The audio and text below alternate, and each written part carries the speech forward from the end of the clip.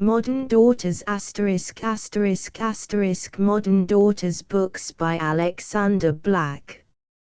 Modern Daughters. Conversations with various American girls and one man. Fully illustrated from photographs taken by the author. $2.50. Miss America. Pen and camera sketches of the American girl. With 75 illustrations. $2.50. A Capital Courtship. Illustrated from the author's camera. $12.01. Miss Jerry. A Love Story. Illustrated from the author's camera. New edition. $12.01. Modern Daughters Conversations with Various American Girls and One Man by Alexander Black, author of Miss America, Miss Jerry, etc. With designs and photographic illustrations by the author Charles Scribner's Sons, New York Times, MDCCCXC9. Copyright 1899.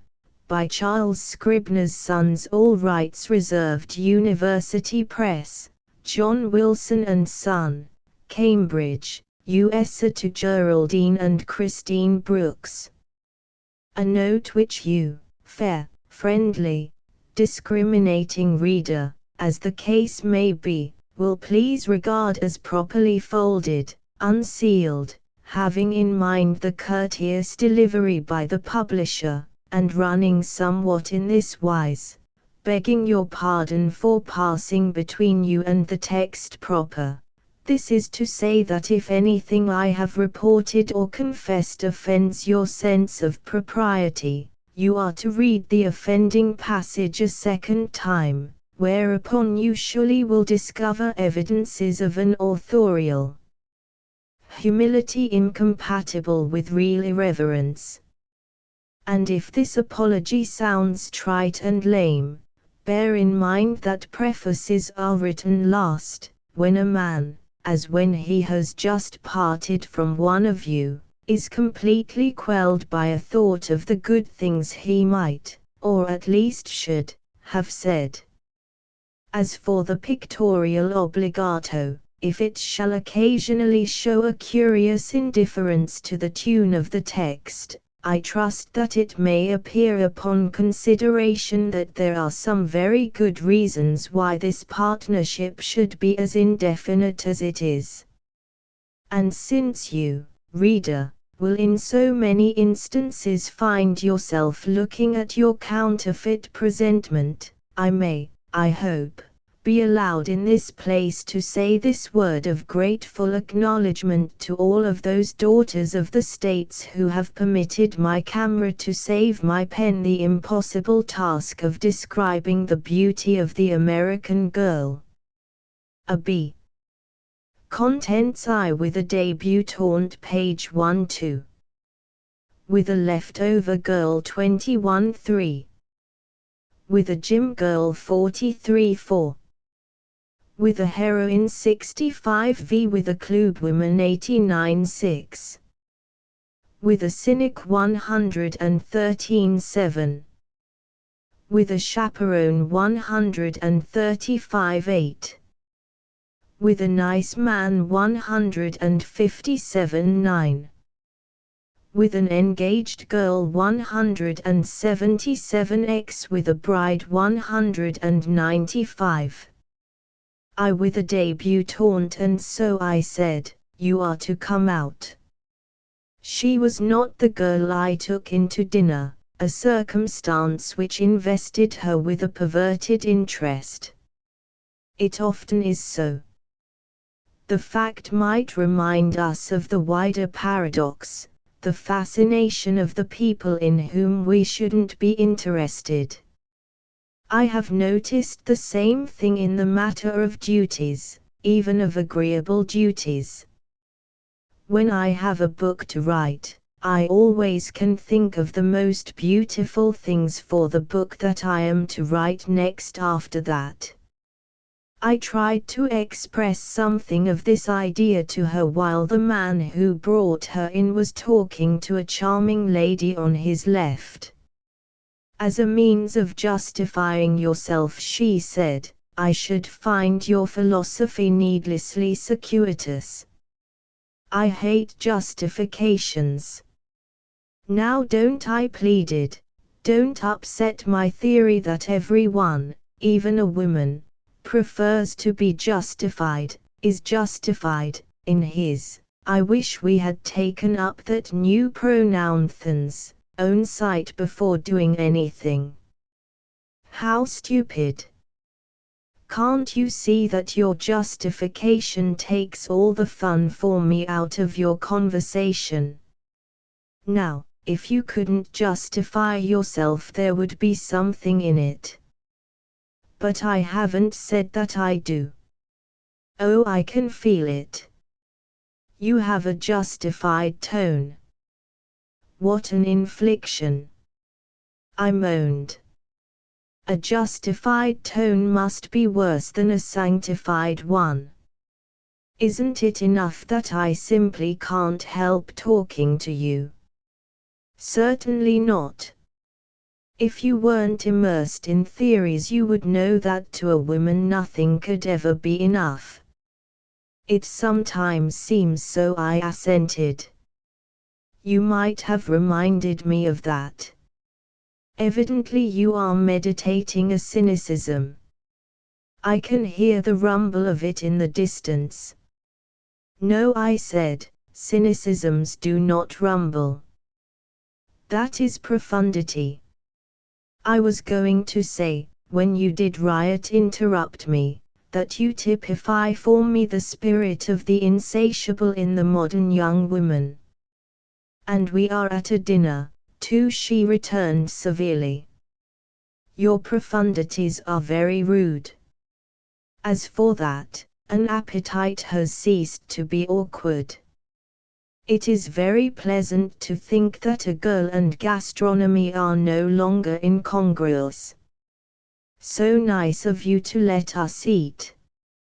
My dear, the era not only permits you to eat, but insists on your eating, and dotes on the spectacle. The American girl is not a disembodied sentiment. She is a splendid physical fact. But that is another matter. The interesting thing for me at the moment is the news that you are coming out. Let us talk about that. An absurd topic. I can't see anything interesting in that. Which proves that you are insatiable. What could be more interesting? Oh, it is interesting enough to me as a fact. It will be a comfort in some ways. But what is there to say of it? I am tired of not being out. Aunt Madeleine is tired of my not being out. So is Papa. Well, I said, I can see that it would be something to get off your mind. Oh, it will be an immense relief, I can assure you. Not that I think there is anything in it. But it is something that one has to endure. I suspect that you regard it as something of a joke. On the contrary, I regard it as an event of almost religious significance. If you would permit me to be sentimental, I could say some rather pretty things about coming out as an institution. Debutanting is one of those incidents of civilized life which we all permit ourselves to contemplate with real enjoyment. I'm sure that your aunt will enjoy it. But, I didn't say but. You looked it. There was a lurking but in your tone, like the diminished seventh. But what? I refuse to have a but if I am to be challenged for it. A but is sometimes a fragile thing. Yes, and sometimes it is a buttress. Not one that may not be shattered by a woman, even a very young woman. You are intolerable. And you are inquisitive, I mean acquisitive. And you know too much already. Did that have anything to do with the but? What? That I know too much already. Perhaps I should have had to confess had not the lady whom I did take in to dinner demanded my attention at the moment. Presently the debutante was saying, "Did you go to the charity ball? Now you are having fun with me. Do I look like a charity baller? Don't sneer at the poor old charity. It's antique and has a grand march, but it's a dear old affair. I am not sneering. I never go to formidable dances. Now why did you ask me? Did you go? No, I did last year. Aunt Madeleine has gone regularly for 10 or 15 years, and worn the same shade of velvet every time. This year I should have gone with her again, but Aunt Madeleine said it was too near my coming out. I understand. That seems reasonable, too. Unless you were kept in a little, I don't see how you could come out. I shouldn't be here if I hadn't promised Mrs. Mering in Paris that I would come. Aunt Madeleine was there and abetted me because she wanted to be nice to Mrs. Mering. I fancy that your aunt is very good to you. Oh, Aunt Madeleine is a dear. But she is a trying paradox. You see, she wants to bring me up, and out, properly. But she likes to play at being radical, and sometimes I have to remind her that she is too reckless with me. She has spasms of conservative severity that really are very funny. Then her rigor relents and she takes it to heart if I don't do something rampant. When she is in this mood she packs me off somewhere by myself. You have too much of me, she says. That was how I came to go out on the Texas ranch last year. Uncle Billy Sundrix had expected both of us to come, and you should have seen him stare when I rode up to the ranch house on a crazy Indian pony, a week before he was to come and meet us at Fort Worth. What the devil, he said, and that was all that he could say. I had a refulgent time there. The next evening, while Uncle Billy was telling me about one of his horses, a young fellow rode up and asked if he might stop there. Uncle Billy said certainly. That was just like Uncle Billy. The young man stabled his horse, and coming over to Uncle Billy, asked, "Where shall I sleep?"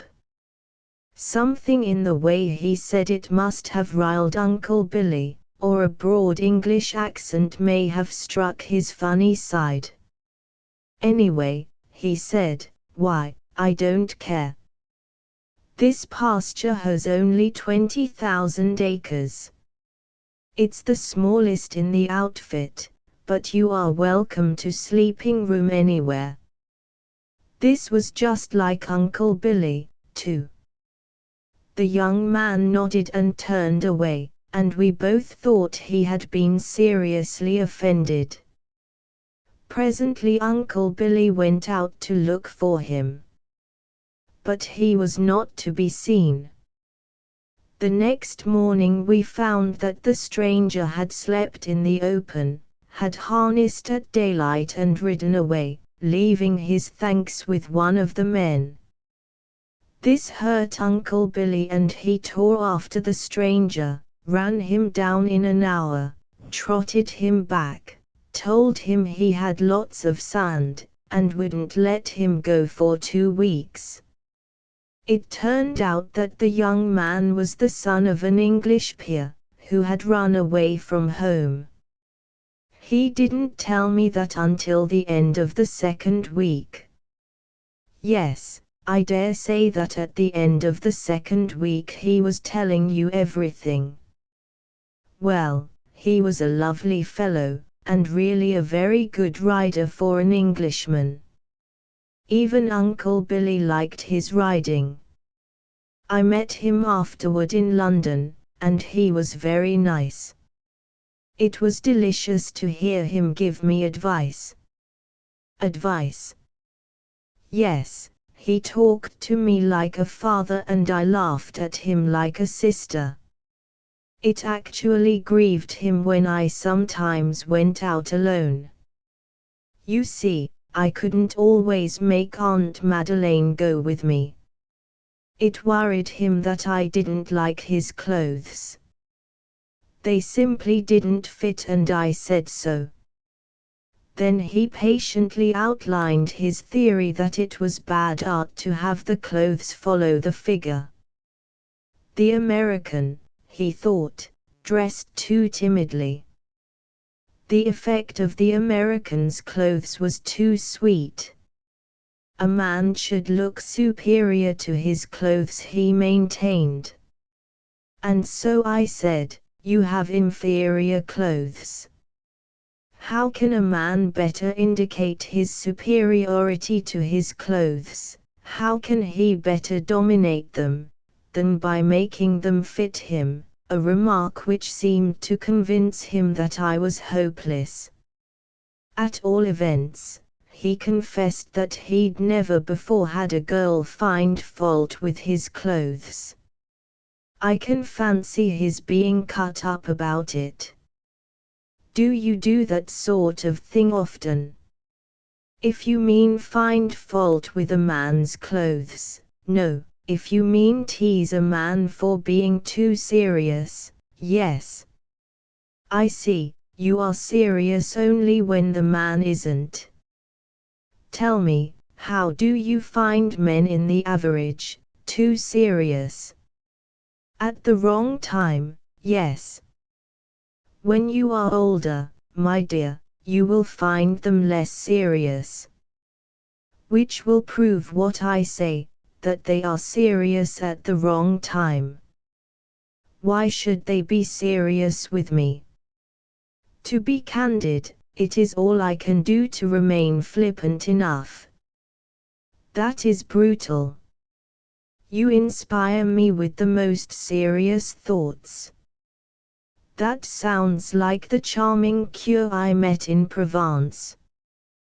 We had a delightful time at a country house, a romantic old vine-covered place where everybody you met was a character out of Balzac, when he is nice, or out of Daudet anywhere.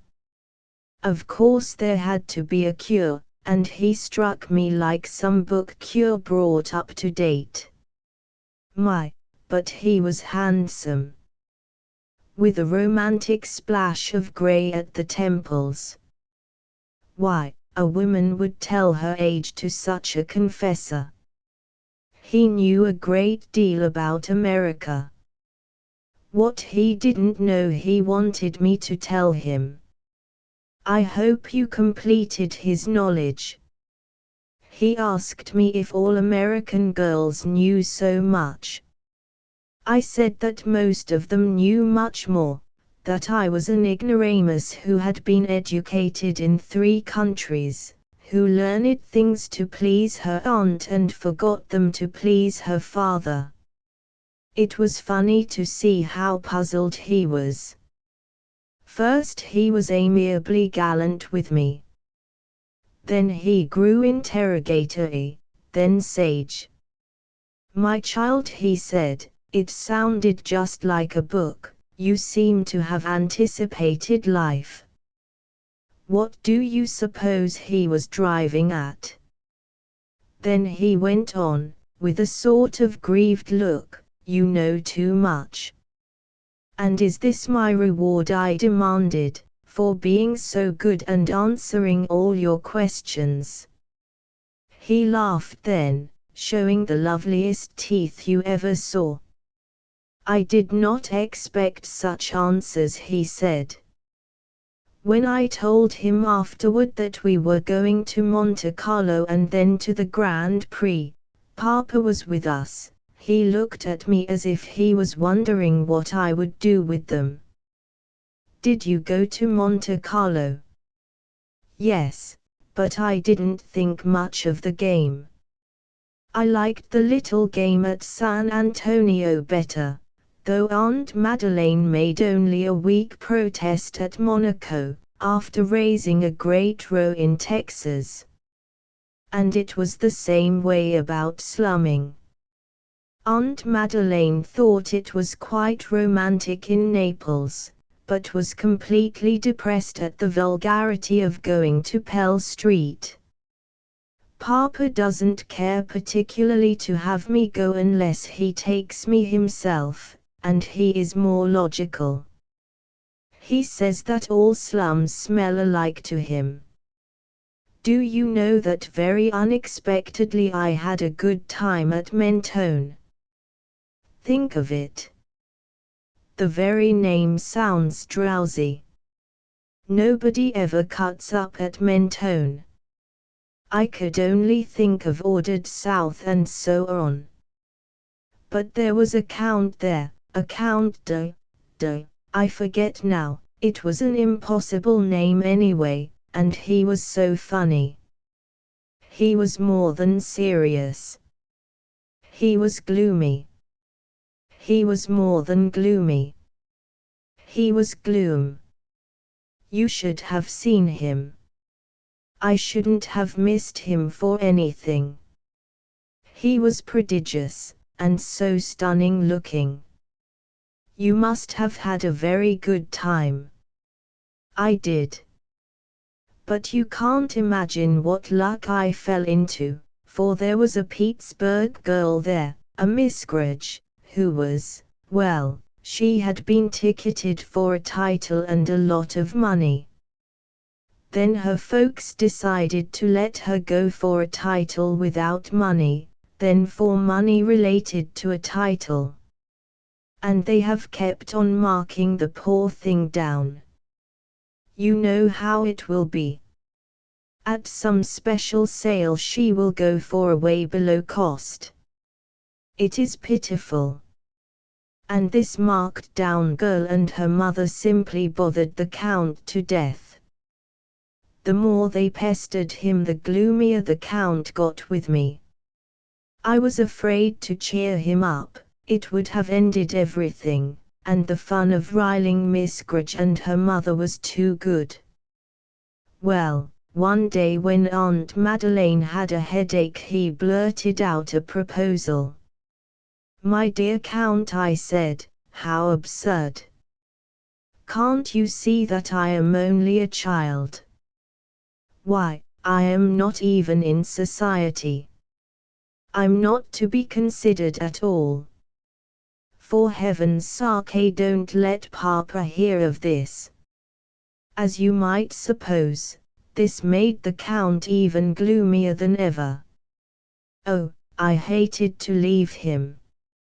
"I'm afraid you are a trifle cruel." "It isn't cruelty, it's a sense of humor. You will be punished someday when you meet the man who has the right sense of humor. Perhaps he will have a dash of romantic gray, and fine teeth, and be maddeningly unserious. Oh, I have met him already." Indeed. At Washington. Papa had some legislative business there.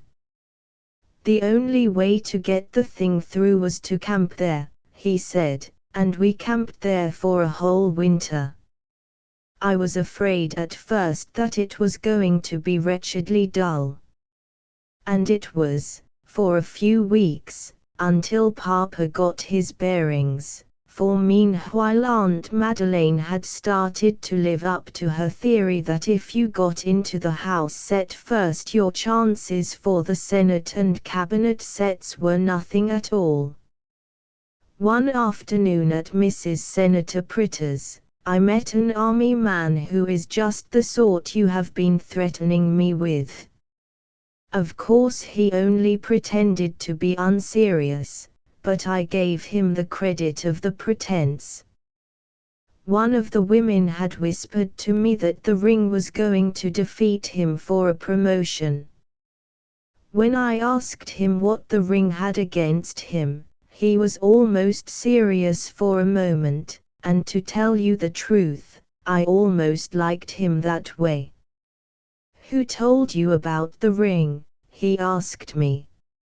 "My sources of information cannot be divulged," I said. "But why don't you get it anyhow?" He shook his head. "Let us talk about the weather." I wouldn't let him off that way. "I like fighters," I persisted. "Why don't you get everybody to work for you? Isn't that the way it's done?" "Will you work for me?" he asked. "You're laughing at me," I said, "but I will work for you." "Now you will laugh too, but I got 8 senators to speak to the president about the lieutenant, and he was promoted after all." When I saw him again, he was dreadfully serious, and made a great mess of thanking me. Afterward he wrote me a nice letter from Manila. All that got me quite interested in Washington. Washington is quite an entertaining game, when you win. I don't ask to win always, if I like the game. It's only in games I don't like that I insist on winning. What are you so quiet about? I was thinking, how nice it was that you were coming out.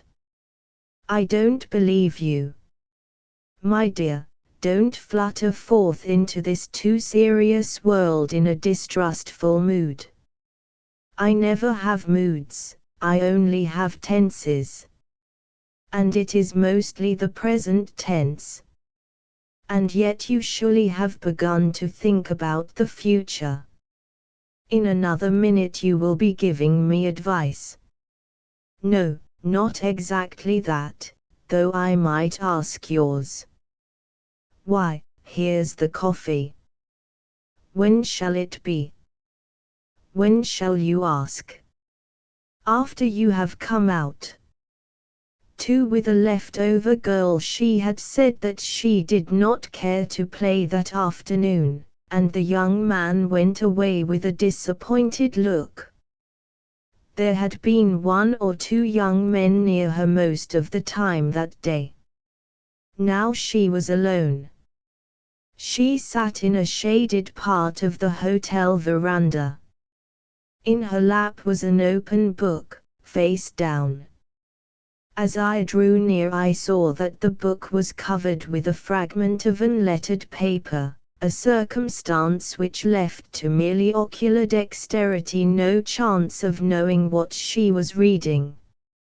"My dear," I said in a sort of paternal way, designed to palliate the effect of an intrusion. For a moment I was tempted to think that you preferred a book to a man. But since you are not ardently reading, I am giving myself so much of the benefit of the doubt as to take this chair beside you, and to remark that you cannot expect to escape the common danger of being talked to even if you do not care to play. You are very welcome. Talking is a game, too, isn't it? We are supposed always to be ready to play that. Nevertheless, perhaps I should ask you first, as the young man did just now about the other game, whether you really are willing. You might choose to go on with the book, and I could study the scenery. This game has begun already. As for the book, I came to a stupid place, a lot of description. You know, I said, a man finds a certain justification for talking to a woman in the fact recently exploited by science, that woman does not talk to herself. While they still urge that it is not good for man to be alone, man seems to have invented one means of getting on alone that is denied to women, for if he can talk to himself he has acquired a singularly useful safety valve.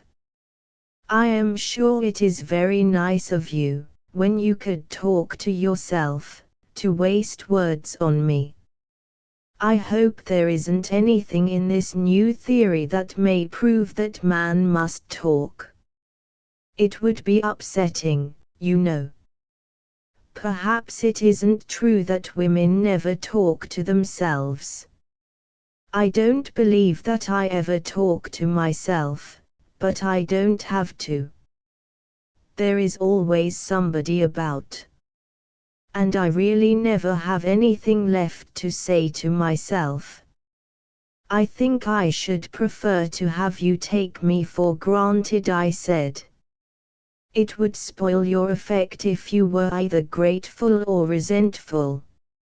After all, these scientific generalizations are distressingly misleading. Take that recent statement that baldness is a safeguard against insanity. Some of the hair restorer advertisements do not seem to indicate a faith in the entire sanity of the bald. Yet it is a benevolent theory. No one would voluntarily lose his hair for the certainty of not losing his reason, but the bald may derive some real solace from the invention. Doubtless many of life's most comforting assurances have no better foundation. Are you in that mood? I am rebuked for my platitude. In the talk game, platitudes are very safe, don't you think? Perhaps they are, and in most games simply being safe naturally occupies much of the time. Yet in the talk game it can't be fair to catch one's breath with a platitude too often, not unless one wishes to be thrown back upon solitaire. Solitaire is an excellent game. I think it is much underrated. It is very safe, too. Yes, and it is unquarrelsome. It never breaks friendships. I can't imagine you quarreling in a game, I ventured to say. Perhaps that is because I know with whom to play, and which games to keep out of. Do you know that it would be a great relief, if not a real comfort, to a man in certain circumstances if he could know just when a woman was out of the game? His perplexity in the matter of the greatest game of all, when he does not know whether she really is playing or only is loitering about with the players, sometimes is one of the most distressing spectacles in life. It seems to me, said the leftover girl, with a little shrug, that he generally should be able to tell whether she is playing or not. As for knowing whether she ever is going to play any more, that seems to me like more knowledge than he is entitled to. Possibly, but as I have suggested, it would save much time and many doubts, if nothing more, reduce the sum of popular skepticism. And even the spectator, who is not presumed to be in the way of playing, might have a simple human curiosity in the matter. Oh, the spectator always has curiosity, and the spectator is an element to be counted, too. There are so many of them, and they influence the players in one way or another so much. But I don't think the spectators have any more right than the players to know when anyone in particular is out of the game for good. As for that, I much doubt whether anyone is to be counted as out of the game for good. I heard yesterday of a Miss Nottingby who has just been married at the age of 83. One never can tell. But that is not the point. It is the attitude of mind that counts. That a woman should think that she is out of the game, or have decided definitely that she will not play any more, must be of great importance even when the fact is not known, as we must suppose generally happens. My point is that if the facts were more generally known, various beneficent results might accrue. To whom? To all of us, including the seceders. The uncertainty breeds cynicism. Of course I know that there is something piquing about the mystery surrounding the motives of the unmarried, especially the motives of the unmarried woman. But although this is so entertaining in itself, although the new old maid is the most cheerful, the most useful, and the most fascinating sphinx of the century, I feel at times as if there may be something disintegrating in her complacence and in the complacence of society regarding her. How good it is of you to be so altruistically grieved. Why don't you ask me why I am saying this to you? Because I know, and because it is so much more amusing to have you say it unassisted. Now, do you know that I should have expected to find you superior to a proclivity so purely feminine as that? To make him say things unassisted. From the dawn of time woman has delighted to do that. There was a haze of thought in her eyes. I dare say you never have stopped to think that when he is assisted he says so much more than he means. I thought you were going to say, than he ought to. The greater includes the less. When he says a little that he doesn't mean he says a great deal more than he ought to. Perhaps he always will say much that he shouldn't, anyway. But admitting that you have the right to mystify him, and then not to help him, does it seem to you precisely fair that girls who neither go into the marrying game, nor stay out of it, should flirt as much as they do? I want to save you the trouble of finding an inoffensive phrase.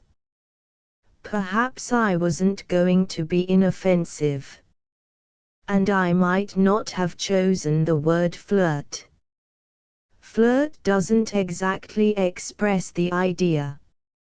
I shouldn't wish to seem as if I were hunting about for a new title for an old crime. You will be quite solemn in a moment. Did you come over here to scold me? I thought this was a talk game. A talk game couldn't have a motive, could it? Why, yes. It is like a Wagnerian composition.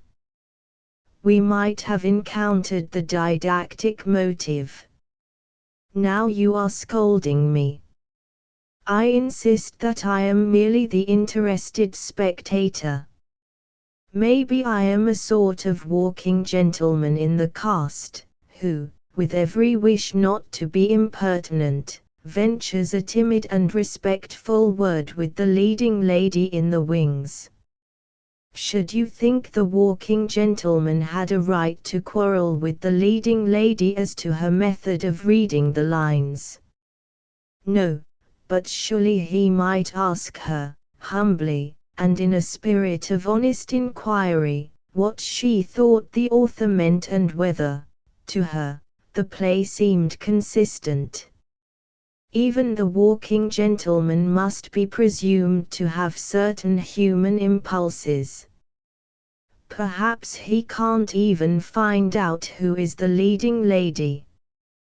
Perhaps the girl who seems designed by nature to be the heroine, the girl who, if he were the hero and not the walking gentleman, would make his duty clear, betrays a singular indifference to the hero's understudy, and all the rest of them. Then you have come over here with a view to classifying me.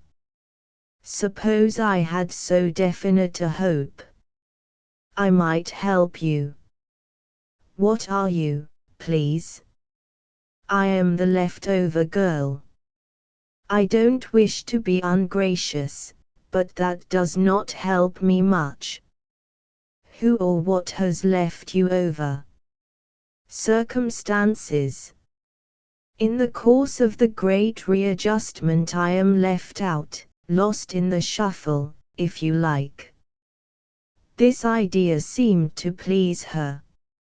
Marriage is like any other game, isn't it? He calls her bluff, don't. I protested.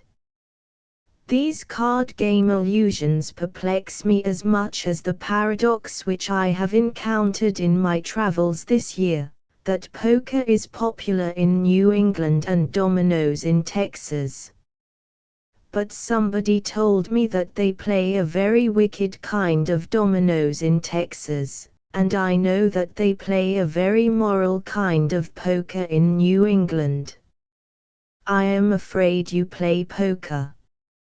Like Mistress Muslin, I love cards. And you know there are some people who never have good hands. Doesn't that prove that the word chance has a deep and dark meaning? There is fate behind chance. I never had a good hand but once. In which game? Oh, in the card game. And I didn't win. For the old reason, my partner was so stupid. I could have withered him. But he was an unwitherable man. I wish that you would tell me something more about this leftover situation. Not that I think you can know very much about it yet. You cannot have been left over very long, and asking you about your leftoverness may be almost as premature as intercepting the newly arrived European traveler in New York Bay and asking him how he likes America. I suppose you wish to ask me how it feels to be left over. No, I haven't got so far as that. As you have taken part, as it were, in the circumstances which have left you over, I should like to find out if I could, that is to say, if you felt that you could tell me, which qualities in you tended to bring about this result. I feel quite certain that you are not a born old maid.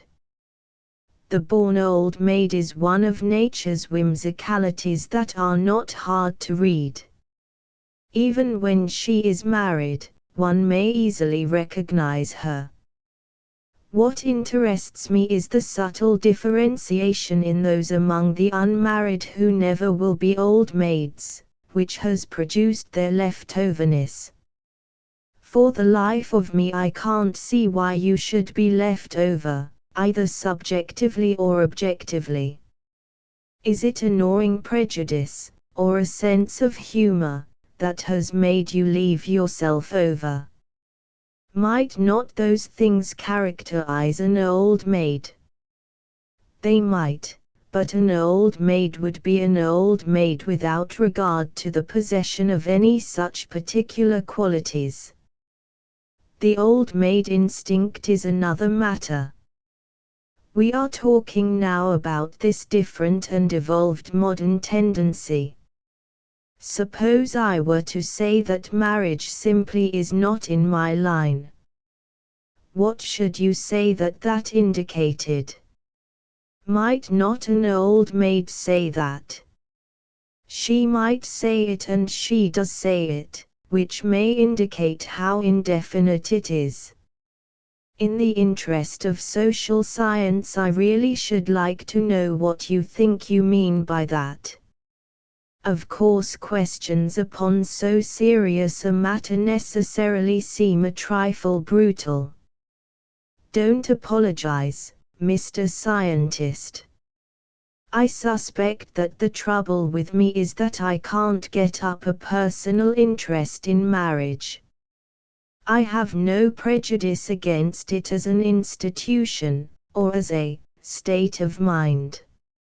I am not even single because I am cautious. No one has preached to me the philosophy of disenchantment. I know married people who are happy, and single people who are unhappy. I have seen the tall girl and the short man, and the tall man and the short girl, illustrate the splendid paradoxes of pairing. I believe that marriage is just as good and just as bad as the people who illustrate it. But I haven't been able to get up any personal interest in it, any more than I have been able to get up a personal interest in the law or medicine. After all, marriage is a career. I don't hate the church because I do not feel called to preach. Yet I don't feel that I have the least instinctive aversion to marriage. Do you suppose that if I were a born old maid I should be conscious of the instinctive removal? Probably not. Do you hear that music in the hotel parlor that has supplied a plaintive accompaniment to our talk? That is Miss Hush. If ever there was an old maid born, yes, and that woman has dreamed of marriage from her girlhood. Wasn't it Charles Lamb who said with regard to music that he was sentimentally disposed to harmony but applicably was incapable of a tune? Poetry and the old maid instinct have battled in that woman for 40 years. But we are slipping from science into gossip. Shouldn't she answer your question? I don't know. Who can say that she isn't conscious of the instinct? Lamb knew that he couldn't actually make a tune. It was Lamb, wasn't it, who tried all his life to like Scotsmen?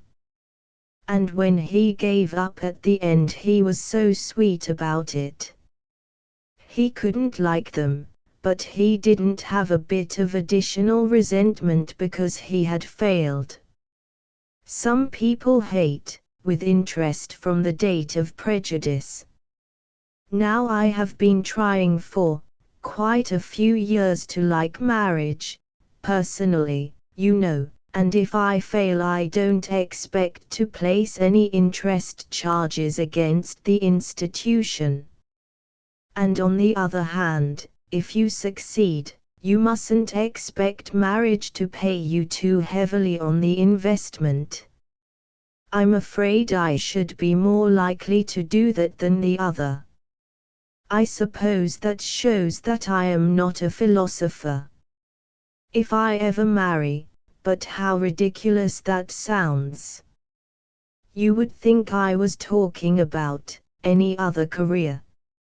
Oh, if I were selling stock in matrimony, I should consider you quite a hopeful case. But I'll wager that many another man has thought the same thing. And naturally you have not been seriously conscious of the phases of yourself that have made you seem like a hopeful case to them. I was reading the other day in a new Franklin biography an advertisement written by Franklin and appearing in his paper. It concerned certain missing books of his, and was headed, "Lent and Forgot to Whom." My dear, it is so with many of you women, you lend and forget to whom. But the men, what a dreadfully unfortunate analogy! If they keep that which does not belong to them, am I to blame? And how can a girl try to like matrimony without trying to like men? I ought not to be feminine enough to remind you that men have been known to forget to whom. Do you see that young fellow coming up the path with the girl in white duck? You see what an adroit, hovering style he has. I know just the sort of thing he is saying to that white duckling. He is one of the men who forget to whom. He is a cynic maker. We watched them silently as they sauntered up the path. Yes, I said, that is the way the great tangle begins. A nice girl meets your cynic maker, finds that he forgets to whom, from which she concludes that all men are a mockery. Then some honest young fellow meets her, revolts at her crude, newly fledged cynicism, which an older or a less honest man might have penetrated in a moment, decides that all women are depraved, and there you are with all the elements of a social tragedy. We may say that the arch mischief maker is the man who creates the cynic, yet we should, perhaps, inquire whether any new conditions are producing him. He is as old as lying, she said quietly, her eyes following him up the steps. The one comfort, I added, is that he probably does not succeed in making cynics so easily as in an earlier state of society. You mean that girls are more skeptical? I mean that girls have more freedom, more experience, more information, more opportunities for comparison, and that the cynic maker, to succeed, has to be vastly cleverer than he used to be. I believe I shall join you in that optimism, though I am inclined to think that by an operation of natural selection he is vastly cleverer than he used to be. The cynic maker sat down beside the white duckling at the other end of the veranda. Witness, I said, the grotesque appositions of life, the cynic maker and the victim at one end of the stage, and the spectator with the leftover girl at the other. Surely we have here some very important elements of a social allegory. And in spite of everything, mused the leftover girl, I was going to say just now that I thought marriage was more popular than ever. What makes you think that? I mean, in view of the statistics, in view of the census of the unmarried. You must not insist upon participation only as indicating popularity. Take the instance of golf, which few people actually play, but which is the game all the same. I mean that in proportion to the number who do not marry there is less affirmative objection to marriage than in the past. I wish I knew how you make that out. But I am going to take this much from it, and you will correct me if I am wrong. Women are less likely to marry than formerly, but they are also less certain not to marry. Would it cheer you any to believe that? I do not insist upon being cheered. But I should like to know. I am weak enough to want to be confirmed in a belief which I have tried to formulate. You can see that matrimony might get some comfort out of it just as golf does. It might enjoy the flattery of being the greatest game even if everyone doesn't choose to play, even if certain charming women do choose to cover their emotions with a veil of sophistry as they cover their books with brown paper. And thou, Brutus, after I had lifted the veil. I am very magnanimous. I play a talk game with you, and let you ask me impossible questions, label myself for you, uncover my dearest theories, deal mercifully with your syllogizing, and now I agree to your formula, yes, and I take off my brown paper. What more could mortal woman do? Nothing more, I said, staring at the lettering on the book, nothing more, except tell me why on earth you are reading Emma. She gave a little chuckle and shook her head. That, she said, is the one thing you have asked that I cannot answer. 3 With a gym girl there had been some mistake about the time, and she was there an hour ahead of the class, a circumstance which I had not the conscience to resent, for she said I might stay until the class came. Meanwhile we sat in the big, cool gymnasium, into which fell patches of spring sunlight that painted here the shining floor, and there striped the dangling lines of rope, falling finally into whimsical arabesques on the dumbbell rack. It was a co-educational sort of gymnasium, as one might guess from the punching bag and other devices, classes of men and women, boys and girls, alternating in possession, under the discipline of an academy. She herself wore a dark serge gym suit, that fascinating hybrid of skirt and bloomer, which unites the charm of drapery with the effect of the girded uniform. Sitting there thus well dressed, lithe, poised, sufficient, with light in her eyes and blood in her lips, she presented a pleasing spectacle. Something in her association with all the paraphernalia of the vaulted gymnasium struck me as symbolizing the situation of her sex in the modern world. She seemed only prophetically adjusted to it all, and yet one could not but have the feeling that she would always know just what to leave alone. For some reason that did not appear at the moment, she was not merely the feminine version of the athlete. She was something differing from that, doubtless something better. I could not think of her as promoting athletics. The athletics seemed to be promoting her.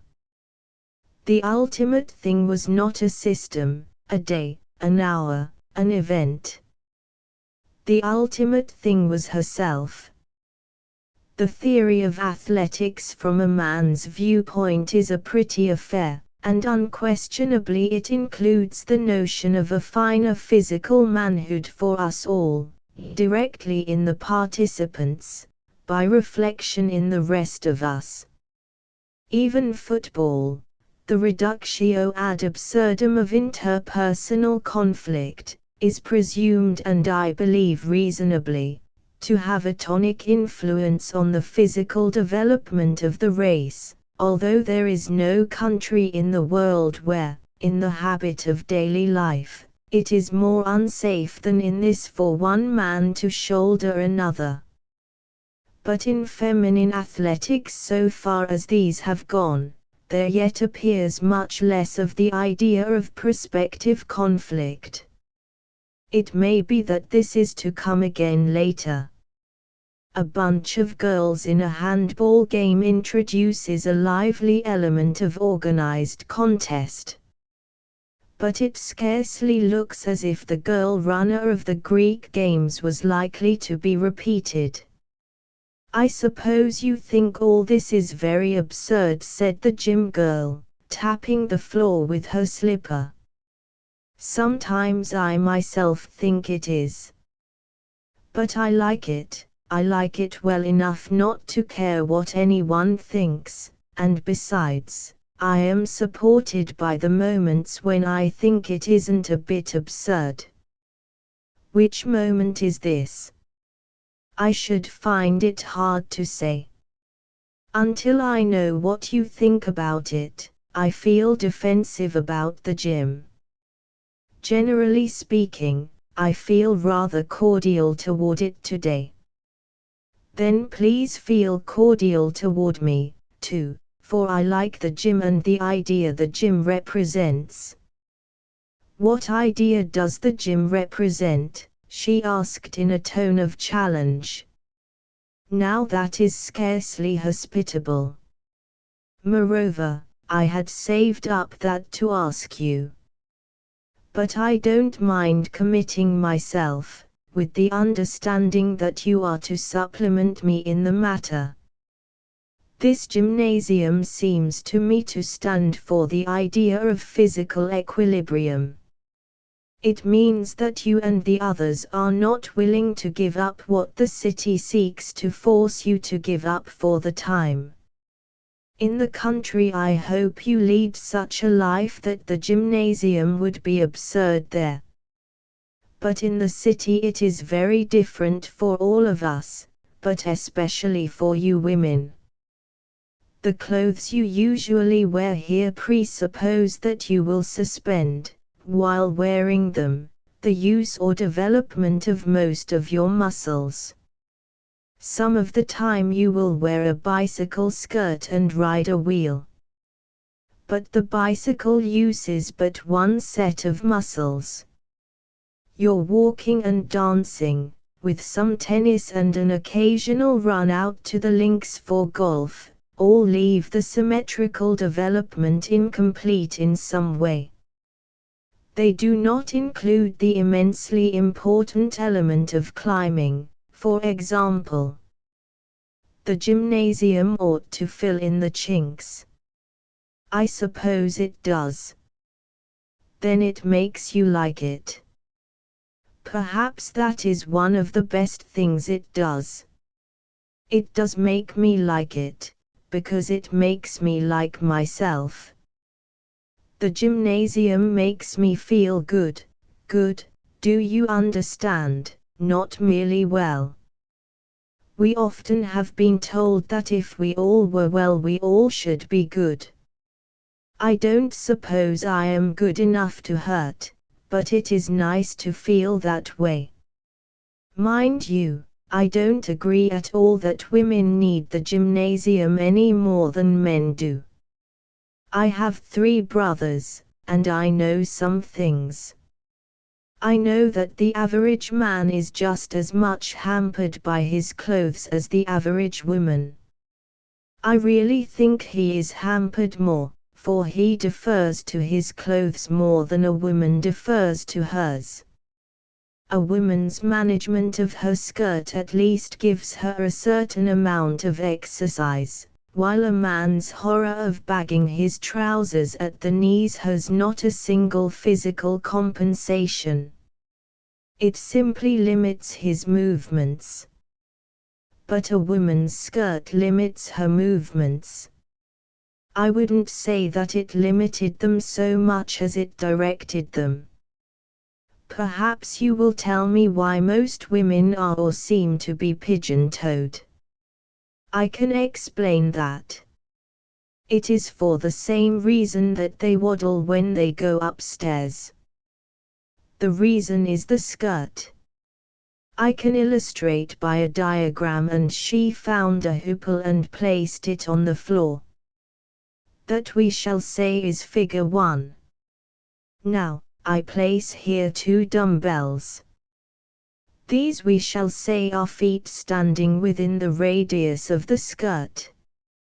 Now the point of freest action in stepping for the feet B and C obviously lies in the direction of A toward A. The foot B can move in the longest line without striking the skirt. Hence in walking the tendency for one foot to follow the other in the direction of A and the centrifugal tendency of the toes. As women learn to wear shorter skirts or wear short skirts a greater proportion of the time the likelihood that they will be intoed will naturally decrease. Very convincing, I cried. The intoed tendency is beautifully extenuated in a most logical way. Plainly it would be as foolish for a woman to walk with her toes out as it would be for a cavalryman to ride with his knees out. Unless she were going upstairs. Upstairs. Oh, I see. You are to explain the waddling. That will be an immense comfort to every man, I mean the explanation. So many of us have turned our faces away from the spectacle of a lovely creature who walked with a dulcetine lilt and seated herself with the inexpressible grace of a bird who has reached the chosen branch, mounting a flight of steps with the roll of a breathless duck. "Let us now take this hoople for figure 2," said the gym girl, with a serious effect. The 2 feet, still represented by the dumbbells, now seek not the point of least resistance but the point of most resistance. They do not wish to tread on the gown, which is likely to happen, even when it is slightly lifted, unless the knees assist in lifting the forward edge. This chalk mark extending to A and B will indicate by its variation from the circular line the direction in which the feet alternately move in the effort to keep the skirt free in front. Of course, a woman who tries to go upstairs with her hands full, without holding her skirt, must waddle more than a woman who is able to let her hands help her feet. I have no doubt that what you have intimated with regard to the dexterities imposed by the skirt is quite true. There must be a certain important amount of muscular power not otherwise demanded in the current method of holding up the skirt with one hand at the back, or even in twisting the loose of it into a tuft on one hip. The habit doesn't seem to be intrinsically pretty, yet it has that fascination which makes us wonder whether conventional ideas of beauty are of any importance whatever. I fancy that Greek and Roman women had some such untransmittable method of managing redundant drapery during those intervals when the use of beauty gave place to its twin, the beauty of use. Yes, I think you will find that from the beginning of time woman has sought to combine garments in which she may be becomingly draped and in which she may move abroad. The professor tells us that a trailing gown is an anachronism out of doors, save to those women who are carried, you know what I mean, in a carriage or something. We have heard that a great many times. But all the same, I suppose women will go on trying to make the gown they prefer to be seen in due service during the transits as well as during the pauses. There is much transit about the modern woman. I hope you find something to be glad of in that. I do. But no man can help feeling that draperies are a great burden which no gallantry can lighten. Oh yes, gallantry can. See that her packages are sent home, or carry them for her. Understand me, I think that draperies held up in the right way by the right woman are an element of real picturesqueness in modern life. But sometimes they are not held up at all. Yes, I know. Theoretically, a lady does not let her dress drag in an unclean place. But actually there is a good deal of dragging. It is a pity, too, if you men are going to be disturbed by it.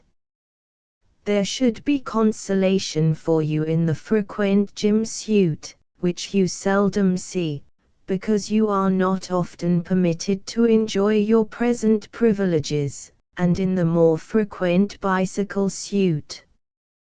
The bicycle has done in one decade what abstract dress reforming would never have accomplished. Sometimes I think that the most important inventions of the century are the bicycle and the shirtwaist. Each has had an immensely important influence on the physical and economic situation of women. I have no doubt the bicycle will get full credit, but if no historian mentions the shirtwaist will proclaim its own triumph. I believe you have been writing a paper on that. No, I am not a paper-writing girl. One thing I am sure of, the review of women's dress during the century will surely dismiss the shirtwaist with a few lines. I dare say.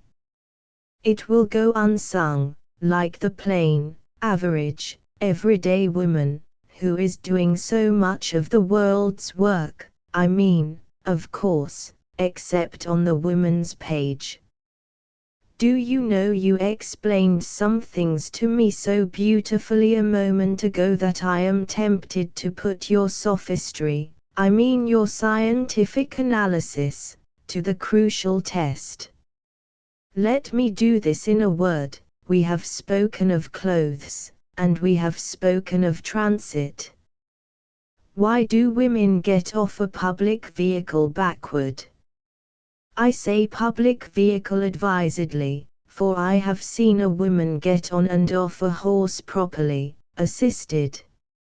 I have seen her get off a bicycle properly, unassisted. I have even seen her get out of a coach properly. But few men have ever seen a woman leave a trolley car or a railway coach otherwise than backwards.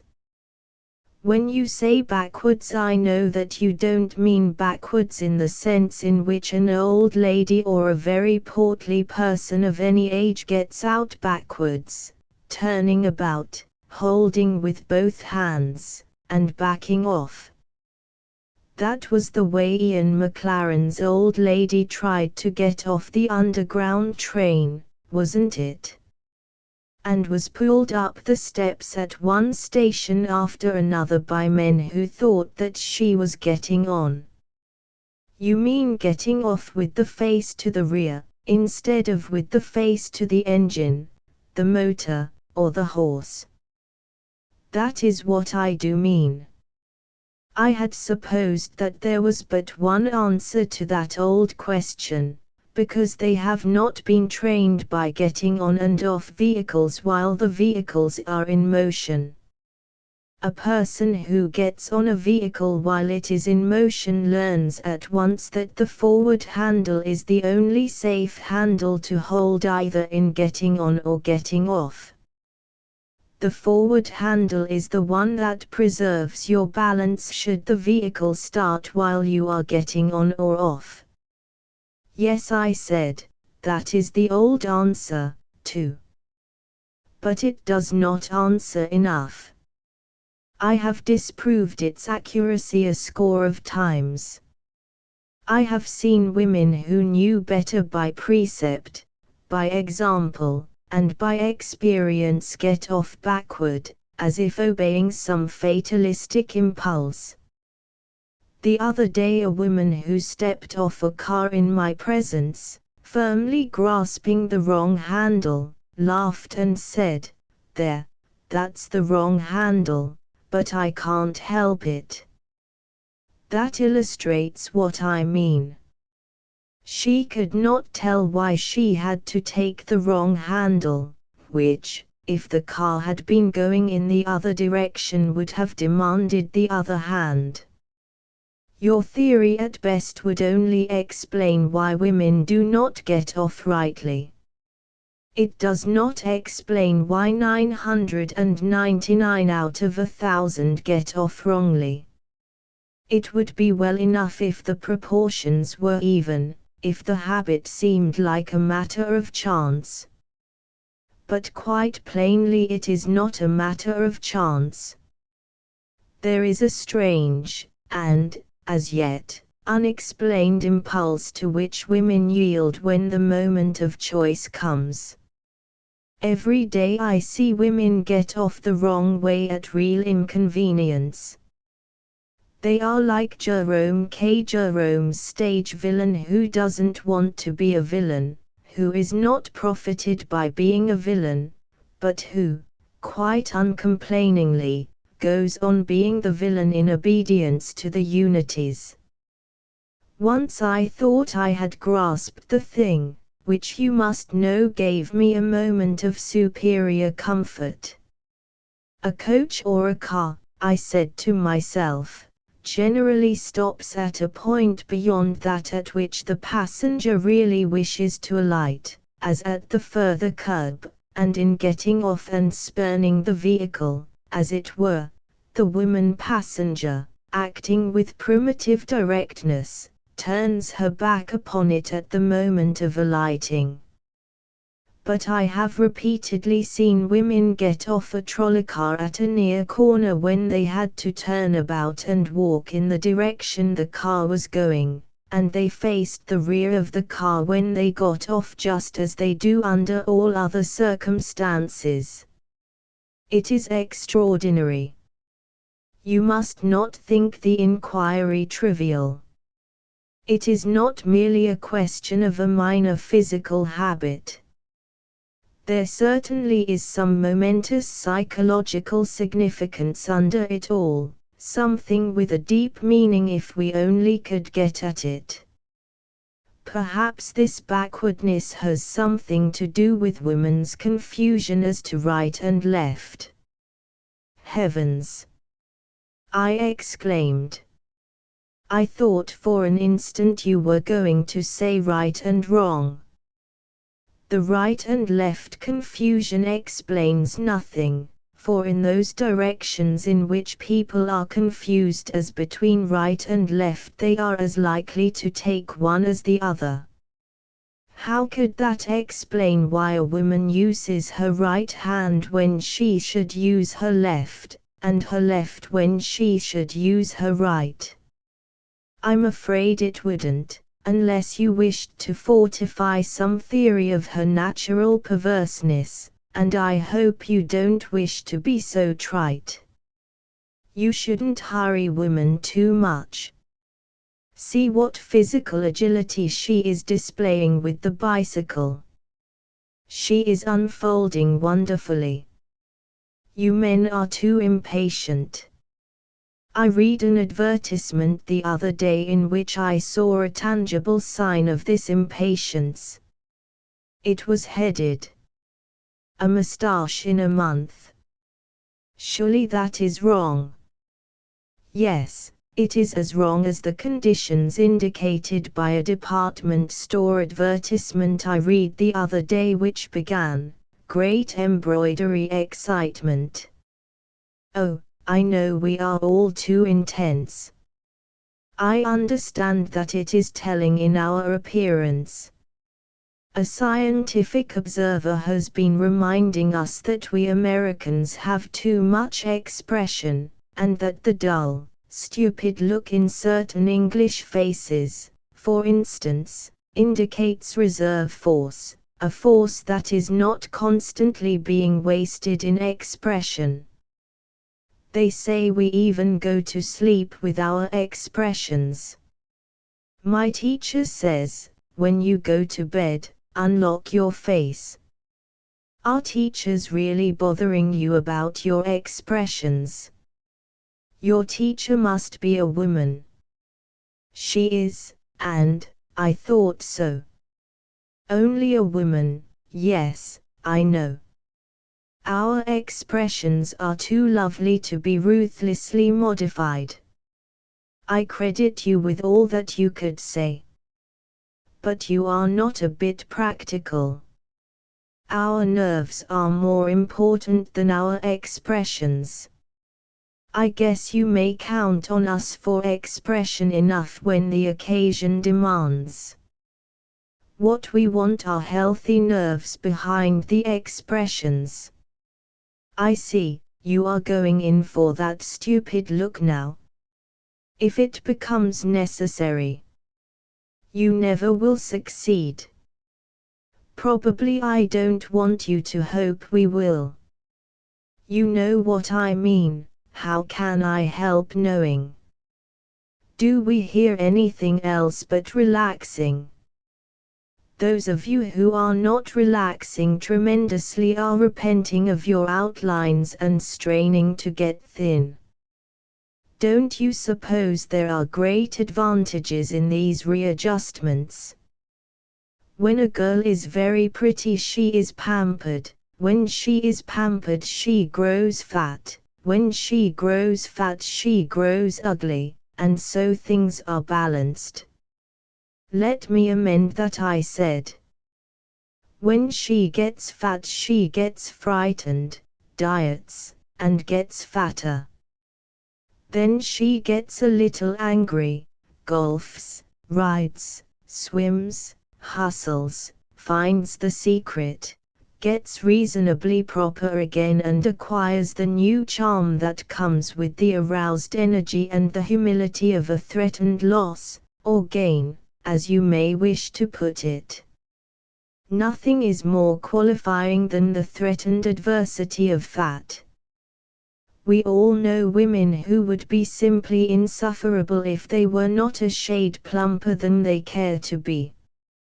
I fancy that leanness induces a more private humility. It is a more private defect. But this is all to be righted in the next century. Our new ideals are going to give us more of the English physique. Anyway, we are going to be more athletic, not merely in this gymnasium way, which is only a sign of good faith, but in a broader, more practical, more, shall I say final, way. See what summer means to us now. Well, it seems to mean a great many things. It means everything that could make a gym unnecessary.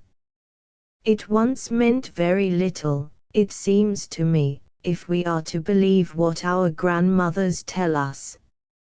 Now it means as much to a girl as to her brother. It doesn't mean quite as much as it might if there were more brothers there. True. Our summer groups always make me think of college. We are not through seeing too much of one another when we graduate. Presently we are in clubs or gym classes, and, in the summer, man is an exceptional element. And that is not good for him. It is not good for him to be in such a majority in the city nor in such a minority in the country. But I don't see what we can do about it. I suppose each sex will have to go on living out the problem for itself. That seems likely to keep both sexes busy. It is keeping your sex busy. You never can tell about us. I admit that. We have great larks over the profound things, and go to pieces, relaxing. She laughed, and got up in her easy, definite way. You must go now, not because you have been naughty, but because the class is coming. That is a class decision. But I bow to your ruling, Miss Jim.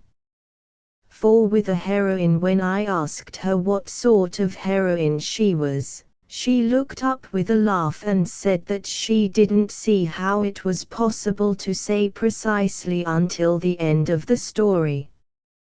And yet I said, one generally can make a good guess before the last chapter comes. Then you may do that, she rejoined. I dare say I might find out by the process of elimination. You are not a heroine because you are traveling alone from Los Angeles to Richmond. No. In this age and country there isn't a particle of heroism in that. Why, you remember that a woman might travel from one end of Britain to the other with safety in Edwine's day. It is not because you are traveling in a bicycle suit. No. There are no more heroics in clothes. Perhaps you have been ordered home against your wishes, and are illustrating that pleasant miracle fair looks and true obedience. No, I rather enjoy being obedient, and I am going of my own accord. Then I have no doubt that your going out there had something heroic about it, or maybe, those are all wide of the mark. I hardly think you are likely to guess correctly. Well, I said, there is one comfort, I can see precisely what sort of heroine you are, in appearance. That is a great start.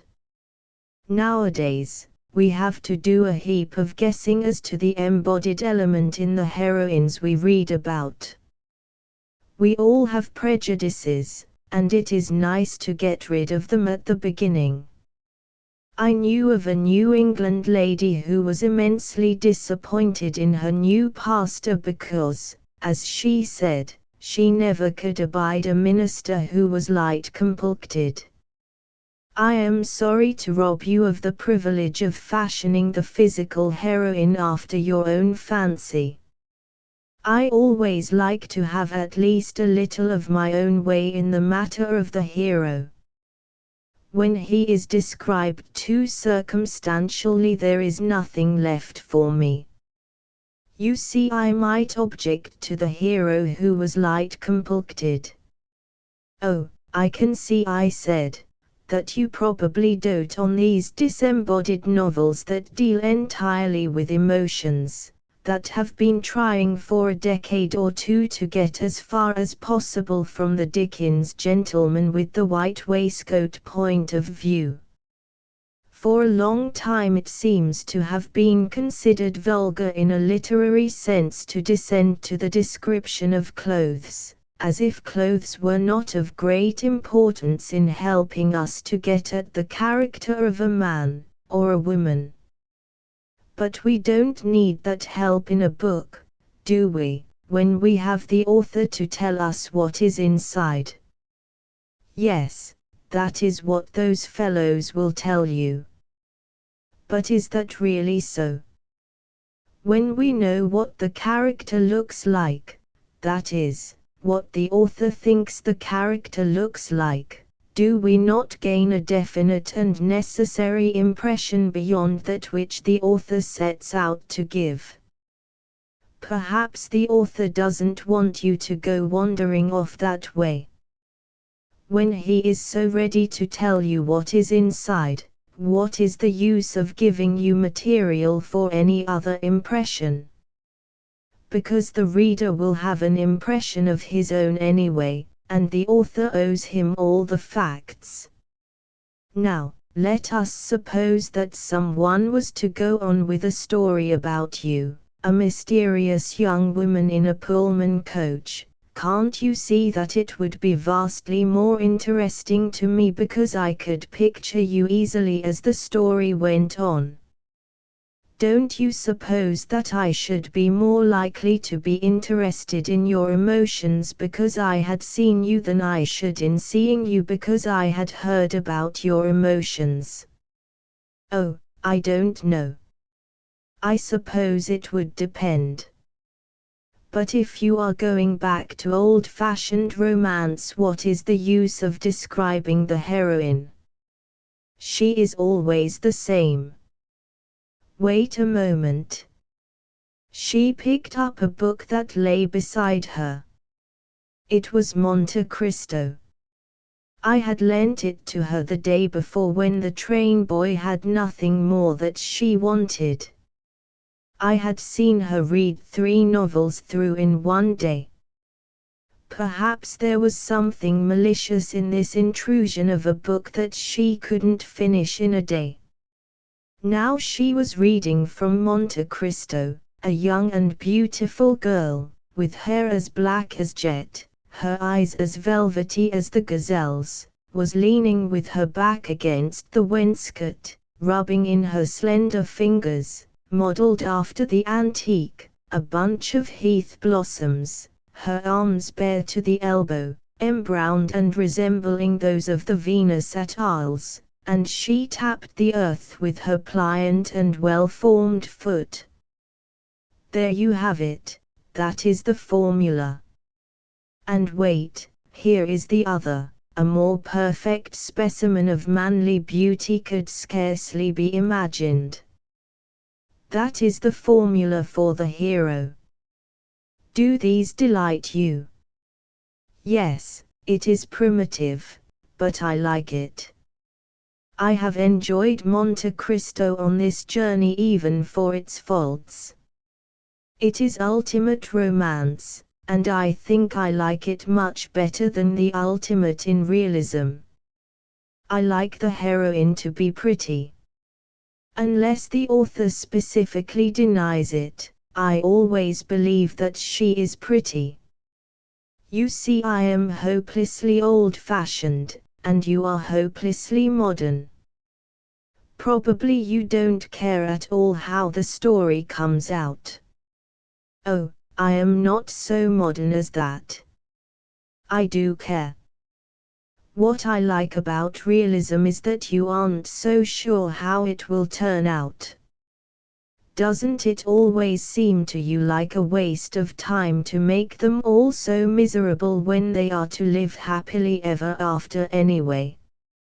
It doesn't seem to me any worse than making them happy with the certainty that they are going to be dismal by and by. I suppose I have a serious limitation somewhere, but I should rather see people painfully happy than amusingly miserable, which seems to be the dilemma in which you insist upon finding us all. I am like one of those lawyers who delight in saying, "We don't admit anything, Your Honor." Maybe you are a lawyer, I interposed, and are a heroine because you refused a magnificent retainer for reasons of conscience. But she shook her head again. I was going to say, she went on, that romance simply is too sentimental for me. What you would call the monotonous dead level isn't so stupid as the anti-realism critics like to make out. Take the present entirely commonplace incident. I meet you on a railway train. For my soul's good, you feed me with romance, and exhibit a most entertaining curiosity. Now all that isn't stupid, is it? Thanks, gentle lady. Then why may we not like in a book the sort of thing we enjoy in life? But I should insist that all this is romance. You are a heroine, and if I am not a hero, I am playing leading man just now, which has great possibilities. We are being hurled through space at a speed of 60 miles an hour. By and by a dark-skinned person will loom at the door and say that dinner is ready in the dining car, and you will let me open all the doors for you to the third coach ahead, and we will eat, drink, and be merry at the parting of the ways, and you will twit me for my New York accent in the most musical dialect that ever was invented by the Anglo-Saxon race. Yet I do not know your name, and you do not know mine. We are two detached fragments of human society appositely placed in a Pullman section, impelled by the social instinct and chaperoned by a corporation. All the elements are modern. Cannot you see the very essence of romance in the situation? On the contrary, it appears to me as quite realistic. It all might happen any day. I shall go on happening to someone, and you to someone else, every day. I see, it is realism because it will not end anywhere in particular. Will you listen to a fable? She demanded suddenly. Is it a little thing of your own? Of course I shall listen. Once there was a princess, dear me, I cried. I'm sorry for that. Doesn't a story that begins with a heroine instead of with a hero always end sadly? This is a fable, she said. It was a long time ago, when the heroine could be named Maud, though this heroine was not. Well, the princess fell in love with the prince. Do you mean first? I asked. I know what you will say, she continued, not heeding my interruption. She should not have loved the prince. She should have loved some romantically impossible person. Anyway, she loved the prince, and more absurd still, the prince loved the princess. You can see how much more artistic it would have been for the prince to have been indifferent. He might at least have had the artistic decency to love the other princess, or to think that he did, which would have done for a while, but he was a nice prince, and he loved the princess. At least, you will say, there should be a parental obstacle, an old fool of a king with other plans. Or it might be an ill-tempered queen with a bad complexion. She would have been useful in a good many ways. But, no, not a single relative opposed either the prince or the princess. Then what on earth did they do? I asked. Happily there appeared a sinister little dwarf. I don't remember where he came from, but he was you see in the nick of time, or heaven knows what would have happened. See here, said the dwarf, she will be perfectly insufferable if you act in this way. Women are not what they used to be. Oh, come now, said the prince, I have heard that before. I assure you, persisted the dwarf, that what women get easily they don't value at all. You will make her think there are no other fish in the sea. She will expect too much of you. You will never be able to live up to the situation. Moreover, she never will feel the delight of possession that comes after doubt and difficulty. She will sigh for something that can come only after the sweet agony of deferred hope. Aren't you getting rather deep? Asked the prince. But the dwarf held to the point. Whom love loveth he perplexeth. First make her doubt, he said, or she never will believe. Then the dwarf went to the heroine. Your Highness, he began, then dropped his flourish, and stepping close to her, whispered, you are making a great mistake. You never can hold the prince. You act like a shop girl who has won the floor walker. You have the engaged look in its most silly form. You threw yourself at him. You know you did. He knows you did. When you are securely married he will act accordingly. Your mother was frantic for him, and has done her best to help you make yourself ridiculous. Everybody is tittering over the way you dote on him. Don't be a fool. Well, if either the prince or the princess had been marrying for policy, this chatter would have done no harm. But they were marrying for love, and love has nerves. Love lacks that conservative leash that lies in an extraneous motive, and by an absurd chance the dwarf precipitated an actual quarrel. The prince got to flirting with a middle-aged duchess whom he despised, and the princess, in a jealous fit, gave a peevish, mischief-making dowager aunt the opportunity she long had been looking for, and the match was broken off. Well, I asked patiently, who was the dwarf?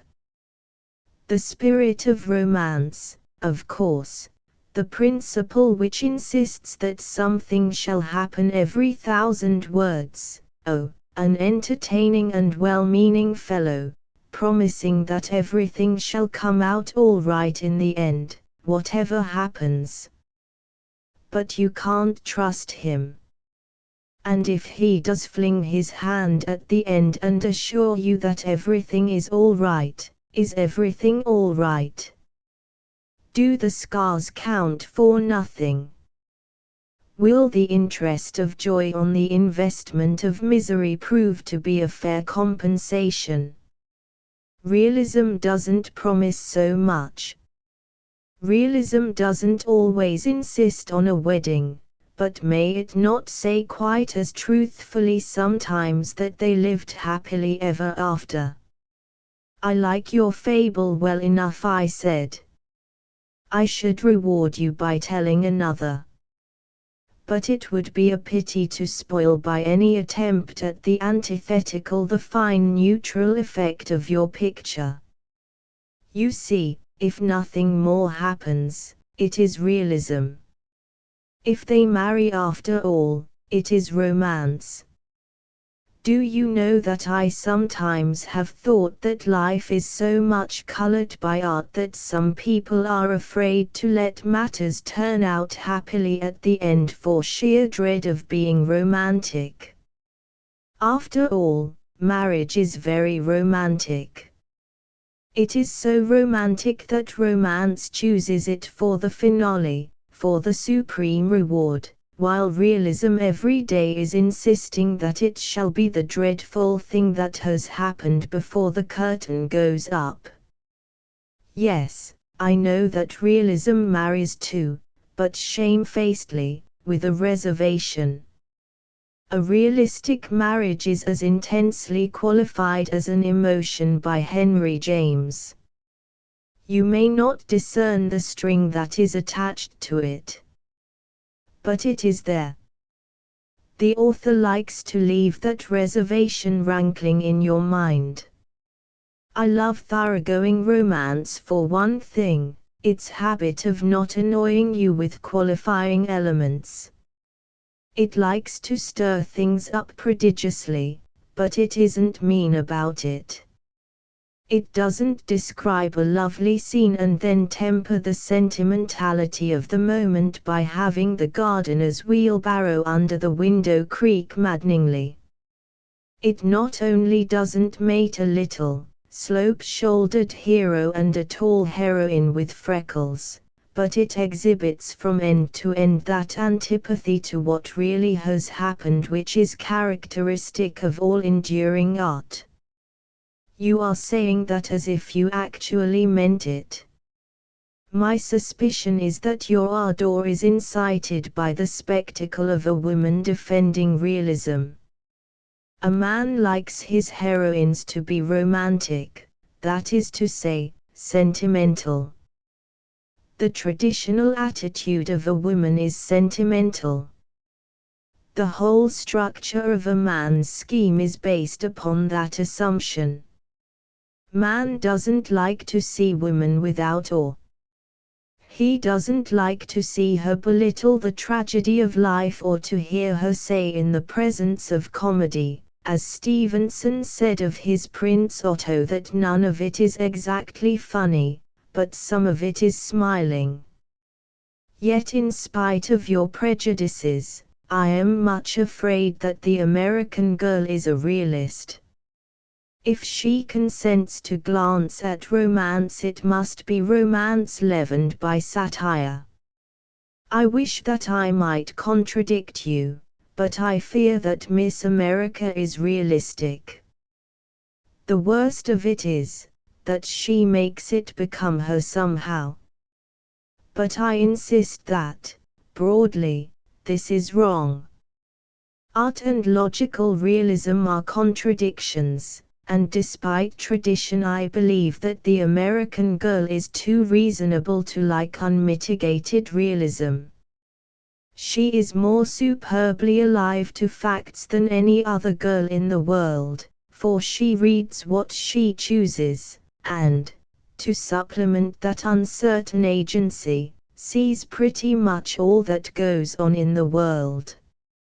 She is not so greatly as formerly under the necessity suggested by Franklin to a woman friend, to have a good dictionary at hand to consult immediately when you meet with a word you do not comprehend the precise meaning of.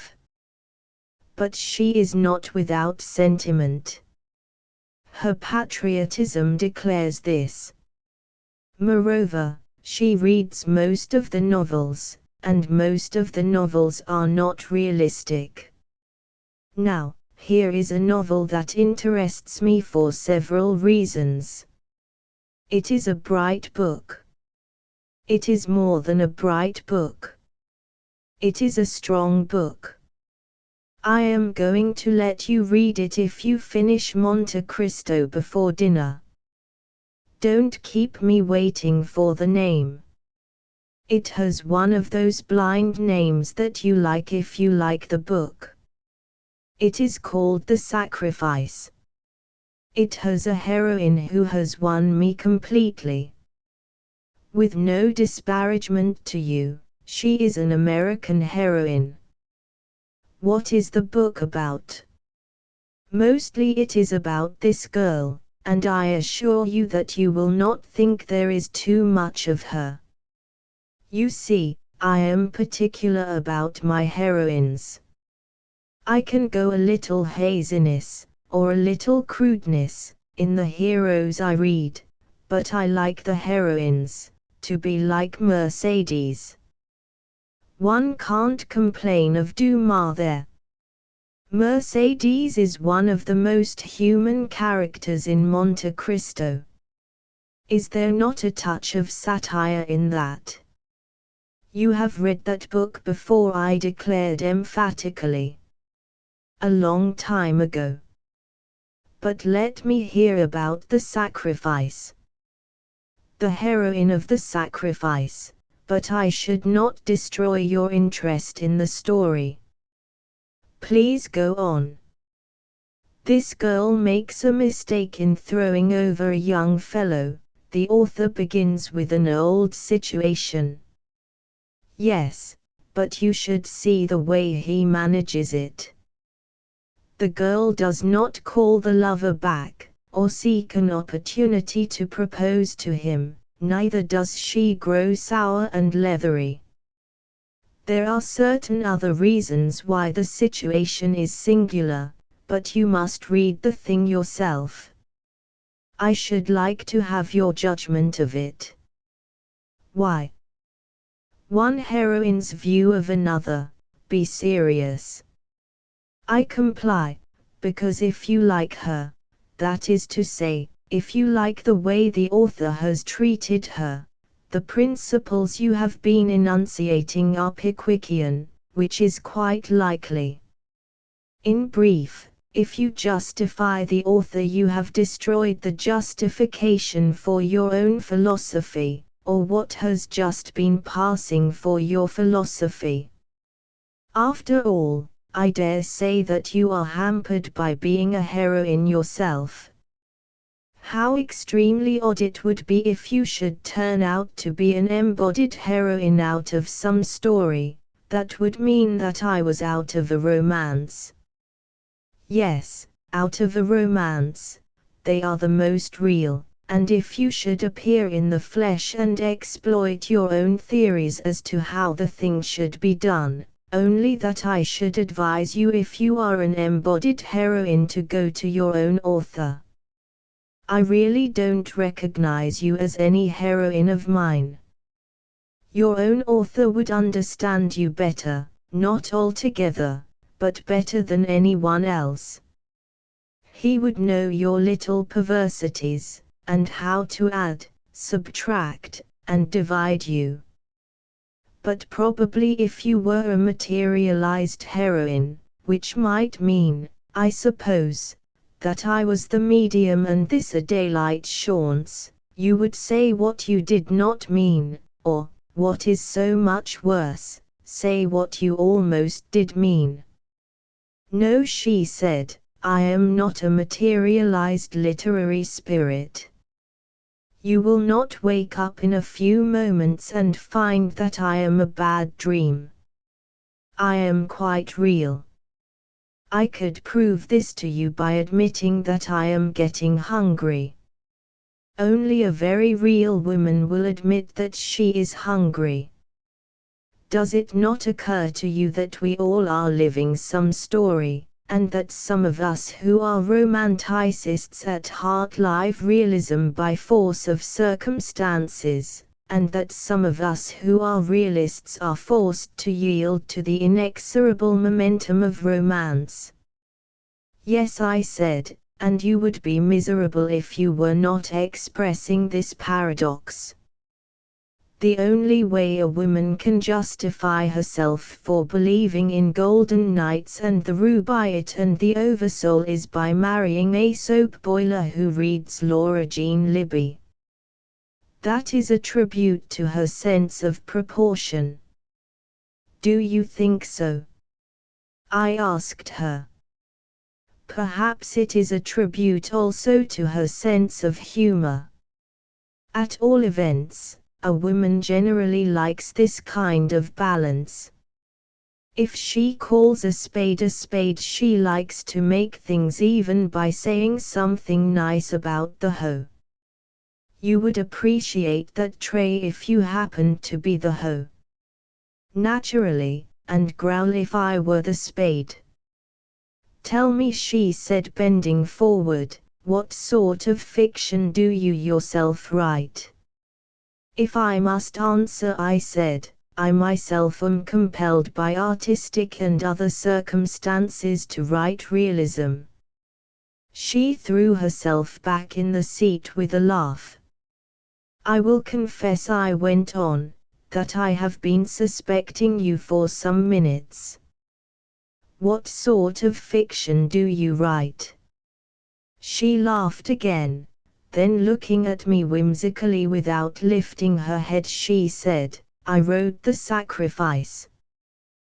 This is all very well, I said, but you have yet to tell me why you are a heroine. I should like to know how you can be an author and a heroine at the same time. It appears that I cannot. I am no longer a heroine. Is this the way you are to get out of it? I am speaking the truth. But not the whole truth. Why were you a heroine? Because I did not bring up the subject of the sacrifice. I was going to say that to the author of The Sacrifice this could be no heroism at all when there was a muffled rattle at the door. First call for dinner in the dining car. The coach awaits, I said. With a clubwoman, she was a young woman of dainty exterior, with entirely modern appointments in the matter of clothes. She was as Burton would have wished her, affable but not familiar, capable of those impersonal confidences that mystify the foreigner and delude even the native. Her effect of being imminent yet so far away, of lurking behind a thin though definite barrier, occurred to me one day when I looked up at one of those emergency contrivances in a railway coach which bear the inscription, in case of accident, break the glass. She was intensely equipped. Vast resources gleamed behind the glass. I suppose the impression should have been one of security. Perhaps it actually was the impression that an accident would be a great pity. It appeared that she had just been to another club meeting. As she always either had been or was just going, the situation occurred to me as entirely normal, unless we accept as a variation the fact that, although the twilight was just falling, she was going to know more that day. The truth is that we were on the outskirts of one of those intellectual storm centers for which there are various euphemisms but which are colloquially known as clubs. The hum and tinkle of a refreshment room filtered through a crowded doorway. It was Gentleman's Day, and this justified or at least resulted in a certain broader conviviality than was supposed to mark the ordinary refreshment hour, as it had resulted in imparting a touch of levity to the preceding meeting itself. She herself reflected some of this unseriousness. Doubtless she would have reflected more had she not come from a purely feminine meeting to the tea end of this one.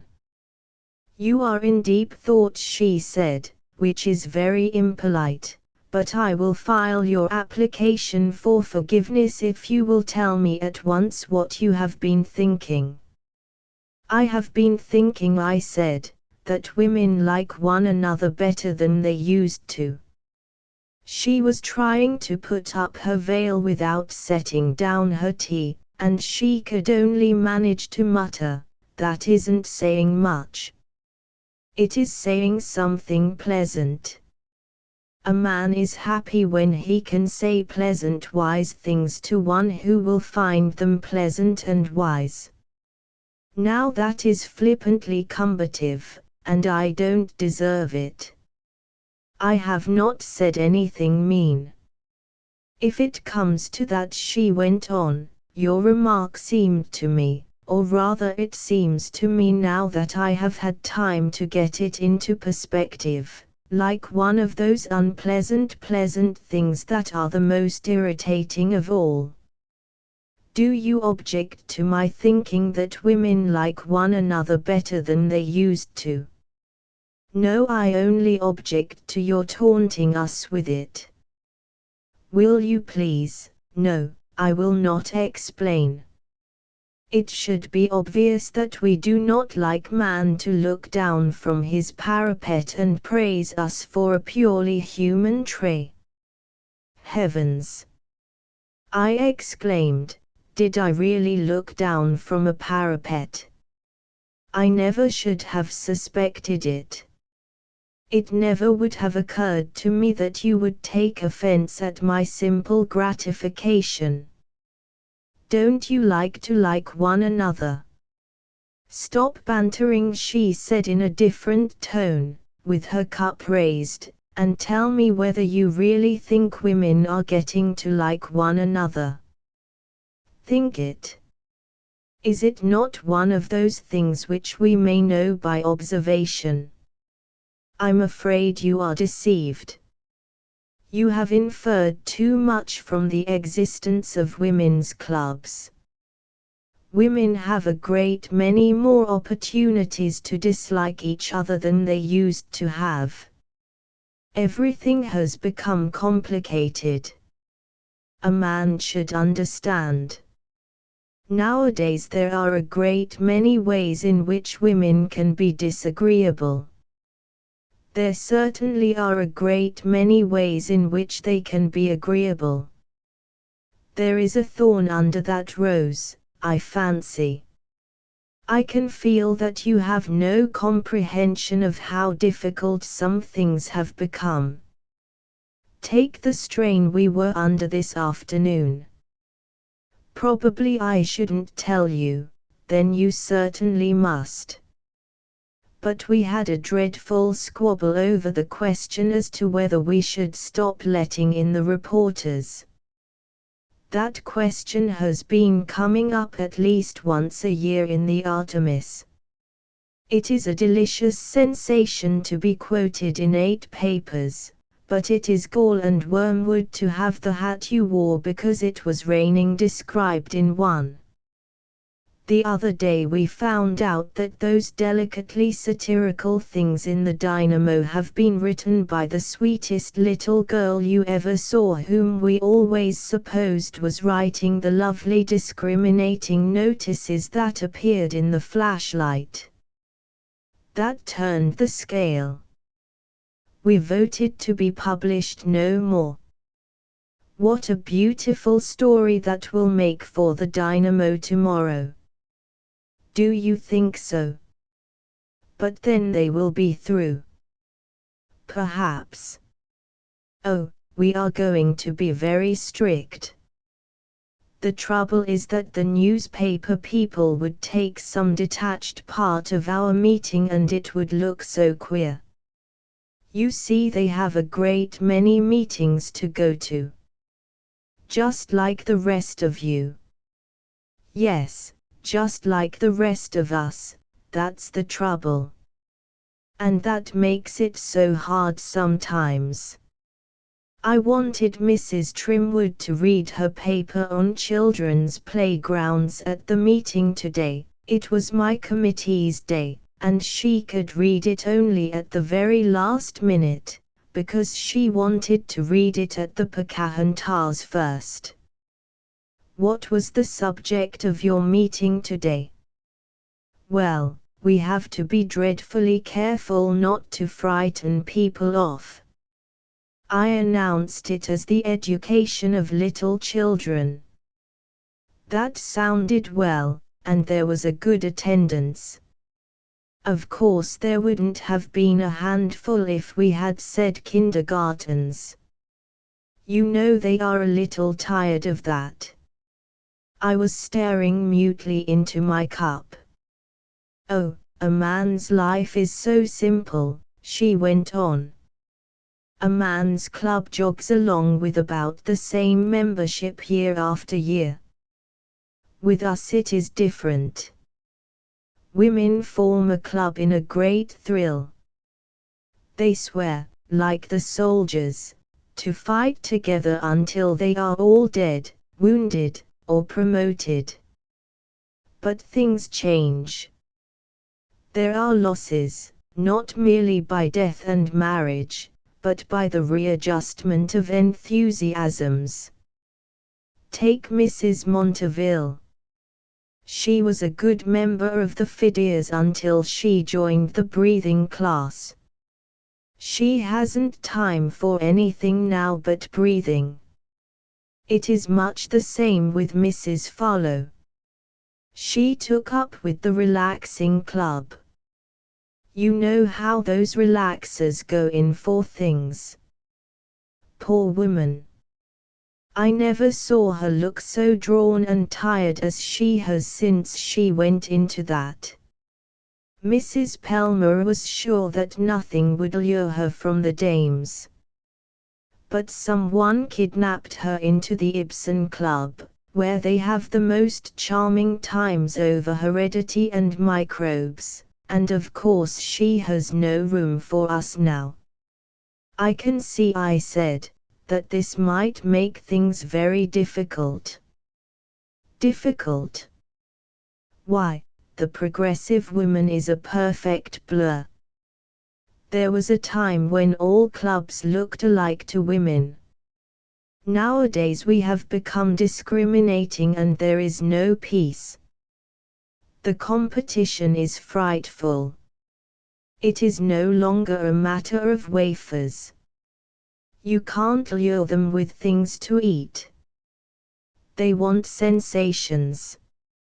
It really is too bad, I said. You will have to organize a trust and fight these yellow clubs. As for that, it is pretty hard to find a club without a streak of yellow in it. We've got to work in a vein of novelty somehow. They call it making the club attractive. The Fideas went in for Shakespeare at first.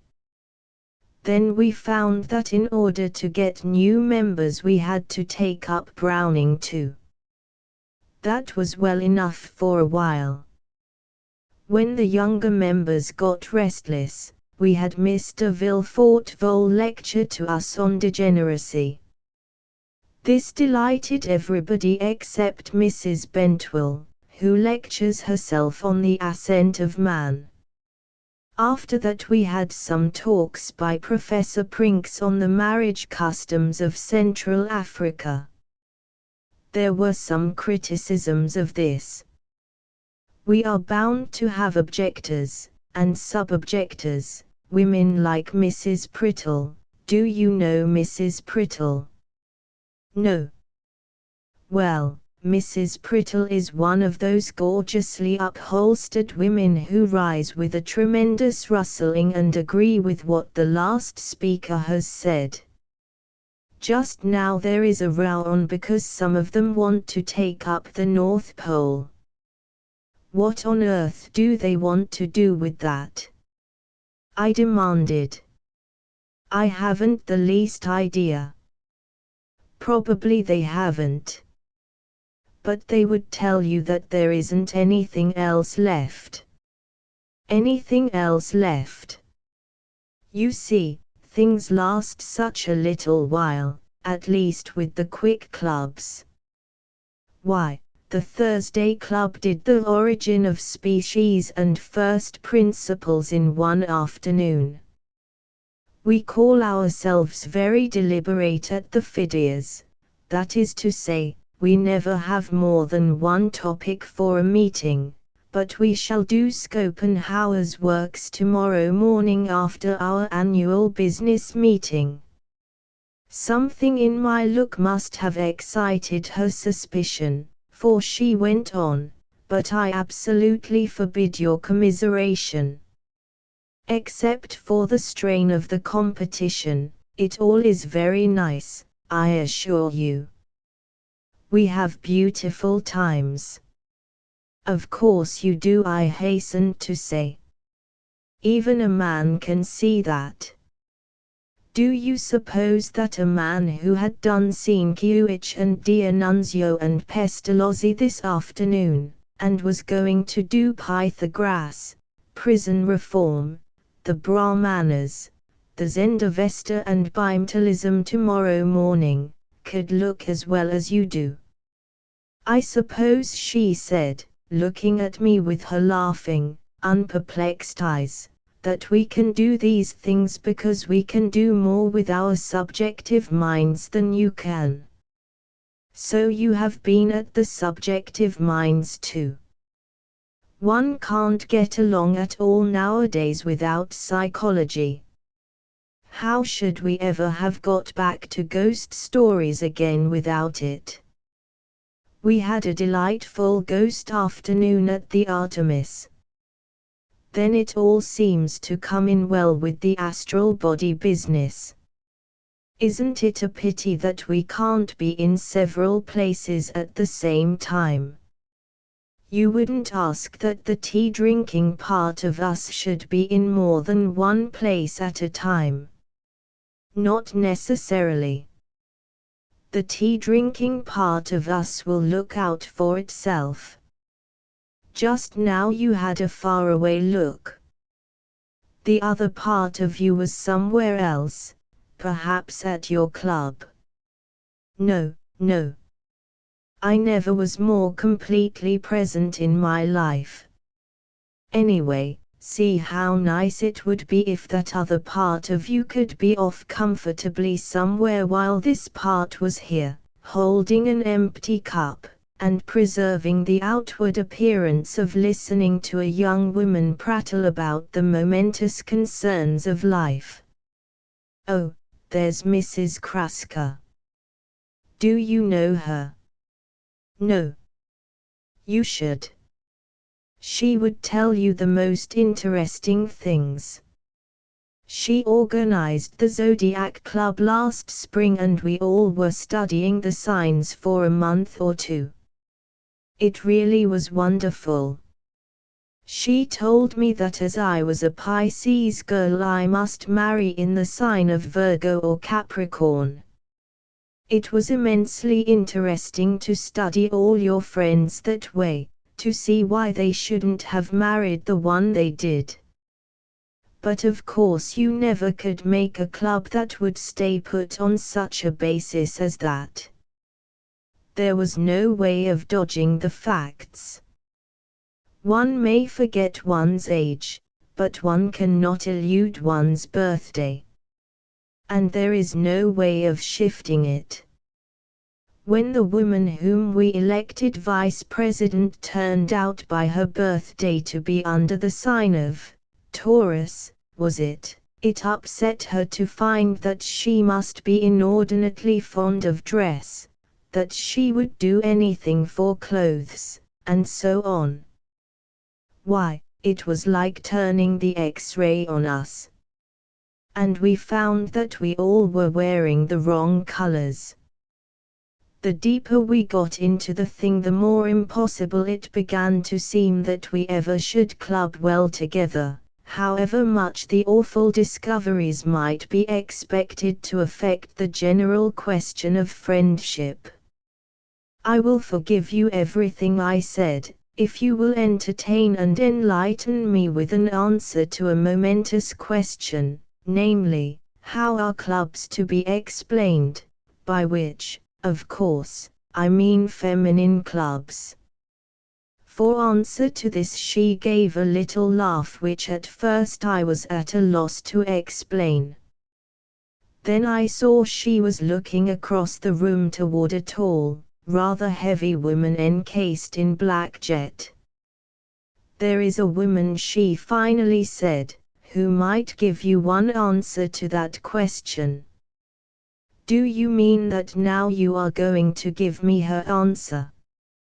I could only guess at that. But I might tell you a story. About her. About her. That wouldn't be gossip, would it? Oh, no, it would be history. You know her name is Ellen Brocher. She was a Miss Gat. I'm sure she always has wished that she was a Louise Florence Petronille Tardian d'Escavals or a Giuliani Eleanor de Lespinus. She was very ambitious. That is to say, she thought she was, coaxed herself to believe that she was. It all began by her taking up French, perhaps I should say, taking up a little French professor, a funny little man who looked like a waiter and talked like the man at the silk counter. I don't want to be mean about him, either, for he is a nice enough man, I understand, but he began to seem very funny somehow, after Mrs. Brocher took him up. First they organized a circle française, at which they started out to talk nothing but French, but at which they presently settled down to hearing the professor read La Fontaine, which, as you might fancy, began to seem like a tepid form of dissipation after a while. Nothing but the splendid enthusiasm of Mrs. Brocher kept the thing going as long as it did go. When the circle melted away, Mrs. Brocher seems to have made her great resolve, which was to have a salon. Now, I know that that sort of thing has been tried before, but really no one that you ever heard of ever went into the business as desperately as Mrs. Brocher.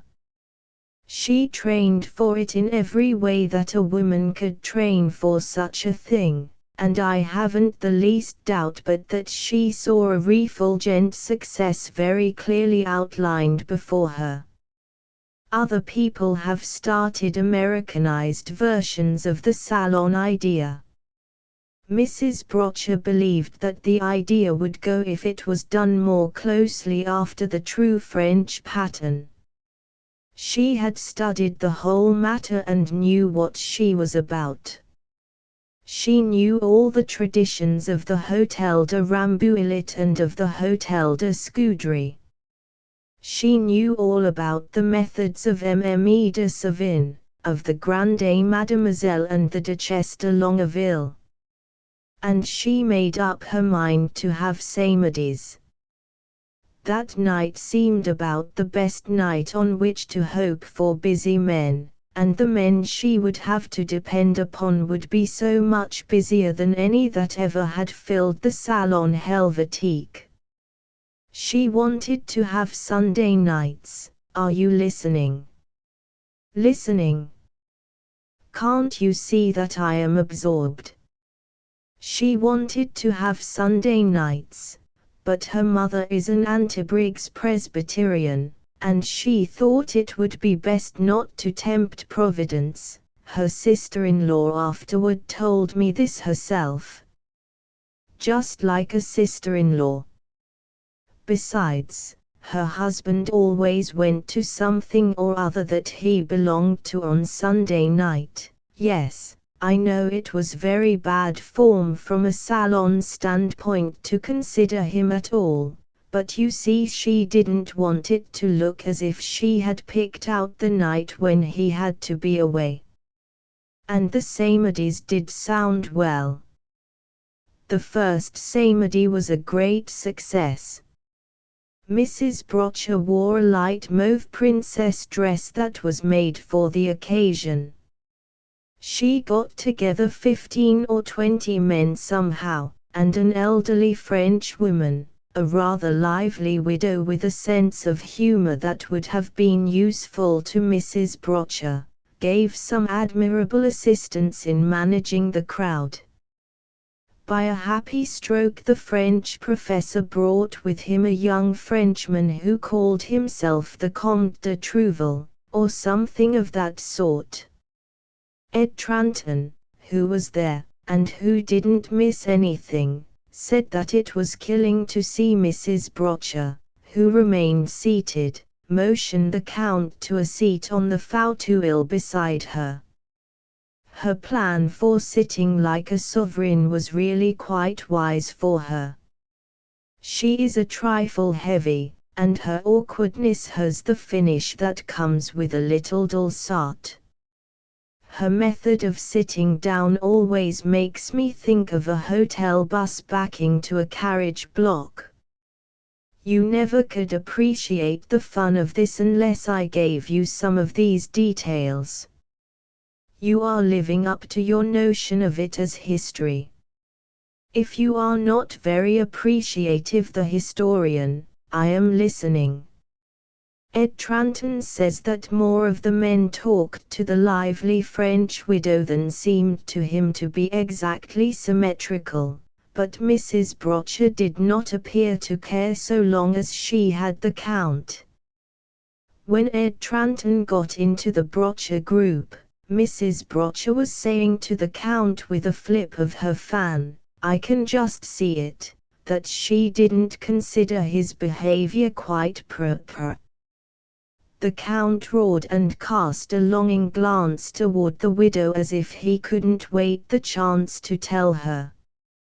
Poor Mrs. Brocher meant convenable or comme il faut, of course.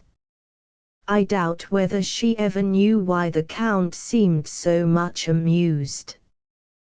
To her the evening was a brilliant, an epoch-making occasion. During the following week she greatly elaborated her plan. Her sister-in-law says that she felt the need of having 1 or 2 stars every night, like the Count, who had enthusiastically promised to come again on the following Saturday. Mrs. Brocher had cried over Mme Roland and made up her mind to keep out of politics, though I fancy she did not see any immediate danger in any politics that was at all possible to her salon. Her idea was to go in for as much literary effect as she could get with a sprinkling of counts, colonels, professors, and judges. Naturally things couldn't be as picturesque as when women wore high-waisted gowns and men imitated Napoleon. It was too bad not to have an abbey. I'm sure she wanted an abbey, in a circle of beaux esprits. A petit souper was planned for the second Saturday. They had plain refreshments the first night. Well, the second Samedi came and with it the professor, who apologized for the indisposition of the Count, and little Dorlin of the Dynamo, who was to read some vers de société. That was all. The heartbreaking thing was that Brocher, who had found it impossible to be present on the first occasion, appeared at the second samedi to see what sort of an affair a salon was. Mrs. Brocher wilted, but she revived somehow and appears to have expected great things of the third samedi, which came with the professor again, and Dorlin, and a Judge Trout, who had been asked alone, but who brought his wife. It was pitiful. Brocher grinned over it, and told Mrs. Brocher, it seems, that he thought she had better give up trying to be saloon keeper. But Mrs. Brocher was hard to crush. She complained that so many of the nice men were married, and that you couldn't get them very well without their wives, who quite plainly were impossible to a salon. On the other hand, the single men who were worth having seemed to be wedded to clubs. Even Petit Soupers would not fetch them. It was not for 2 or 3 months that Mrs. Brocher gave up her dream. I believe the failure was a real grief to her, and she has thrown herself into clubs as if to blot out the past. When women wore high-waisted gowns and men imitated Napoleon. Well, I said, that seems to me a better explanation of why we do not have salons than of why we do have women's clubs. There were men's clubs at the time of the salons, and I think we may say that the salons stopped before the feminine clubs began. Have women taken up with one another because they had to? Is that what you are going to ask? No. We have taken up with one another in this modified sort of way for the same reason that the blacksmith whipped the parson, because we wanted to and because we could. The salon never kept many women busy, but the decay of the salon was one more reason why there should be women's clubs. The logical thing was bound to happen sometime, clubs for men, clubs for women, clubs for both, society being in a sort of way the club for both. That is logical, I admitted. That is to say, it has a nicely balancing sound, which is the same thing. Then there is a fine balance in other ways, as we may observe every day. We have a dozen men to one woman in political boards, and a dozen women to one man at prayer meeting. In each case the minority undergoes a trying test. She laughed an unresentful laugh. I hope you won't think me irreverent, I said, in suggesting that the same test is imposed upon all clubs alike. What is our condition when we leave them? In that case, she answered, rising. I'm afraid we shall be obliged to decide that this club may not have been entirely good for you. To which, naturally, I did not agree. 6. With a cynic, there is in Chicago a certain street corner around which the lake wind, which already has made some progress through the city, swings with a zest that might indicate an intention to illustrate in a grotesque continuous performance the lake wind's utter irreverence and frivolity. Most Chicagoans know the wind's mood at this corner, and when you sit in the window of the club it is quite possible to pick out the frequenters of the district by the mechanical way they grasp their hats as they approach the known border of this current of air. You may tell those who are Chicagoans yet not frequenters of the district by the fact that this gesture is delayed until a hazardous last moment. The foreigner, hit unawares, often is placed in a pitiful plight. I myself, a foreigner to these scenes, staring through the club's broad French plate, in the space of half an hour saw a dozen hats whirled at a uniform angle across the tumultuous street. It was while I was sitting at the club window, not a little uncertain whether it was not malicious thus to become the spectator of my fellow creatures' misfortunes, and wondering whether the municipality did not owe it to itself to place a signpost or a large policeman at an effective angle to this corner, when I saw young Mrs. Fentley approaching.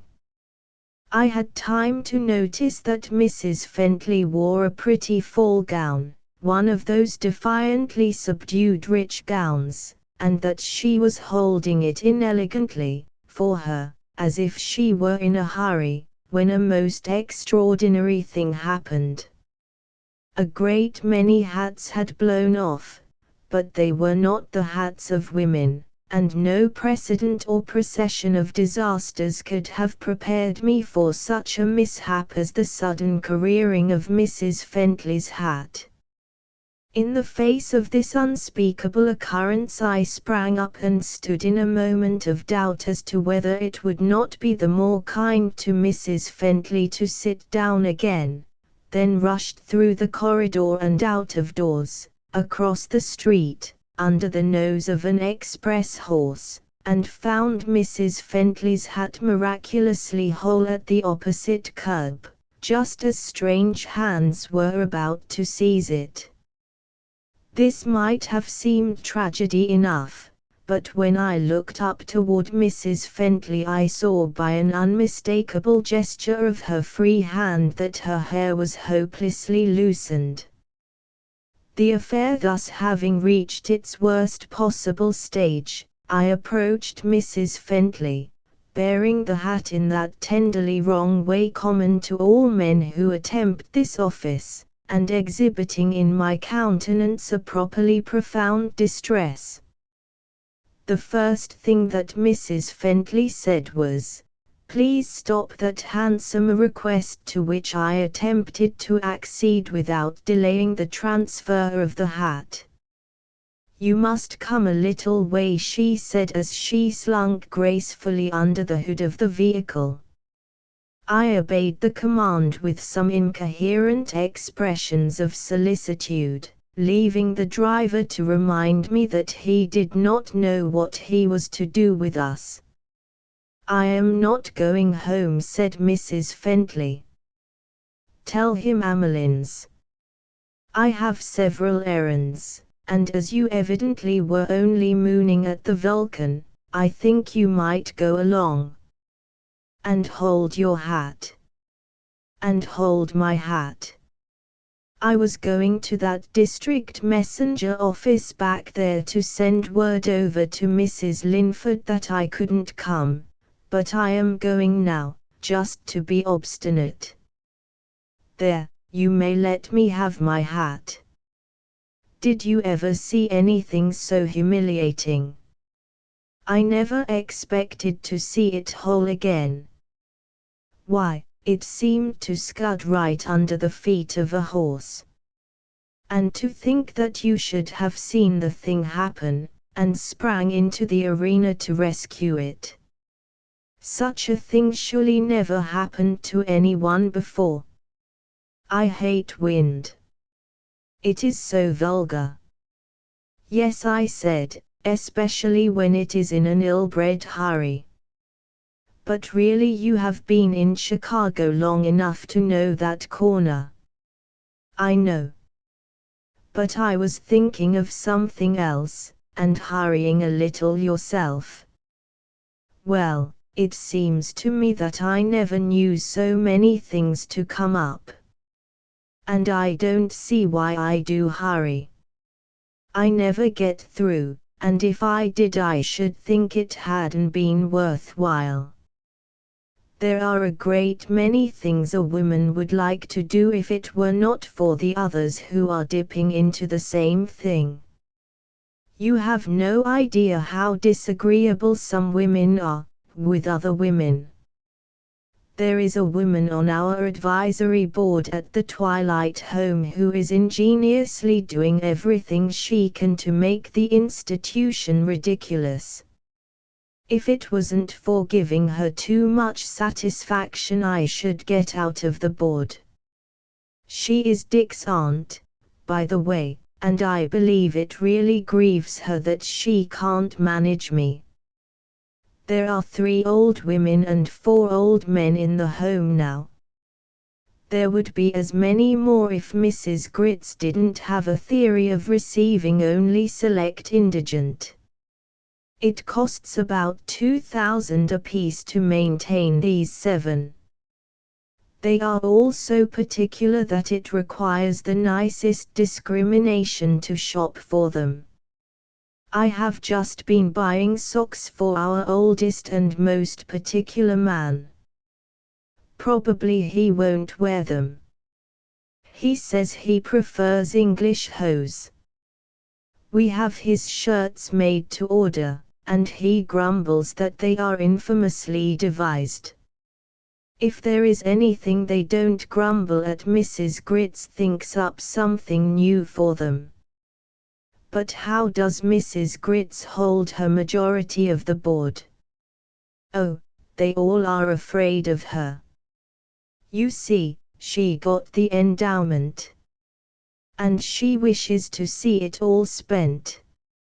It isn't so much that, as it is that she wants it spent her way.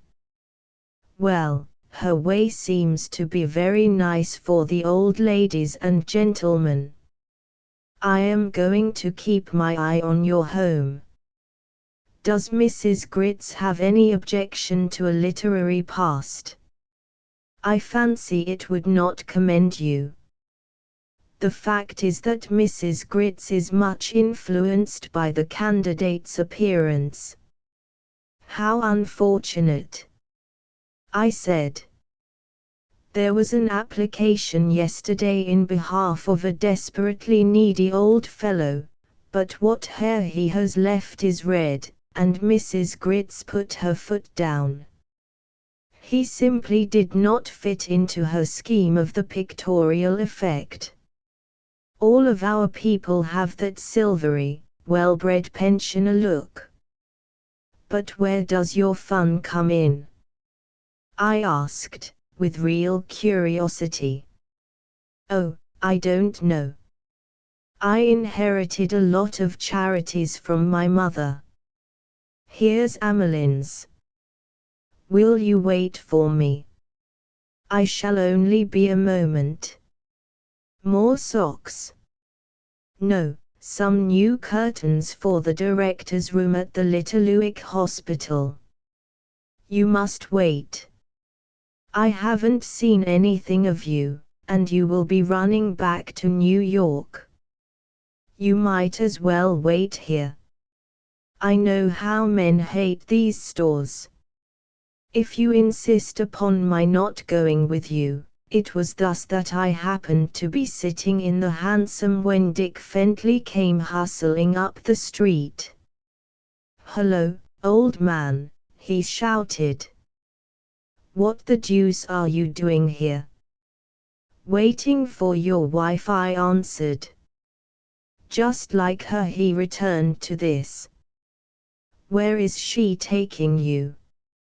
"I haven't the least idea," I replied. "I fancy nowhere in particular, but I am not sure. Do you think it would be right for me to ask her?" Dick laughed. "You're safe. But if she tries to spring any infirmaries or kindergartens on you, just bolt. Tell her I said she was to fetch you home to dinner, making you comfortable at the club," and Dick was off up the street just as Mrs. Fentley came out of Emmeline's. "Do you know," I said as I followed her into the hansom again, "it scarcely seems as if you had had time to transact very much business. I didn't give you time to become impatient, did I? No, I passed the 60 seconds very pleasantly with your husband. The idea. Dick passed here. That means that he is going to spend the afternoon with Bob Haverton somewhere. Isn't Bob proper? Sometimes. I fancy Dick gets most of his stories from Bob. Aren't they proper? Sometimes. Oh, Bob is a very handsome fellow. He was in the Navy at one time. He was an ensign, what they call an insect in the Navy. Then his father died and left him a lot of money. Now he is occupied with the problem as to which girl he will let have him. I suppose they all want him. Naturally. Whoever gets him will have a dreadful time. He is very handsome. I have known cases, I began. Yes, but the chances will all be against her. A really handsome man like Bob simply invites disaster. It is not at all the same with a handsome woman. The whole mechanism of society is constructed with a view to watching the handsome woman, relatives, neighbors, other women in general all watch her. But there is no one to watch the handsome man but his wife. I can see, I said, how that might be too much for one woman. And yet I can see chances for assistance from other women. Not from disappointed ones. The disappointed ones hate the handsome man's wife worse than the others do. No, she is bound to fight the thing out for herself. Well, most people get over it. Get over what? Being handsome. Yet women have the worst of it again. The handsome man lasts longer somehow. Should you call Dick a handsome man? Certainly not. Dick is a good fellow, but no one ever accused him of being handsome. You should have known that I couldn't possibly be personal. Oh, I did, from my side. Don't be malicious. The first case I ever knew was of a classmate of mine, a lovely girl. Do you know, I was present at the beginning of a most dreadful quarrel, after she had suffered everything. Well, he went to the bad, and she went to Lennox, and they both came back and patched it up somehow. I can imagine you're balancing in your mind 4 years ago the arguments in favor of the proposition that Dick was handsome enough to count. Nonsense. I never thought of such a thing then. I have learned a lot in 4 years. Mother says I am a cynic. What does Dick say you are?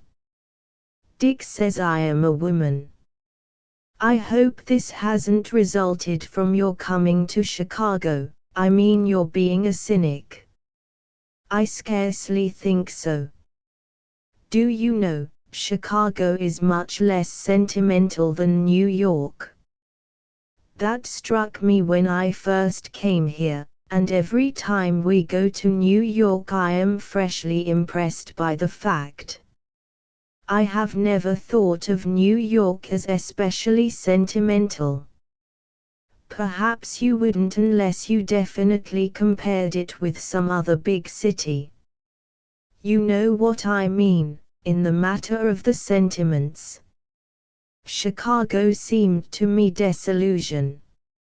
It hasn't had to take time to get through with some things, because it never began with them. I suppose that you feel that Chicago is a little cynical, too. Well, it is awfully hard to fool Chicago. Do you suppose your old ladies and gentlemen think so? I suppose you never will get through laughing at that. They really are a good joke. But we have a certain amount of fun out of them after all. I'm not like those women who only care for the games they can win at. I'm satisfied to squeeze a little chuckle out of circumstances. I don't expect too much. Take matrimony. Some women think it is a poor game simply because they haven't been able to win at it. And it is the same even with religion. The other night our bishop was telling me about the diminishing congregations. I told him that the church people were not keeping pace with the spirit of the time. The trouble with you, Bishop, I said, is that you don't advertise. Look at Talmage. My dear, he said, we do advertise somewhat, and we have one bargain day every week. We call it Sunday. But people are becoming dreadfully exacting. And our stock is very old. You can get a good deal of comfort out of the church if you look at it as Renan did, as an institution for keeping other people quiet. And yet I ventured to say, there are folks who think that you young women should go to church more than you do. Oh, I do go to church. But I don't take it seriously. I'm afraid I only glance at the bargains and go out at the other door. I dare say that you wouldn't accept heaven unless there is an elevator, a writing room and an orchestrion. Do you know, I fancy a good many of us think of the church as Mrs. Stelmore feels about her husband. Probably you don't know Mrs. Stelmore. She is the second wife of one of our wealthiest brokers. The other night she walked up to him right before us all, and putting her hands on his shoulders said, "Oh, Tom, if you weren't so good I couldn't be so wicked.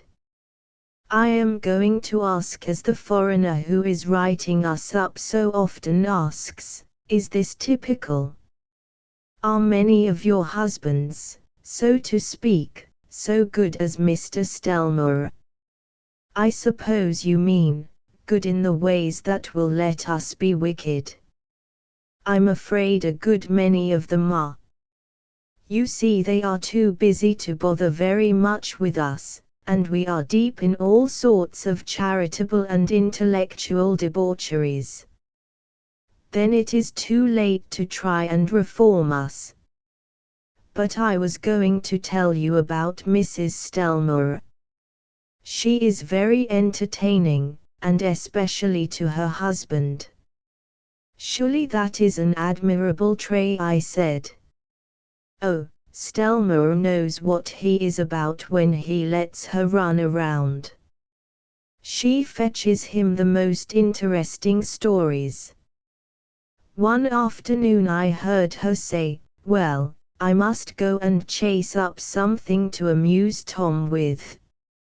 It seems to me I have heard of that theory before, about the wife not staying home where there will be no news but the ill temper of the cook and the atrocities of the furnace, but going forth into the world, as she does, and bringing home something amusing or instructive.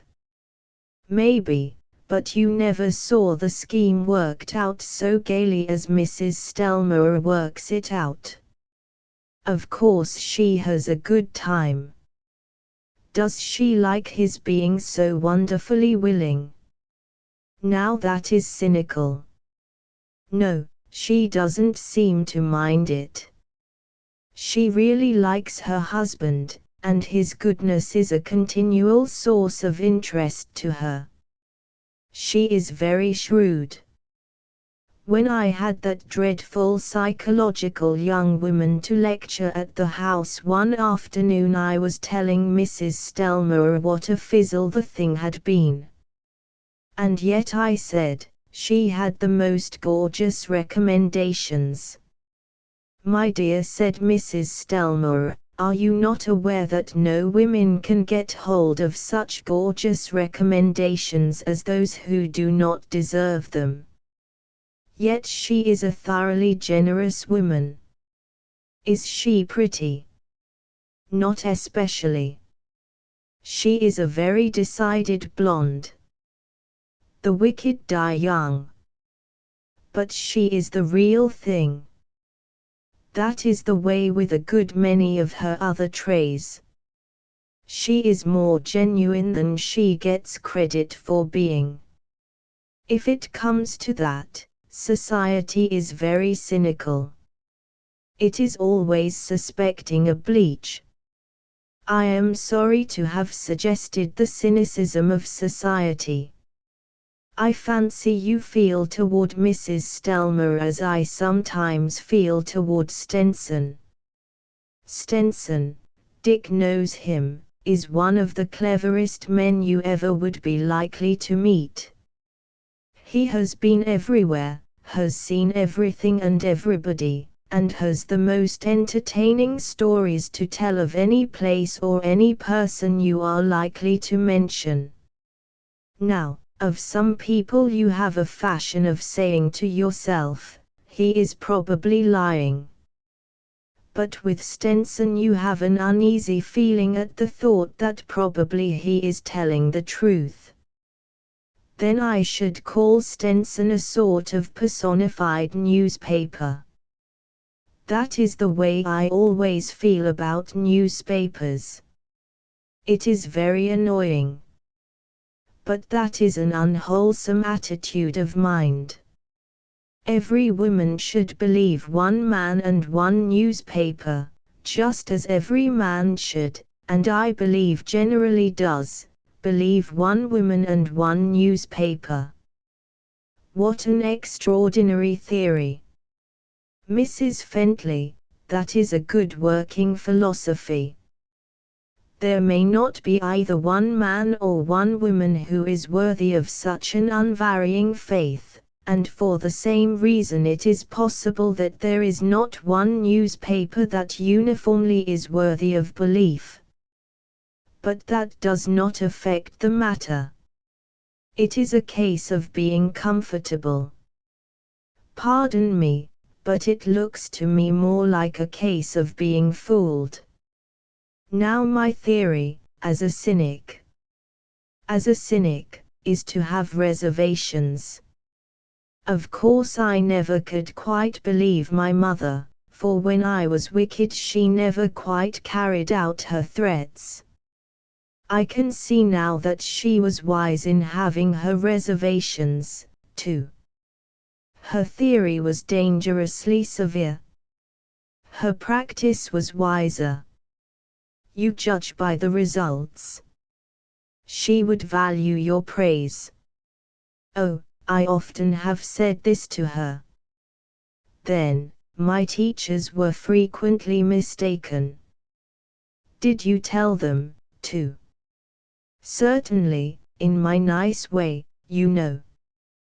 Then Dick, I never could be so much in love with him that I should not know that he had reservations. Once, when we had been married about a year, Dick came home very late, and I asked where he had been. You know how young I was when I was married. Why, Ethel, said Dick, you wouldn't believe me if I told you. I should, I said, tell me where you have been. Now Ethel, why do you ask me that? I know you wouldn't believe me. But I persisted. I promise you, Dick, that I shall believe just what you tell me. Well, he said, I have been down to the Young Men's Christian Association. I never bothered Dick again. That is the next best thing to your philosophy, I suppose. It is about my mother's point of view. She used to say that a good way to make a child a liar was to force an issue when there was nothing to be gained by it. That is why you do not force issues with Dick. Precisely. And that is why Dick lets me alone pretty much. I see, this is what we may call applied cynicism. Though I should think that Dick might have more than one reason for not asking you where you have been. You never could finish the story. And by the way, do you mind telling me where we are going? You are keeping me in dread lest this pleasure should be interrupted. We shall be at Mrs. Linford's in 2 minutes. What shall you do there? I shall assist Mrs. Linford in managing a British lion. A what? They say he is dreadfully brutal. It will be so nice to have you to help stroke him. But, oh, Mrs. Linford will be delighted. Though perhaps you had better not mention books to him. They say he simply hates other literary people. And Mrs. Linford warned me not to speak of railroads. It seems that he grows absolutely cataleptic at the mention of American railroads. That is one of my favorite themes. You had better leave me outside or let me go back to the Vulcan. Nonsense. Here we are. The lion had not come, and was not coming. They said it was just like him. Yet they seemed quite unhappy. So that now, said Mrs. Fentley an hour later, you are going home to dinner with me. Yes, I returned. Dick said I was to bid you fetch me. It is very nice to have you guess his wishes this way. But mind you, I shall be quite unmanageable if you mention the subject of lake winds. 7 With a chaperone. They all had climbed down from the coach but Miss Rittingway, the judge, and myself. Some of them had gone over to the ball game in which young Medrick was to play. Others were at the stables. The Grifton girl and Mantley were strolling among the booths. The judge had asked Miss Rittingway to go with him and see the fruit exhibit, and Miss Rittingway had begged off. I am going to sit here for a while, she said in her quietly conclusive way. But what did we come to the fair for, demanded the judge, if not to run about and see everything? My dear judge, returned Miss Rittingway, I don't forbid you to run about or around and see everything. I wish you would, said the judge. I need minding. I am dying to be bossed by somebody. I heard someone say that you were the chaperone in this miscellaneous party, and there isn't a member of the outfit who needs your gentle guidance, your subtly restraining influence more than I do. It is positively wicked to turn me loose at a county fair. I'm awfully sorry, Judge, returned Miss Rittingway, but really I never agreed to chaperone you. The judge cast an appealing glance at me. Oh, I don't blame you, he said, with a mischievous twitch in his eyes, and I'm coming back, unless my unrestrained career ends in disaster. We watched the judge until he had disappeared in the crowd. Do you think the judge will marry again? Asked Miss Rittingway. Of all questions, I replied, that is the one I am least fitted to answer. I have positive reverence for one who is capable of successfully making that variety of guess. I represent an extremely crude form of the prophet. When the sky is filled with extremely dark clouds, I think that it may rain. That is as far as I have ever been able to go. Well, I was wondering whether you had noticed any rather dark clouds in the judge's sky. I can't say that I have.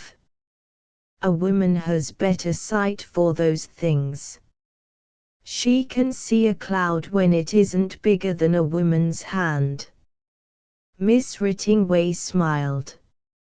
A prudent prophet, she said, always notices the direction of the wind, and avoids being misled by the youngest inhabitant. Should you say that the judge's general amiability indicated anything favorable to matrimony? No, never that in itself.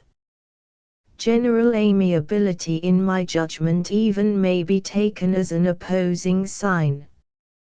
It is particular amiability that counts. Hasn't the judge been particularly amiable to you? I asked. Nonsense. The judge has talked somewhat to me because I am the most detached member of the party. The judge is a judicious man. He enjoys going through the motions of being reckless with me because he recognizes me as safe. I am very safe. I suppose I should know what that means. It is something nice, I hope. It is a neutral quality. It hasn't anything to do with niceness or the other things so far as I can see. But if a person were safe and nice, that person would, I should say, be the sort of person with whom judges would like to be particularly amiable. That seems clear enough. But what is this safeness? How does it feel? Of course it isn't complacence or anything of that sort. It might be, I suppose. Sometimes I resent it, being regarded as so safe. That might suggest that I am not complacent about it. Miss Rittingway was holding a pink parasol between her and a brilliant but not vehement sun. The faint flush which she gained from the silk glorified a naturally brilliant complexion. Miss Rittingway was easily the prettiest woman in the impromptu and somewhat heterogeneous coaching party. I had been conscious of a certain quality in her which, now that she had used the word safe, made her more enigmatical than before. It was evident that her safeness was something more than discretion, a quality which we find so happily illustrated in the American girl. It was not merely a sense of proportion of which her sense of humor gave so true a sign. Her attitude of mind made me think of the remark of a modern dramatic teacher before a class of young women. "Ladies," he said, "you always must distribute yourself over the center of gravity." At the first sound of it the admonition seemed mystical and empty enough. But when he went on to explain his admonition, it began to seem more mundane and applicable. No pose, he told them, could be or could seem natural and finished which did not establish an equation with the law of gravity. He showed that every plant or tree, every bird on a bough, naturally and inevitably attained a balance, and that art, continually, in every department, sought this effect of balance, of visible relation between action or repose and the obvious center of gravity. All of which is apologetically interpolated for the purpose of suggesting that Miss Rittingway's mental lines appeared to be beautifully distributed over the center of gravity. A little severity to the northeast was always balanced by an alleviating grimace to the southwest, and her contagious laugh never left a doubt of the reserve assets. But I said to her, "You should be married. If you are a predestined chaperone, you should outwardly conform to the conventions by reason of which there is such a thing as a chaperone. Society and the dictionary expect you to be married. They do not insist, any more than society does in the case of the parson and the doctor. But they favor and expect." "You see, I am in my novitiate," said Miss Rittingway, looking at the palm of her left glove. "I am not yet ready to take the veil." "Meanwhile," I said, "you do not seem to have accumulated any prejudices against the office. It sits lightly upon you. The robes of your responsibility flow gracefully. There is something which I have no doubt is typical in your unmarried chaperonage. You may not suspect just what there is of end-of-the-century character in your situation. We have had a lot of talk about chaperones, from which one might think they had just been invented. I am wondering whether you have any definite theories about chaperones." "I'm afraid I haven't. I don't think they are an altogether foolish idea, and I don't think that they can be taken quite seriously either, perhaps I mean solemnly. Certainly a chaperone who took herself solemnly would scarcely fit into our American scheme. As for that, no one who takes himself solemnly fits very well into our American scheme, though I have noticed that we Americans take many things seriously which we assume to carry with lightness, even with levity. I often suspect that we differ more from other peoples in our insistence upon this appearance of lightness than in our actual social qualities." "But isn't that a social quality with us?" demanded Miss Rittingway, "this insistence upon an external lightness. The American is funny about some things. I presume he is a bigger humorist than he commonly suspects. He hates to admit that humanity is about the same sort of thing here as elsewhere. He despises the old labels. He believes in liberty as if he had patented the notion, and wants his children to have lots of it, but he is undoubtedly the most cautious parent in the world.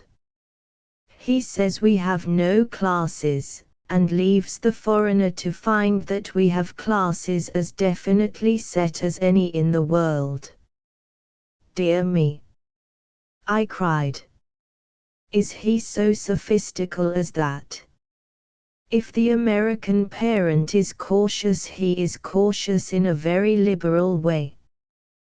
There is the Grifton girl." At this I saw Miss Rittingway's eyes wander in the direction of the booths as if it might be possible to estimate the situation of Mantley and his companion. "The Grifton girl," I said, "is a very modern daughter. I should fancy that she was somewhat difficult.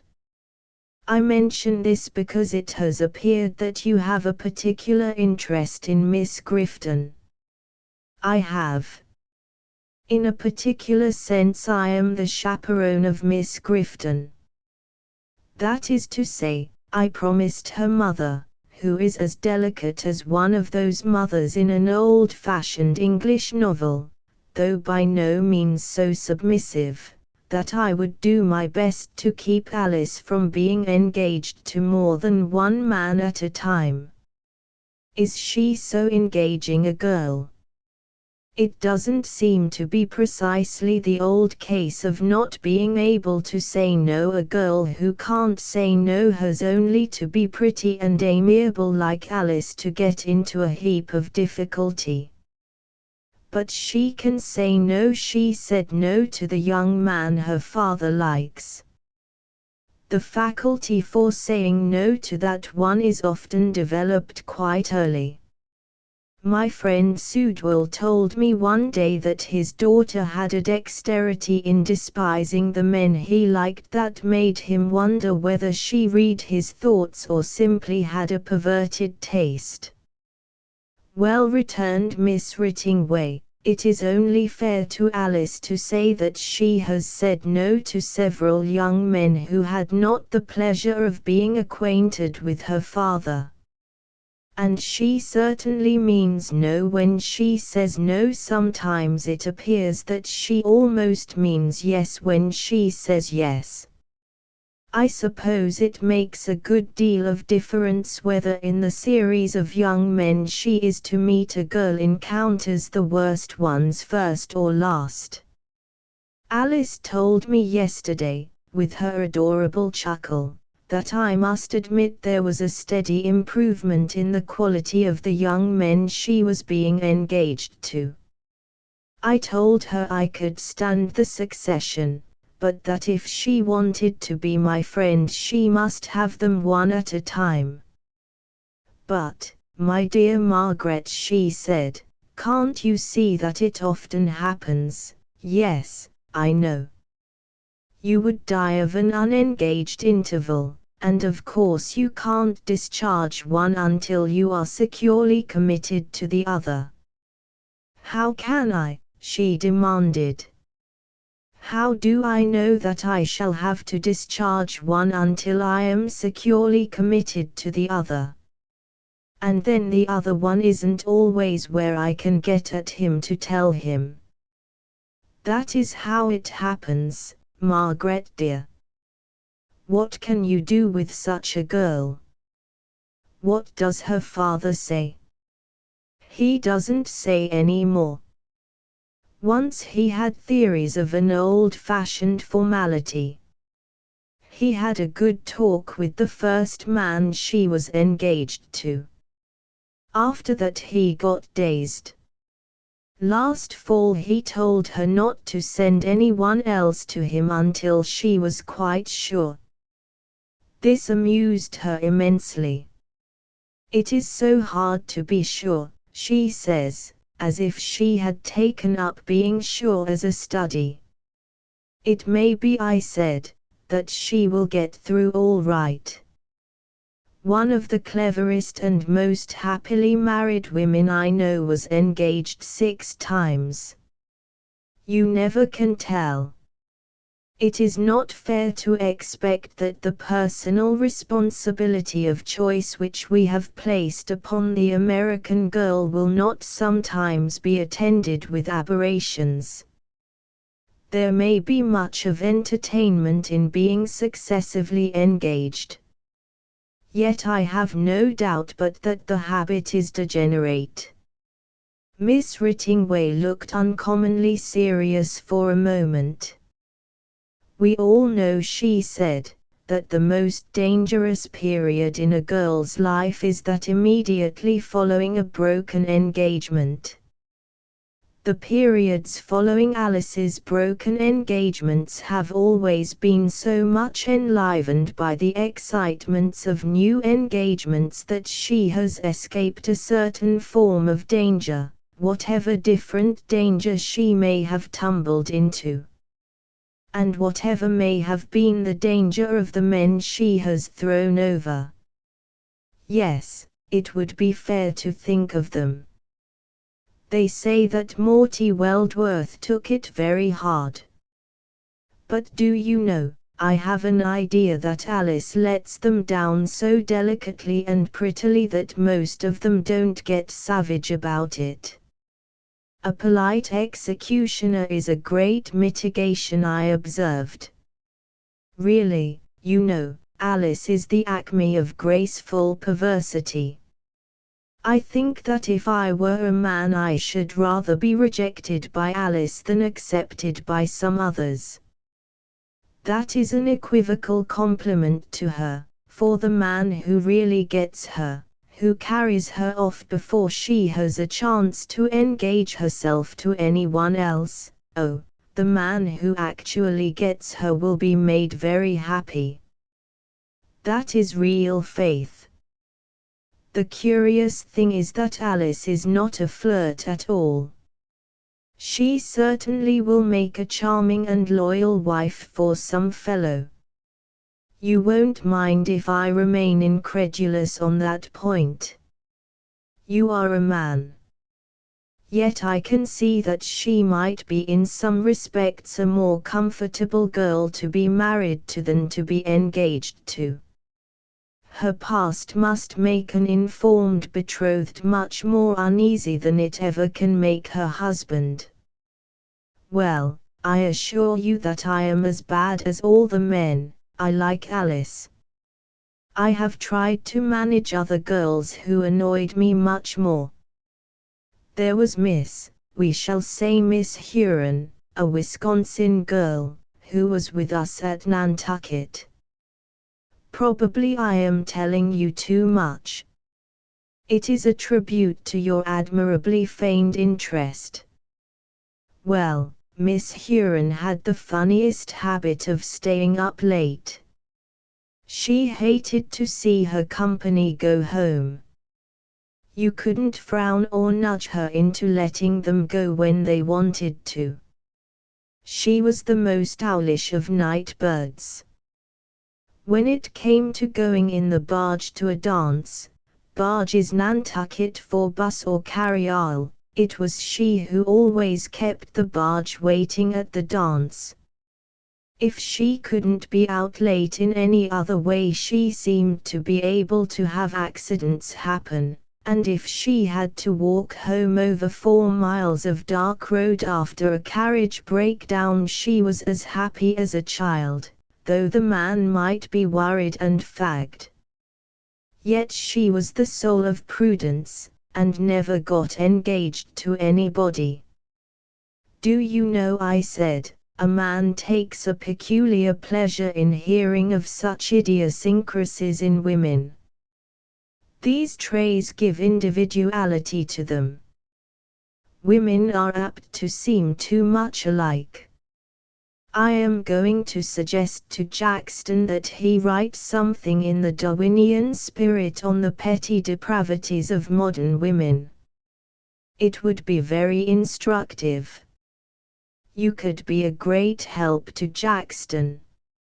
Miss Rittingway doubtless would have rebuked me had she not at that moment caught sight of Miss Pansy Marshford and Cruton crossing from the ball grounds toward the booths. Poor Pansy, she murmured. If you will forgive me for that momentary flippancy, I said, I should like to know why you are pouring Pansy. I thought everyone was envying her. Do you know Cruton? Not well enough to refuse your opinion. Probably you know that Cruton is very good. That is not the trouble, she added with her enigmatical laughter of the eyes. As he has lots of money it is a great credit to him to be so good. But Pansy wanted another man. Did she hold off Cruton? As long as she could. Well, she at least has Cruton. Is that optimism? She asked. No, it is long division. What is the use of watching for miracles? Probably Pansy will be just as happy with Cruton as Alice will be with the last man she becomes engaged to. Miss Rittingway tweaked the handle of her parasol.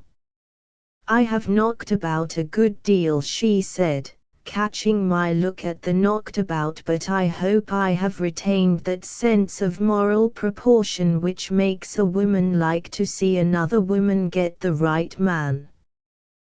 Presently I said, I shall decide that you are not a chaperone at all, but a matchmaker. I approve of your last sentiment, you are so good. And I should like to be credited with the same notion. I like to see a man get the right woman. But it is a wearing thing to try to direct the course of sentimental lightning. My feeling would be that in order to be a successful chaperone, that is, to please the guardian, the girl, the man, and yourself, you should undertake to regulate the social rather than the moral proprieties. I should go on believing, unless you were to contradict me, that it is not so much the business of a chaperone to see whom a girl meets and marries as to see how she meets and marries. Yours is essentially the supervisorship of form. If you will stop teasing, said Miss Rittingway, I may tell you about the experiment of Mrs. Ruddison.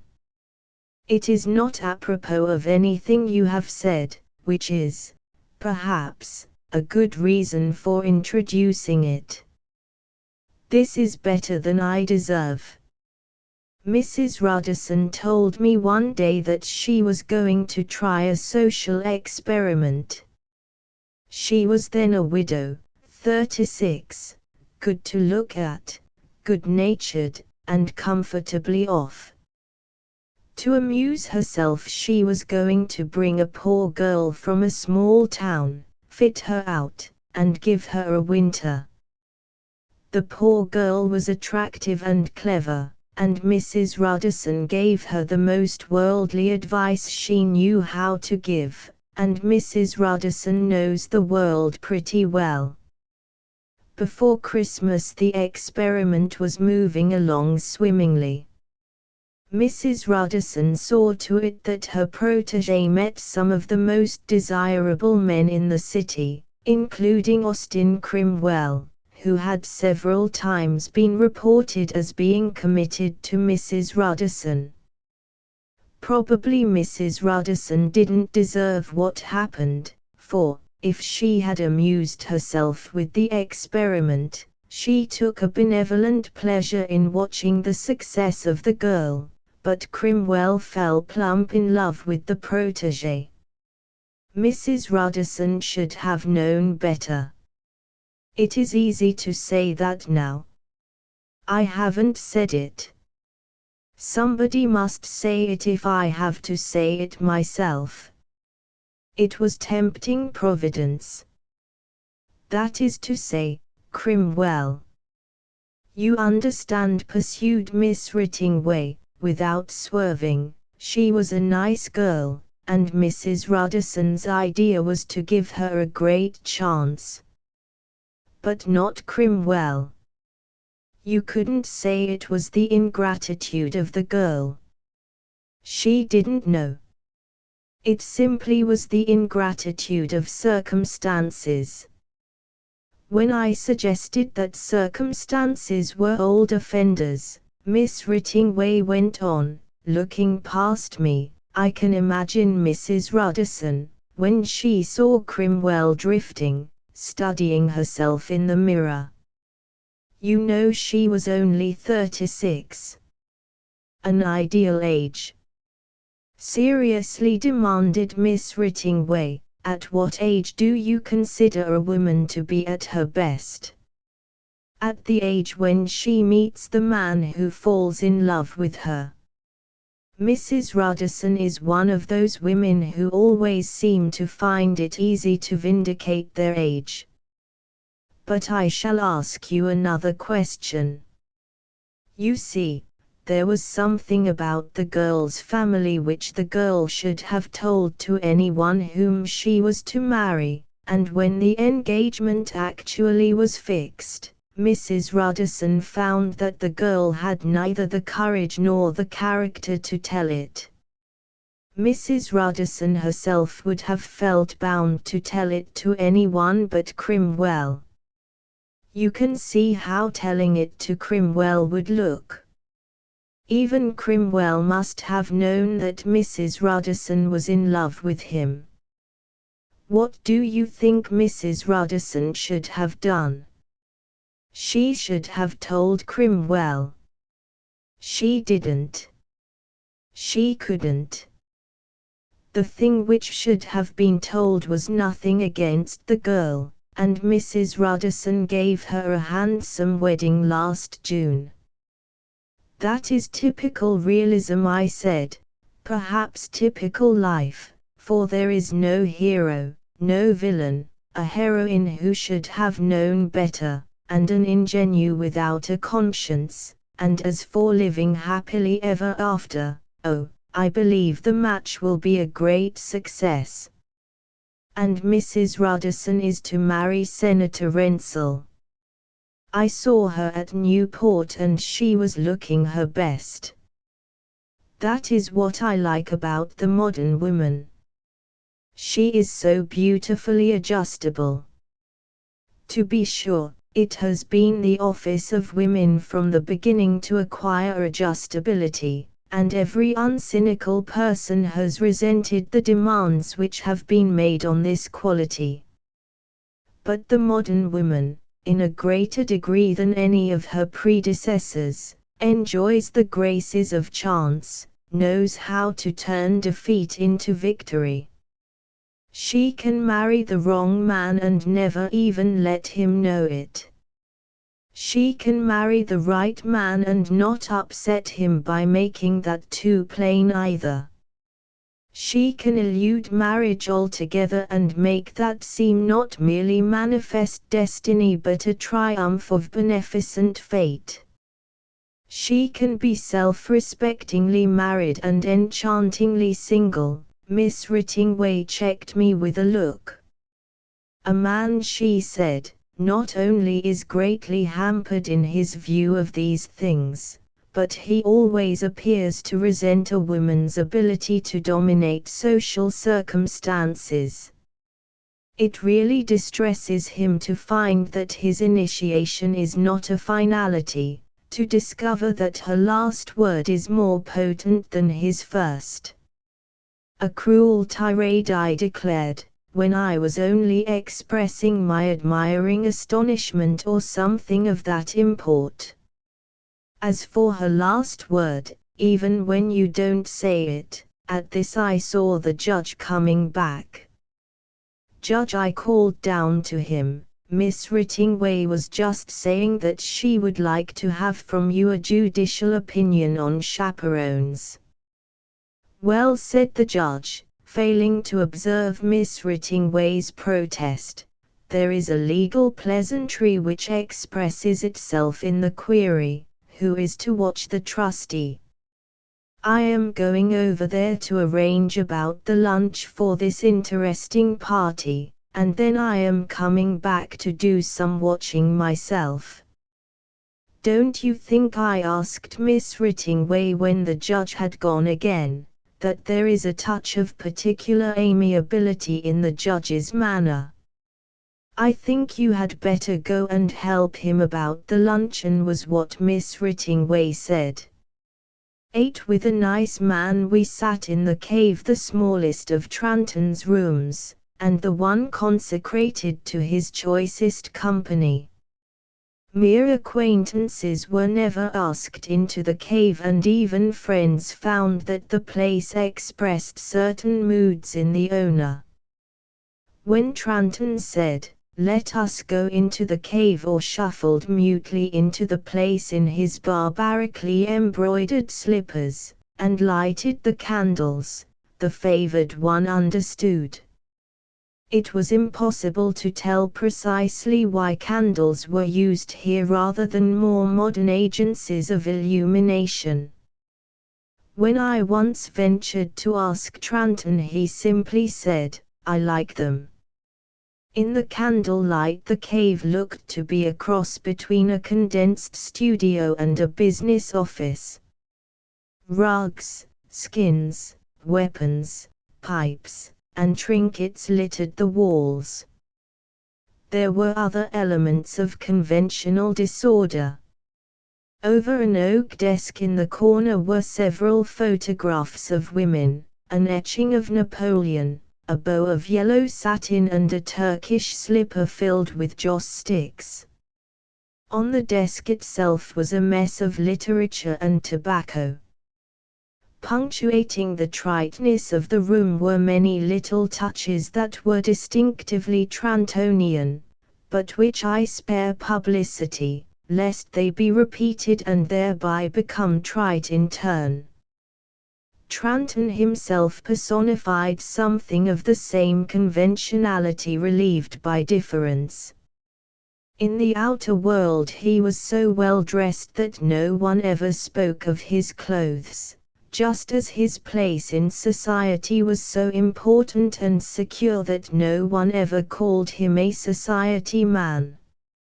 He was old enough to have met a great many people, young enough still to have an open account with the affections.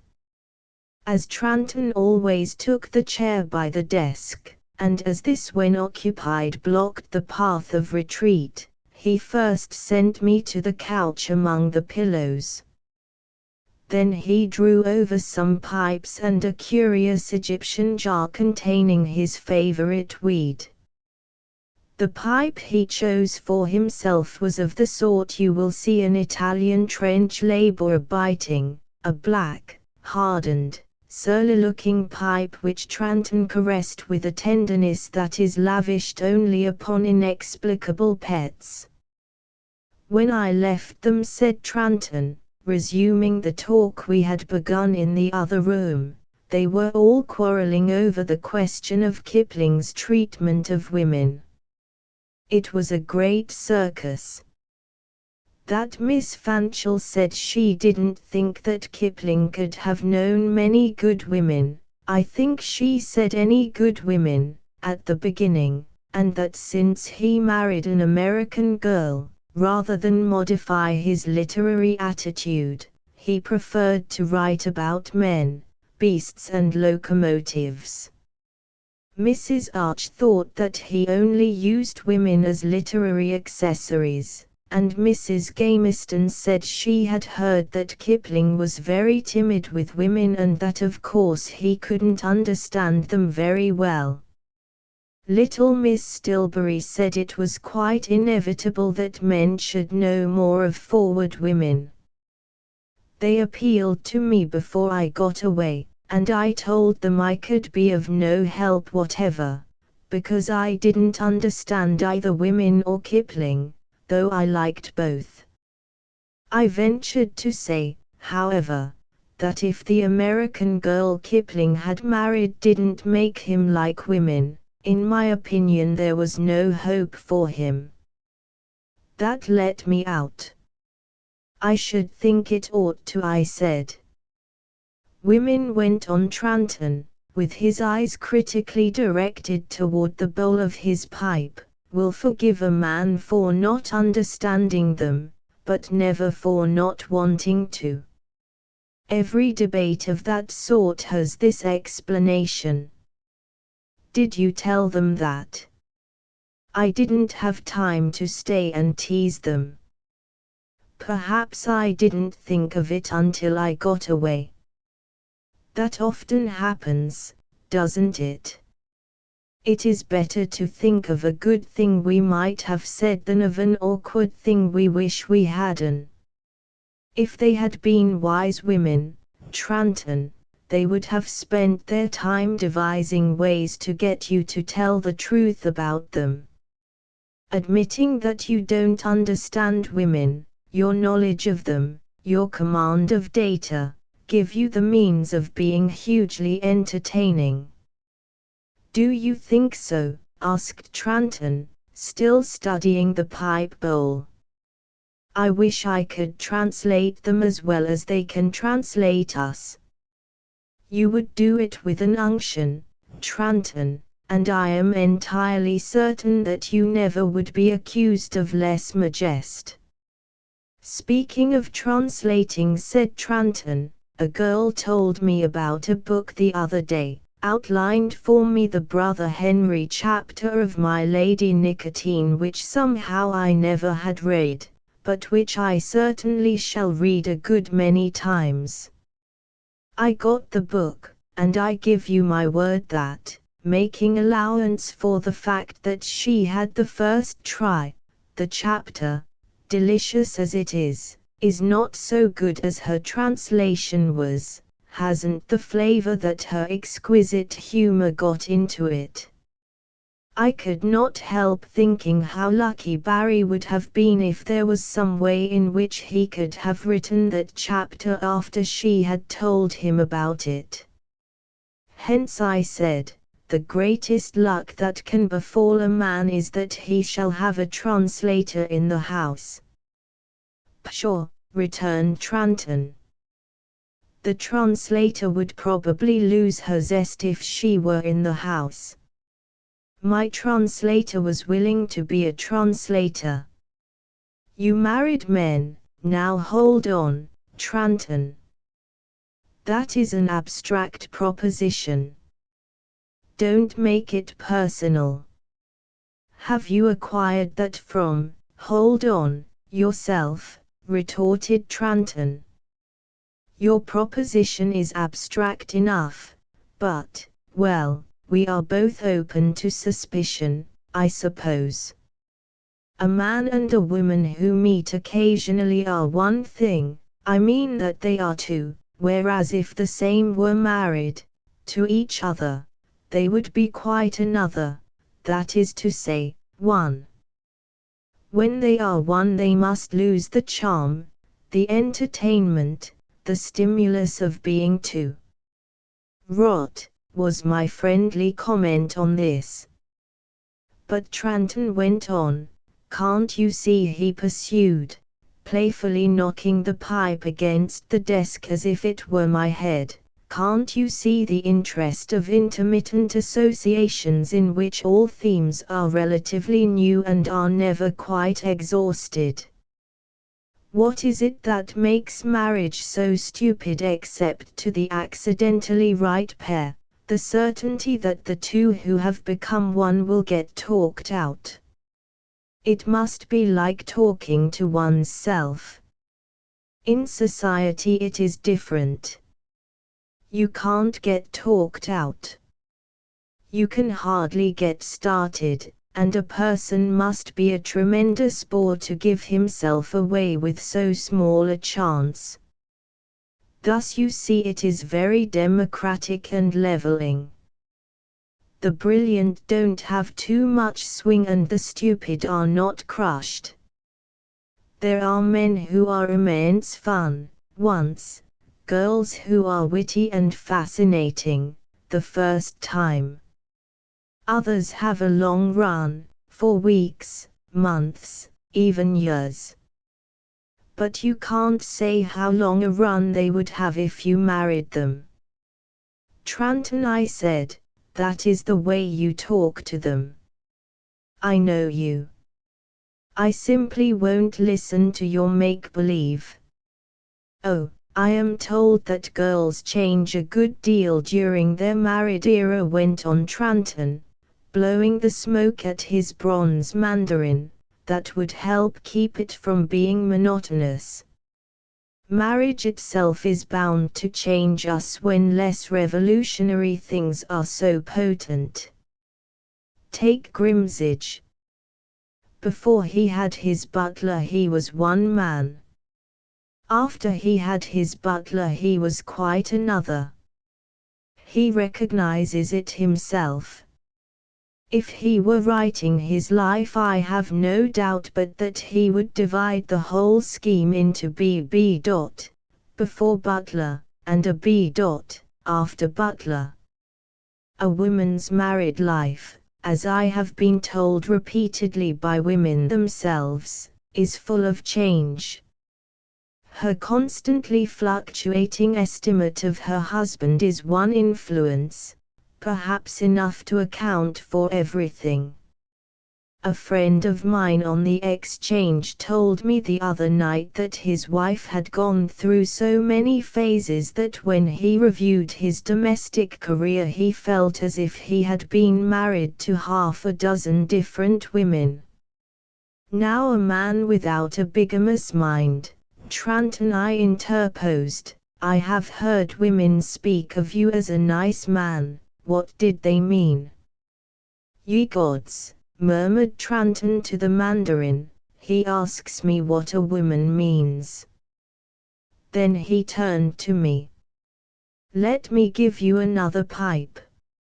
I have always been suspicious of that one. Once when I was smoking that pipe I wrote a drivelling letter to a girl in, take this one. It has a longer stem. The heat won't be so near your brain center. When you smoke that pipe cogent thoughts will come into your head. It is curious about smoking. You can pull a long stem in one place and you can't in another. There is a great deal in locality. A very proper woman may smoke in Savannah, but a very proper woman may not smoke in Philadelphia. That is the way it goes. Tranton, suppose I were a woman. I can't, retorted Tranton promptly, I haven't that kind of an imagination. And it would be wrong in principle. Suppose I were a woman, I went on, and had asked you how you justified yourself for being a nice man, a woman wouldn't ask any such fool thing. And what right have you to the secrets of the confessional? Here I am indicted for being a nice man on hearsay evidence. It isn't fair. Ah, my dear Tranton, you had better plead guilty and be done with it. We never could find an unbiased jury. What is my sentence? Am I sentenced to be confined in marriage with the girl for the rest of my natural life? It would be a pity, Tranton, for you really are a sort of social father-confessor. A great many girls would miss you if you were to marry. They have had you to practice on, to say their nicest things to, and you have never made them worry at the thought that you possibly could mean anything yourself. Go on, said Tranton, staring down into the fuming abyss of his pipe. You have been so much nicer than the fellows who were in love, because you are always self-possessed and considerate and cheerful. Above all, you have let them, the girls, be self-possessed and considerate and cheerful. They wouldn't dare be so nice to the fellows they were in love with. Your easiness and effectiveness with them and their responsive easiness and effectiveness with you are a constant incitement to the men who are in the race for fair. You pace the lover. Not so bad, muttered Tranton to the Mandarin. You are regarded as extremely useful. You are usher, best man, friend in need. You balance the table with the nice girl who is to be conservatively brought into the game. Single men tell you their hopes, married men their troubles. You can run a German or a chafing dish. You always let a girl with a bad complexion have her back to the window, and when they ask you to make a light, you don't set things flaring like a barum. You flatter them by well-timed antagonisms. You never let it seem that you have permitted them to win, and you never beat them badly. You never flatter in words if there is a way of doing the thing by an action. You please the plain and tease the pretty. You ask nothing and you get everything, everything but the greatest thing of all. You have left out some things, said Tranton, smiling, several important things. He seemed to be going over these in his mind. It is quite natural. You couldn't know. We all have to persuade ourselves, unless we are a complaining bore, that life has great compensations for us. We have to stay satisfied. An optimist such as I am is like one of those storytelling liars who repeatedly increase the figures, not merely to assure the astonishment of each new listener, but to keep up their own interest. Are you an optimist? Of course I am. Even on your own showing I have much to be thankful for. I may not have the greatest rewards, but I have many that are sweet if not great. If the best man sometimes sees the other fellow get the best woman, he also sees him take the great risks, also sees him take the woman who is not best. If the stunning girls marry someone else, they expect a great deal from the someone else, and if they stop being stunning, the burden of that is not too keenly on me. The new era finds them immensely discriminating, hard to please. They have a wide choice nowadays, and they exercise that choice with the austerity of a sovereign. Just now they are a little tired of dukes. They like football heroes better. And then there is always the trooper. He is in great demand. Then, too, the girls are getting very tall. It is hard to pair well with them.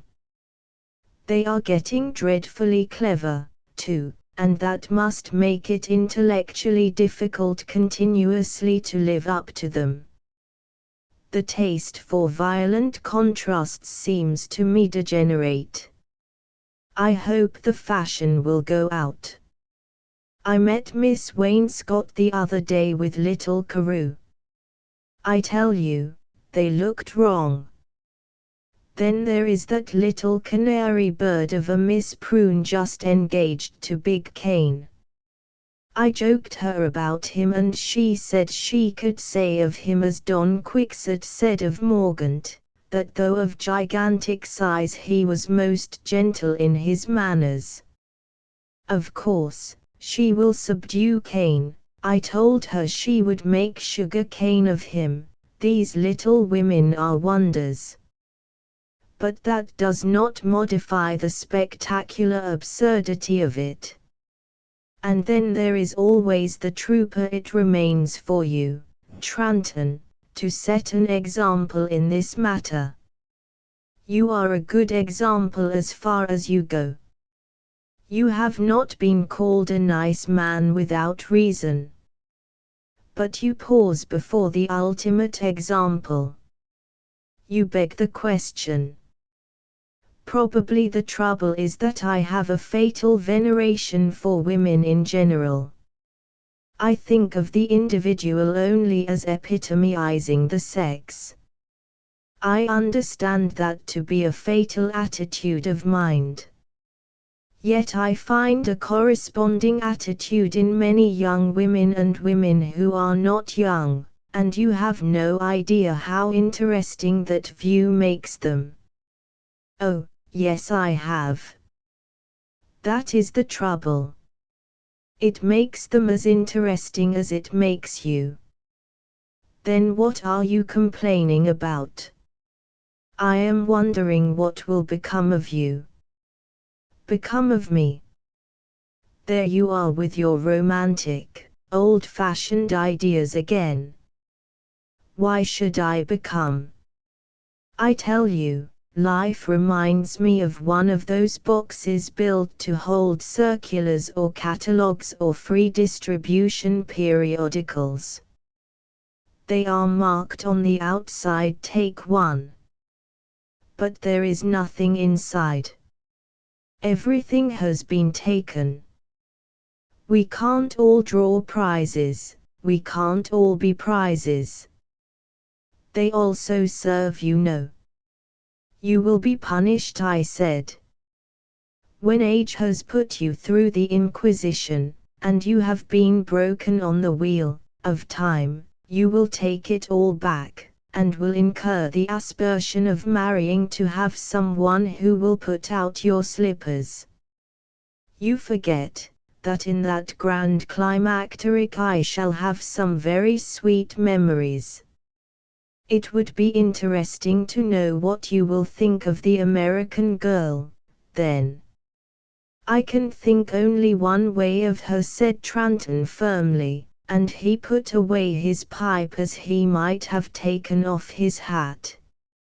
She puzzles the foreigner, but she need not puzzle us after all. I was reading the other day a British officer's estimate of our volunteers in Luzon. They might be described, he says, as a great military paradox, a body of men of magnificent physique, possessing perfect discipline, and yet without any discipline at all. It occurred to me that much the same thing might be said about the American girl.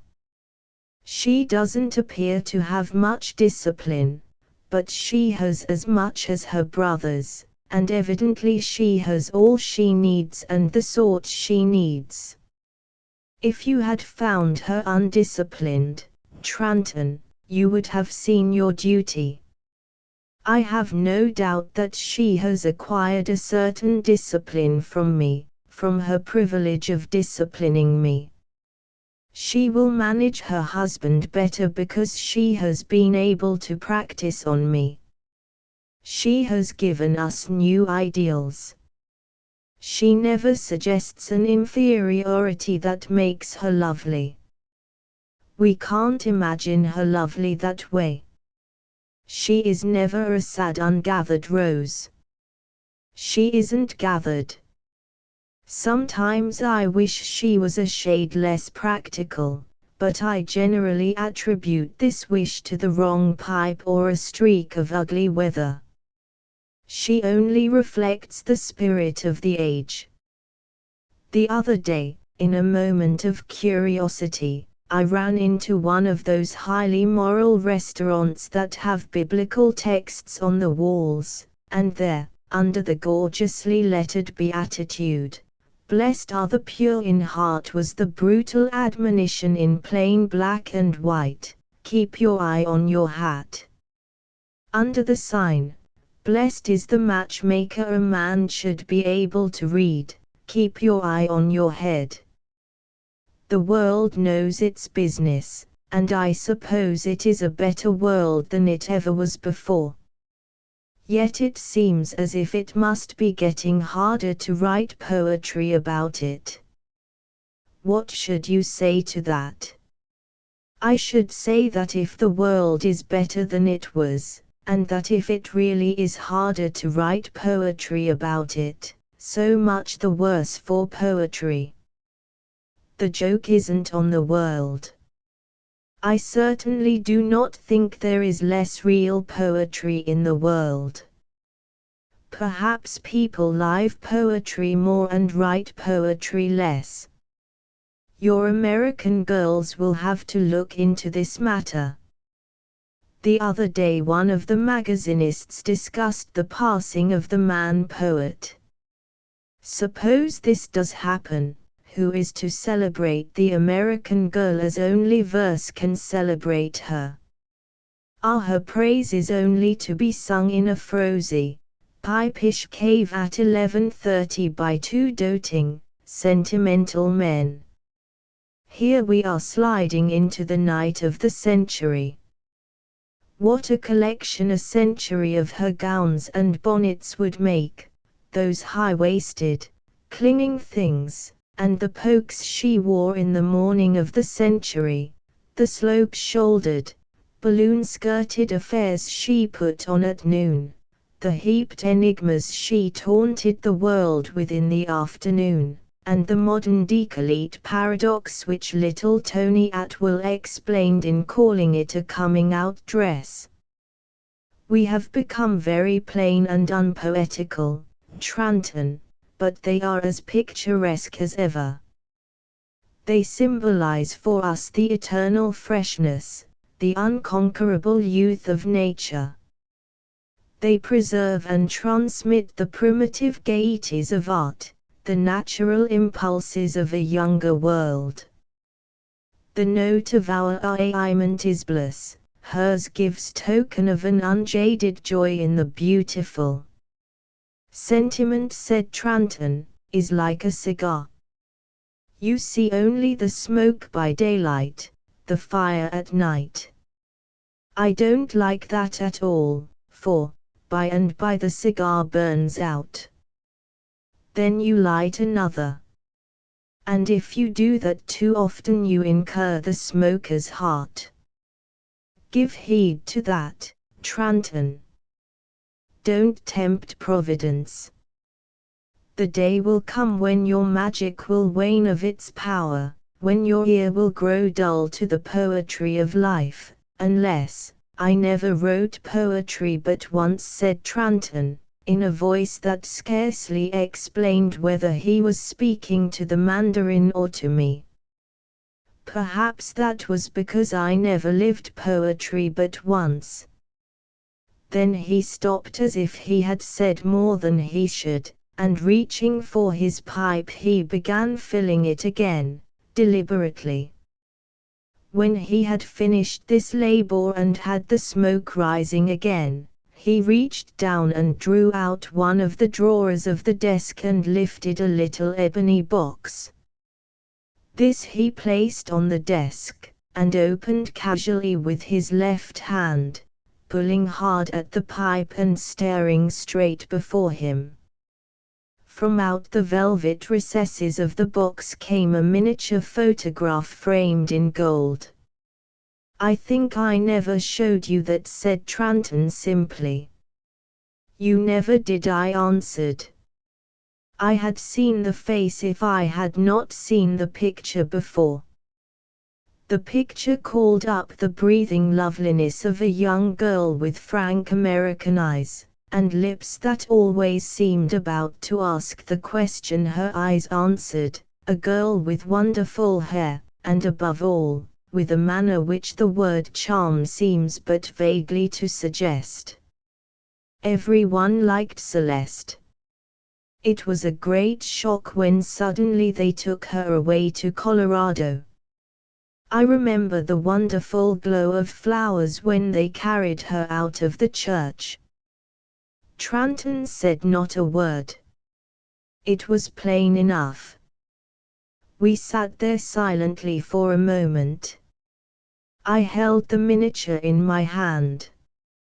Tranton, I said, not knowing what else to say, I guess the women understand you pretty well, after all. There was a moment of silence. I am very easy, said Tranton, to them. 9 with an engaged girl. Miss Velrose and Rollington will be engaged within 24 hours. In the sanctuary of love we find many who came to scoff and remain to pray, and Cupid in the sacristy, tugging at his vestments, is guilty of a purely voluntary and perhaps not wholly decorous drooping of one eyelid. Miss Velrose and Rollington have come back from the boathouse. They are sitting on the stone bench under that maple. Ah! Cupid has changed. Now he is reared in a kindergarten and is object taught rather than book taught. Arrows have gone out.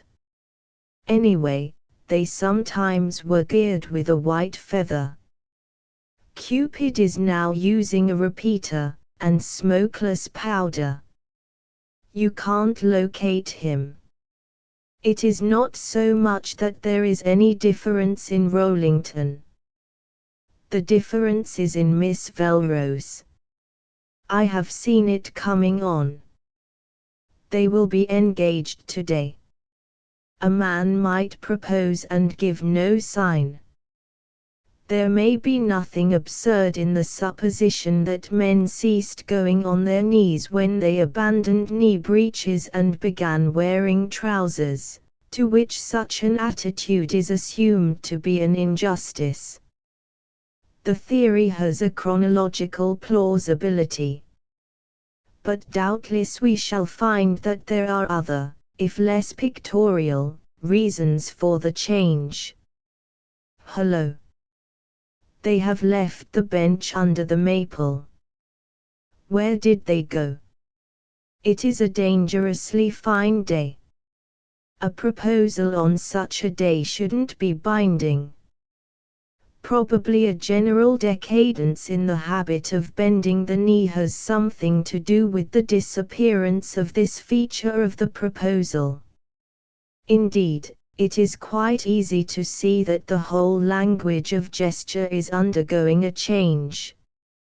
Witness the present simplicity of the hat-removing gesture as compared with the highly circuitous symbolism of the 17th century, and there is quite as great a change between the bow of our day and that of the colonial era as between the kowtow of the Japanese and the elegant salutation of the First Empire. Emerson complained of hand-shaking, though he was never stingy of his own friendly grasp, and the most cordial of modern handshakes is a great modification. As Perry says, the girls now give you only one joint. All merely physical expressions of deference are perceptibly dwindling. There is no telling where these changes may stop. Kissing, long condemned both by science and by cynicism, survives variously and without apparent abatement. But we cannot doubt that it is doomed. It may be the last of the interpersonal physical salutations to disappear, yet it must go. It is enough that we think, or at most look, our cordiality, and a woman, trained to these subtle readings, could not see a man physically kneel without laughing. In a telepathic millennium, not, perhaps, so far away, men will propose and be accepted without sign or sound, and the thought of photographic, or even of phonographic, record will be a meaningless joke. Oh! There they are, crossing the tennis court in the direction of the arbor near the pine grove. We learn from chemistry that not merely elements but sequences affect final quality. A sentimental situation may be tritely made up in this way: a woman, a man, a question, an answer. But how variously these may be put together. Undoubtedly they are visible through the foliage of the arbor if anyone chose to look. Let them alone. It takes talent to reject a man gracefully, genius gracefully to accept him. Many a woman loses her last chance of supremacy, if she does not imperil her equality, in the manner of her acceptance. I have heard a woman say that she never forgave her husband the artistic order and self-possession of his proposal. The brutality of such a thing lies in the fact that she cannot effectively do the same thing, though he might deserve it. Deny her surprise or confusion or some assumption of unpreparedness and you deny her a sophistry which sentiment seems by no means ready to give up. Of course they are still in the arbor. Who builds arbors? What do they build them for? Have those who build them prophetic souls? Why, it was Miss Velrose herself who once spoke to me about unfair advantages. I can hear her very words, and he took her away to sit out a dance, yes, on a romantic balcony where the moon gave everything a theatrical color, where you could hear only the chirp of the piccolo, and the chuckle of the cello, and sang to her the song of songs. It wasn't fair, of course. No girl could stand that. And a man who could live up to such a proposal would be a miracle. Be patient, I urged, there are new miracles. But they are not called men, she said. I know they are in the arbor, for there is Mrs. Velrose standing squarely in the middle of the coach road staring in that direction. When I asked Miss Velrose the other day who was in love with her now, she looked at me quizzically and asked, "Do you mean, who is abusing me now?" I presume that is the only abuse Miss Velrose ever has had to suffer, that of young men who have tried to scold her into being less obdurate. Women are not likely to reward abuse unless it is accompanied by tremendous persistency.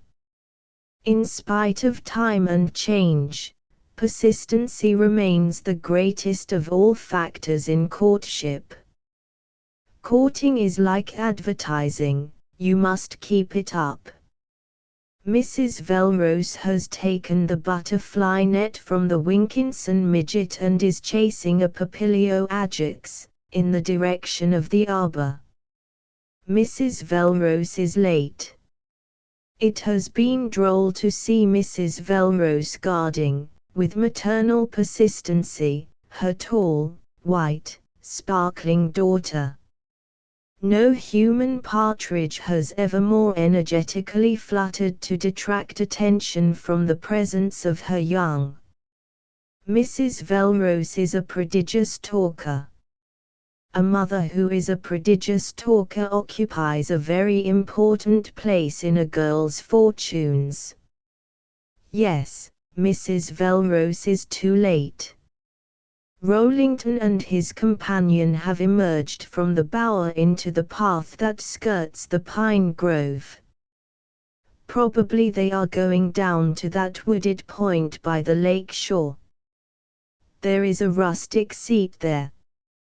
Yes, that is where they are going. Beyond doubt, the sweet inanities of courtship would be less sweet if not threatened with observation and interruption. The side glances of the world, the caution of parents, the inhibitions of society all play their parts. Mrs. Velrose has abandoned the Papilio ajax. She is coming back. A daughter is a great responsibility. But so also is a mother. It is wrong to suppose that children feel no sense of responsibility for their progenitors. That larger education which so many women receive vicariously when their daughters go to college is one enforcing nice discrimination upon the educator as well as upon the educated. The American does not object to being governed. He only asks to select the machinery and the engineer. The American's daughter expounds him. If every husband contrives to let his wife know how he likes to be managed, every daughter may find ways of making the yoke of her daughterhood exceeding light. In the debated matter of authority the American mother gives that she may receive. I don't suppose there ever was a more perfect partnership, taken at its best, than the partnership of an American mother and her daughter, until marriage, which dissolves all other partnerships, brings its great readjustments. Miss Velrose's voice, behind my chair. I must have dozed off for a while there. Yes, it is Miss Velrose. It was an interesting picture, laughed Miss Velrose from beyond the back of another chair, philosophy asleep. Philosophy has been caught napping before this, and by women. I should think philosophy might need a good deal of sleep. It learns more when it is awake. I looked straight across into Miss Velrose's burning blue eyes. Where is Rollington? Miss Velrose underwent a slight change of color. A person who has just awakened often asks such curious questions, she said. I was awake a little while ago, when you were walking on the path leading from the pine grove. I wish you would be seated. It has been dull here. And you must be tired after walking from the point. I shan't sit down unless you can explain why you are so well acquainted with my movements. Were you tracking me? Dear me, no. I had been sitting here reading the diary of a Puritan woman, Jonathan Edwards' sister. Prying into a woman's diary. That is what diaries are written for, to be pried into. What better luck could Sister Esther ask than so reverent a reader? You must let me read you a few scraps of it. We shall let Rollington go for the present. She gave me a queer look and seated herself in profile. Few girls have a profile like Miss Velrose's. She would delight a cameo cutter. Her nose is just right, and noses are important in profiles. You may see, I said, that even these Puritan girls had their troubles. It is on the 1st of May that Sister Esther writes, the time draws near when I must determine which of the two gentlemen to proceed with. Which of the two gentlemen? Even in those days girls met with an embarrassment of riches. What strikes me is that they were very grateful. Her considerable sense of spiritual things in September is followed by this declaration, I was also in the evening stirred up to thankfulness by a new garment. Probably I never shall see your diary, Miss Velrose. But if I should, it would be with no expectation of finding any thankfulness for the new garment. You modern girls take things dreadfully for granted. I didn't understand that you were to preach a sermon, murmured Miss Velrose. You have labelled me philosophy, and philosophy must expound. Listen again. Thanked the Lord for more than usual comeliness of countenance. Imagine you're expressing thanks for gifts in that direction. You take them for granted, too. But here is an important point. I think I shall pigeonhole it for an essay on the antiquity of feminine skepticism. It was in 1739 that Miss Edwards wrote, Mr. Hopkins praised me and I began to think that I was a clever creature and was much elated, but rejected all as coming from Satan. No flattery for Sister Esther. Ah, Hopkins. You were almost clever enough. She began to think. If you had been a little more adroit, she might have believed altogether, and what a comfort it might have been to her. Probably, Hopkins, you didn't give sufficient attention to the little accessories. Maybe there was no romantic balcony handy, or an arbor on the edge of a grove. Perhaps not even a rustic seat on a wooded point overlooking a lovely violet lake. The trouble is, said Miss Velrose, that men are so poor in invention. They are very dependent on accessories. But their dependence on accessories, on a correct setting for the scene, is the result, first, of a becoming diffidence, second, of an evolved delicacy. Let us suppose, for a moment, that a fellow is proposing to a girl. How droll, said Miss Velrose, still keeping her profile in position. In other words, fancy the most delicate situation in the processes of civilization. He has a certain thing to ask, she has a certain thing to answer. When it has gone so far, it is not so much what he asks as how he asks it. It is like lighting a Wellsback lamp. Sometimes it blazes up in a yellow, smoky flame. Then you have to turn it out and start again. You never can tell why the flame acts so. The flame has its own reasons for coquetting with the match. Miss Velrose gave a little snort. Of course the girl has the advantage. That is as it should be. It is like one of those suits in court where the defendant has the affirmative. She knows what he is going to ask. He doesn't know what she is going to answer, then.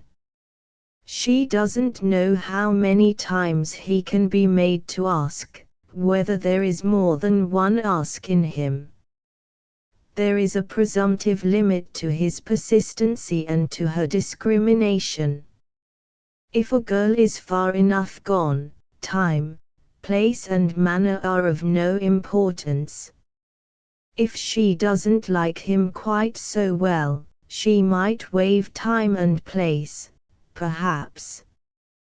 There are infinite variations. I was afraid you were going through them all, said Miss Velrose. But above everything, I pursued in defiance of Miss Velrose's irony, he must be definite. I once heard a girl say, I believe I was proposed to last night, but I am not sure. Some men weakly dread to ask the old question in the old way. They introduce dangerous artistic variations. Generally, declared Miss Velrose, it isn't art, it is caution. They wish to be dead sure before they are quite definite. They are like governments who throw out a hint of a proposed movement to see how much and how many of the newspapers will howl. You think he should plunge in with a gambler's defiance. You justify the gambling instinct when woman is the stakes. It is cowardly to want to be sure. It is worse than cowardly, for a man never can be sure. Yet a proposal is a big investment to a sensitive man. He can't afford as many proposals as she can. How could you like him unless he dared to lose all? If he is sure, the greater part of the compliment is absent. The greater the odds against him, the more it will hurt him to lose, the finer the honor he pays her. Yet because he wants to win, he must attend to every point. I only wish to defend him against your accessory's imputation. There are kinds of courage you wouldn't wish him to have. He may look an enemy in the eye, but he must not face the woman to whom he proposes if he wishes her to believe that he has a spark of sensibility. I once heard a man say that when he proposed he sat opposite a mirror. The brute! Miss Velrose's cameo relaxed, and dissolved into a three-quarter view as her burning blue eyes turned toward me. Don't! I cried. Don't look at me that way, or I shall have to stop expounding. You prove that what I say is doubly true. Suppose she looked at him that way when he was in the middle of it. Suppose that was part of her test. Impossible. Not in that crisis. The presumption is that she has inflicted that at an earlier stage. To be sure, if she wants to pile on the agony, there is no one to prevent her.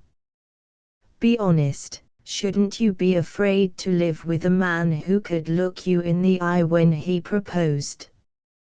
Should you expect him to anticipate composedly living with a girl who could look him in the eye when she answered him? Miss Velrose laughed softly.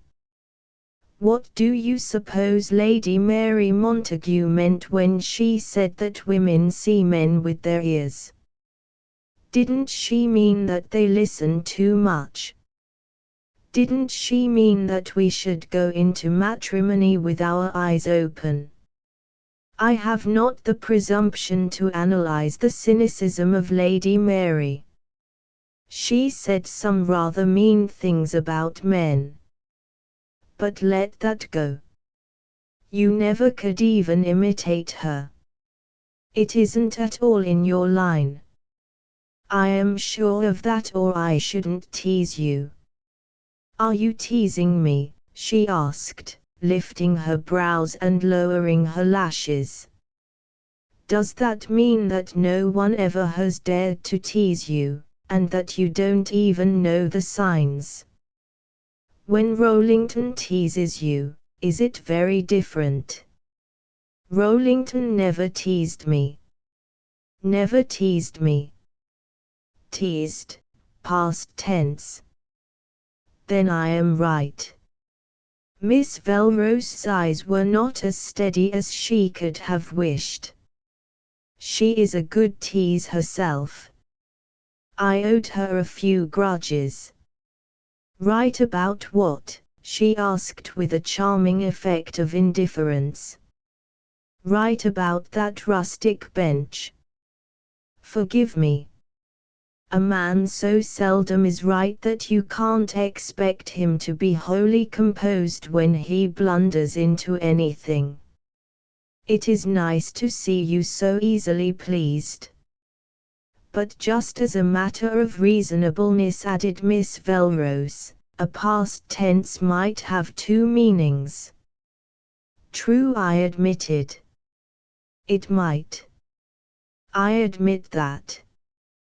But when one alternative is supported by unmistakable signs, why consider the other? Look at Rollington. She bit her lip, and did not turn her head. Rollington was sauntering up the path from the boathouse. He was endeavoring to look ennuyé. He is trying to look calm, I said, but it is a case of radiant repression. Rollington is a fine fellow. Sometimes the right thing happens. I am going to be more of an optimist than ever, even though you may never speak to me again. There are several things, said Miss Velrose very steadily, but with a little amused flutter of the lips, which someone should say to you. Oh, someone has. I answered, getting up.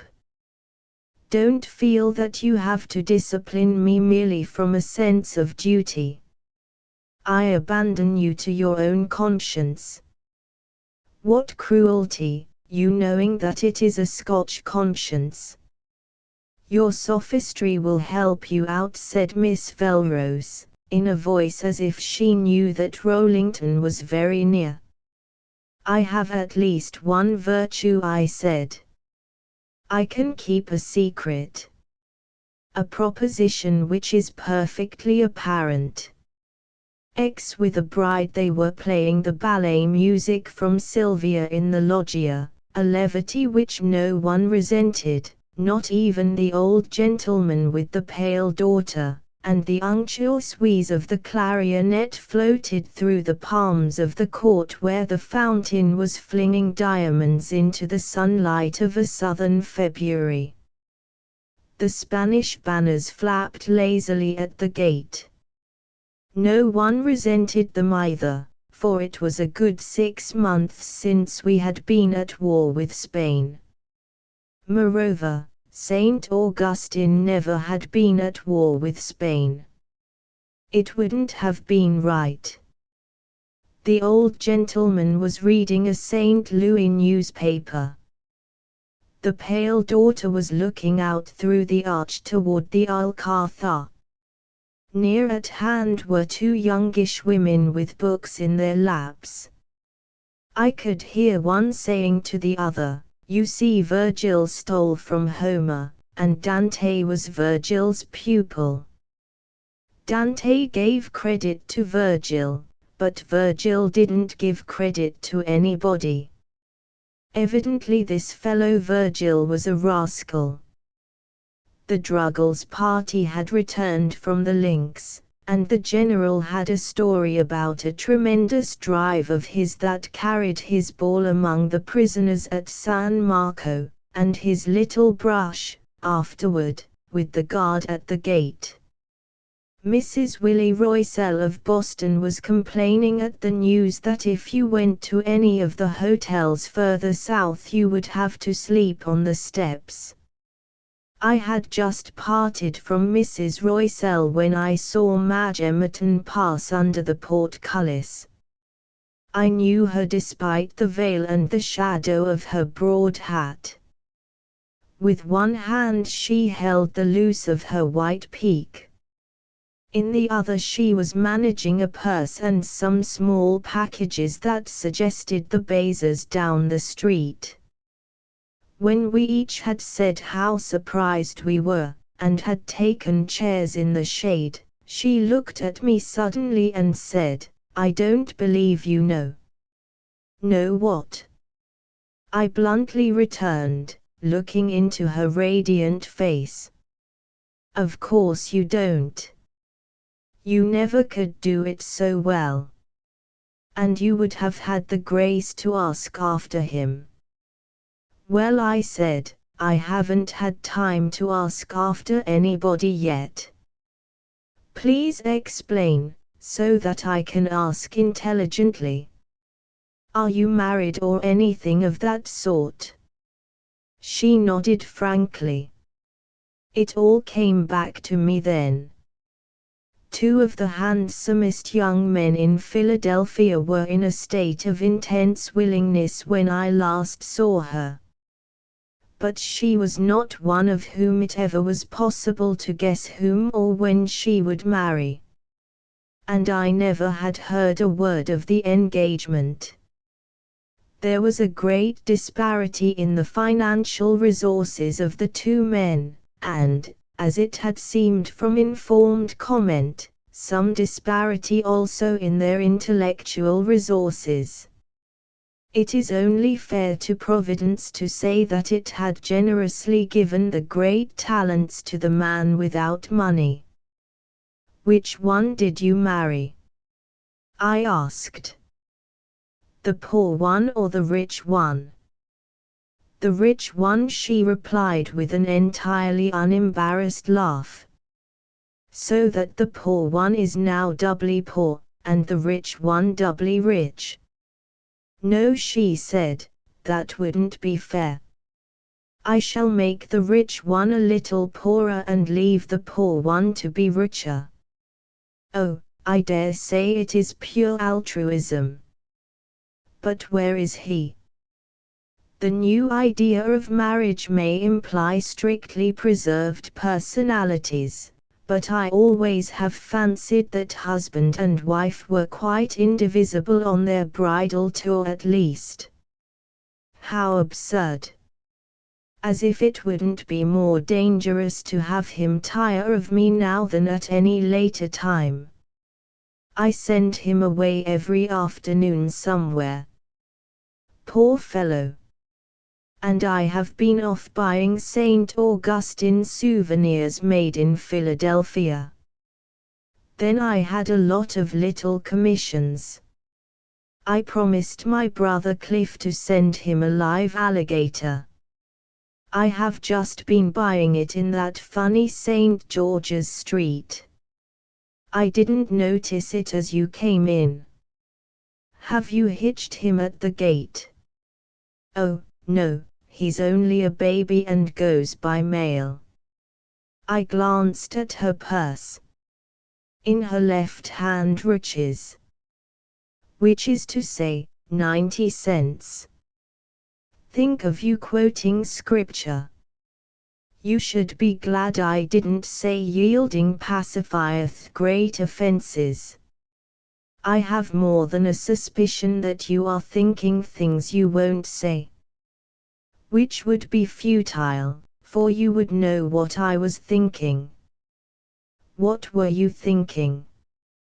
Perhaps of an inappropriate topic, marriage. How interesting. Tell me about it. It would be more sensible of me to go and find your husband and tell him he may come back, that you are dying to see him, and that you have spent all but 90 cents. Do you really think I am mean to send him away? Isn't that a good idea of mine? It is an excellent theory. I like it. But I hate to see either of you able to carry it out. He isn't able. He isn't carrying it out. He is only doing what he is told. You have begun well. It is great fun. He never will obey so implicitly again. I doubt that. The habit of obedience once formed is tenacious in husbands as in others. I hope not.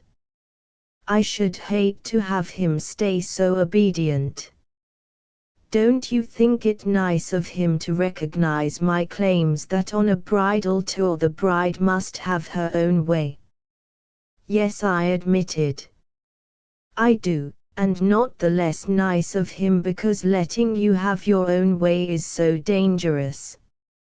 He seems to be utterly insensible to danger. It is charming. It is interesting to find that you have begun to understand him already. Dr. Johnson once said that few people who have lived with a man know what is remarkable about him. Probably he was right. Mrs. Johnson is known to have said that her husband was the most remarkable man she ever met, but there is no evidence that she knew what was remarkable about him. There is nothing remarkable about Bert. It is one of his charms. I remember once that when Mother was telling me I should acquire certain practical accomplishments upon which I might fall back in case of accident, I said that none of the professions attracted me, and that I preferred to be just a plain lady. Well, Bert is just a plain gentleman.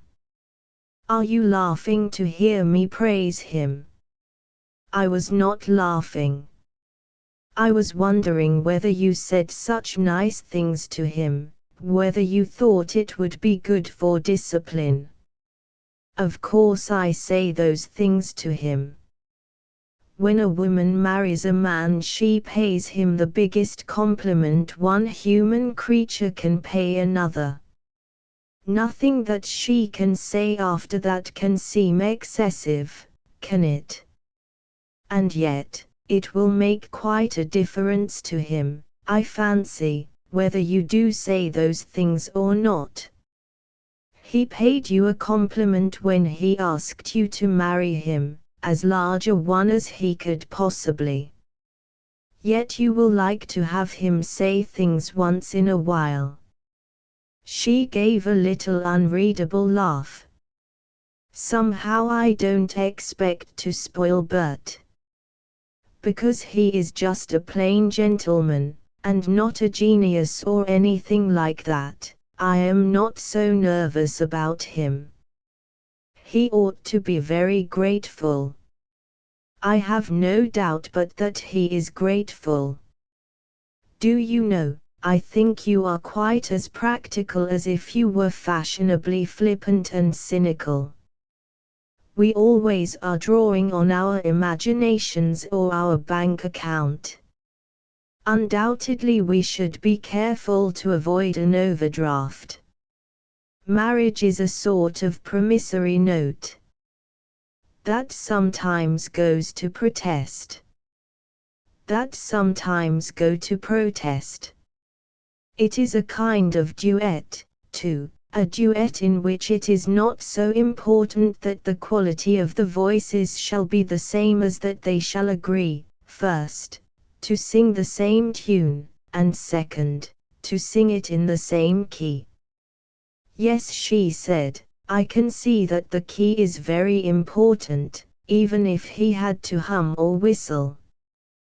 Which reminds me that Bert can scarcely tell one tune from another. It was General Grant, wasn't it, who only recognized two tunes, one was Yankee Doodle and the other wasn't. But Bert likes music, my music.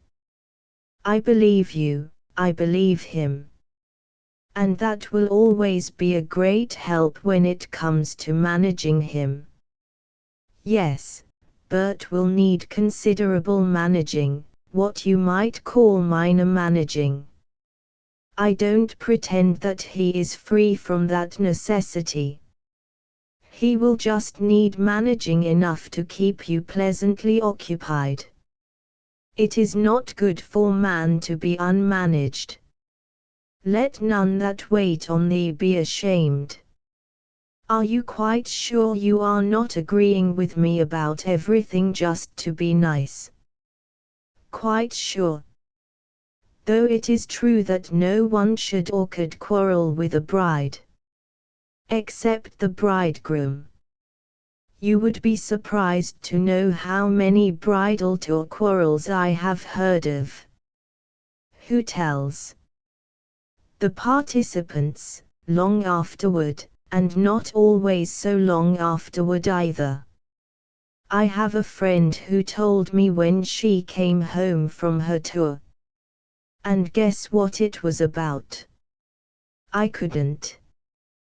Whether he or she should pay for some caramels. So you see there are bridal quarrels, and they are confessed. It is a pity. The quarrels or the telling? Both. But I suppose people who are low enough to quarrel would be low enough to tell. It doesn't seem likely that I shall quarrel with Bert. You see we are such good friends. That should make a difference. Perhaps that isn't a common situation. To be sure, you American girls are credited with inventing that idea, the idea of marrying a friend. Whom should we marry? Our enemies. We are told to love them, but not to marry them. They once seemed to divide society for a woman into friends, enemies, and husbands. The husband was just a husband. When a husband has been a friend, I see. You make marriage a sort of postgraduate course in friendship. I must tell Bert that I shall have something to add to his Emma. Yes, I said, Master of Hearts. I should like that better if it were not plural. It sounds too promiscuous. Bert isn't at all promiscuous. Let me see, Magister Amoris, that is scarcely definite enough either.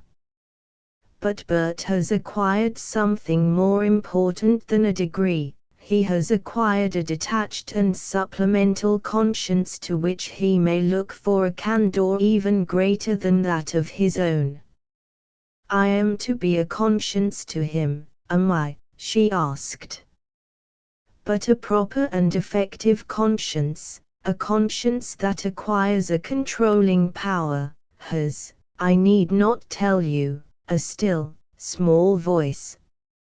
In this minor managing of yours, in the process of which you will act as Bert's detached conscience, you must be very dexterous. It has been said that the secret of being a bore is to tell everything. It is the same way with consciences. A conscience that told everything, that didn't know when to be inaudible, would get to be ineffective. All of which it is quite unnecessary to say to you. "Oh, I don't know," laughed the bride. "I enjoy being warned a little. It makes it all seem excitingly difficult." "You mean being warned a little more, for you must have been warned a great deal already." "Yes. All of one's friends help a little. Marriage is like a country surprise party, each guest of which has been asked to please furnish advice." Aunt Levina said, "My dear, marriage is like medicine. It isn't so much what you take as what you believe it is going to do." Papa said, "Madge, girl, ask your mother how she hypnotized me. That is the most painless way it can possibly be done." Mother said simply, "Always be his sweetheart," which amounts to about the same, I suppose, as Mrs. Cansett's counsel, "Make all other women seem less interesting to him than yourself." Major Carringwood said, "Boss him, Madge, boss him. But never boss him when he is bossing you. You see, it was all nice and easy. I shouldn't have any trouble at all." "I was wondering," I said, "while you were enumerating these items of advice, what sort of directions they gave to Bert. I mean beyond be good to her, my boy. If they give a man less advice, perhaps it is because there is less latitude for advice to him. Be good to her is a comprehensive gospel for him. Then it may be that she gets more advice because the situation really is more in her hands. Anyway, it begins to look as if the world had begun to insist that he shall be good to her. Even the world's advice to her is advice looking to that end. That all the world loves a lover means nothing more than that. The lover who stops loving has lost the world's love as well as everything else." "I must tell you," said the bride, "what Brother Cliff said not long ago. He had been sitting at the window studying life a long time, when he looked up and said, 'Mama, aren't there any happy married people?' We all laughed. Probably that didn't make the matter any clearer to Cliff. We shouldn't draw too severe an inference from satire. Perhaps satire is like news, it exploits the variations, the unusual.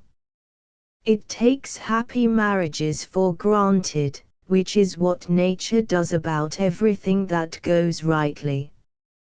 That's what my friend the editor tells me.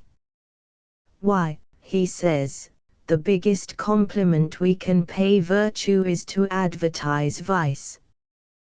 Can't you see that we stamp vice as exceptional when we class scandals with accidents? Yet it is too bad that we have to hear so much more about the failures than the successes. It is likely to have an effect upon us at times such as you observed in your young brother. Marriage is not only what they that marry make it. It is also what the onlookers make it. To paraphrase Dr. Johnson's saying about books, marriage should help us either to enjoy life or to endure it, and if it is to go on filling that great office, it is quite important that you American girls, who are credited with introducing so many modifications, should keep this in mind. "I don't know that I should feel quite comfortable," said the bride, "if I thought that so much really was left to me. It would be a great responsibility, greater, I think, than I should care to take up. You and the rest must forgive me if I forget all the advice. That is just what we all should hope that you will do. A woman's reason is the best of all reasons, especially for friendship and love. A friendship that could be explained would be stamped with inferiority. We love our friend, because we marry whom we marry, because, and we may thank Providence that it is so."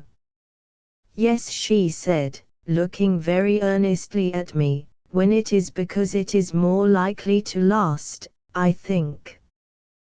Then a sudden change came into her face, the loveliest change that ever can come into a girl's face. I knew that he was walking up the path. "There's Bert. And I don't think I have told you yet, definitely," she said, leaning forward and speaking with her eyes toward the path, "that I liked him much better than the other from the very beginning. I only waited long enough to be quite sure that that was true.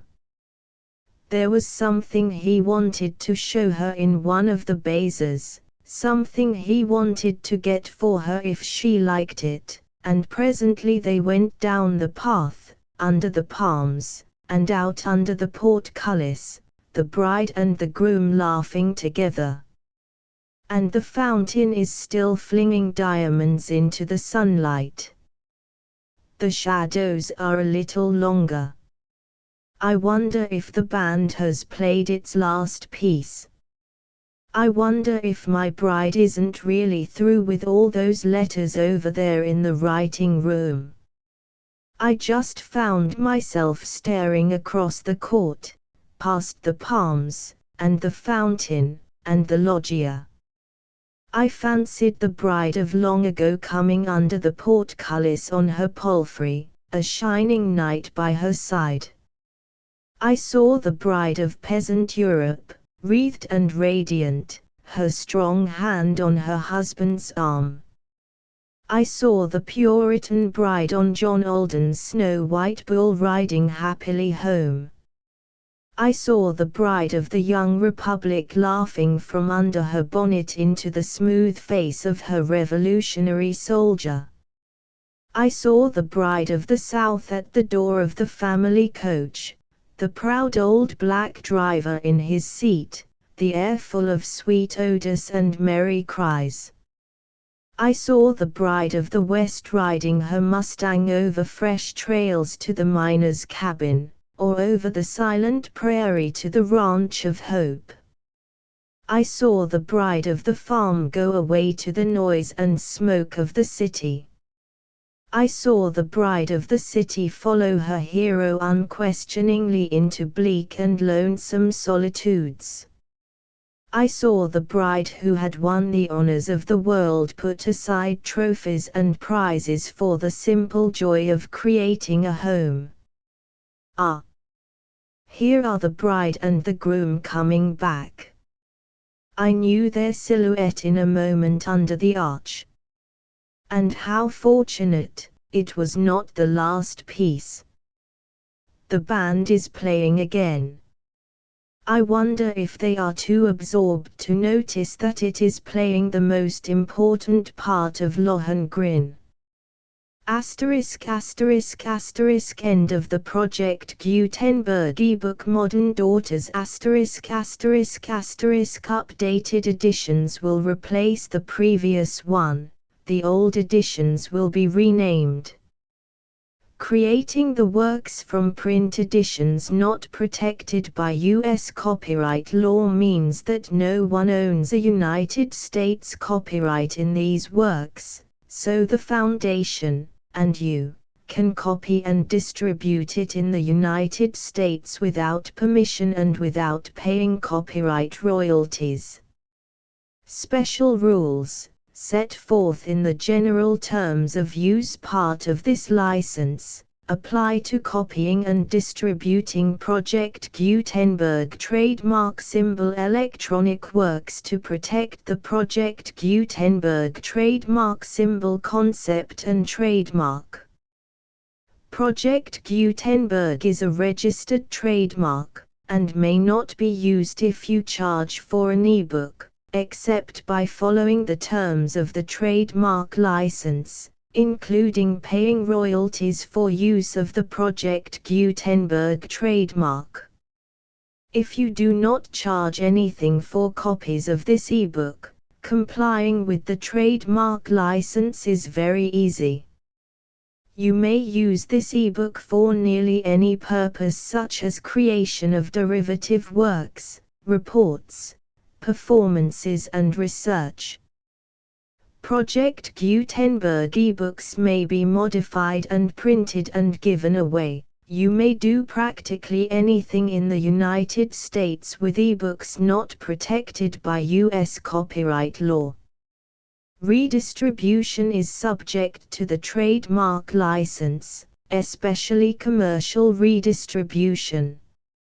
Start. Full license. The full Project Gutenberg license. Please read this before you distribute or use this work to protect the Project Gutenberg trademark symbol mission of promoting the free distribution of electronic works, by using or distributing this work, or any other work associated in any way with the phrase Project Gutenberg. You agree to comply with all the terms of the full Project Gutenberg trademark symbol license available with this file or online at www.gutenberg.org/license.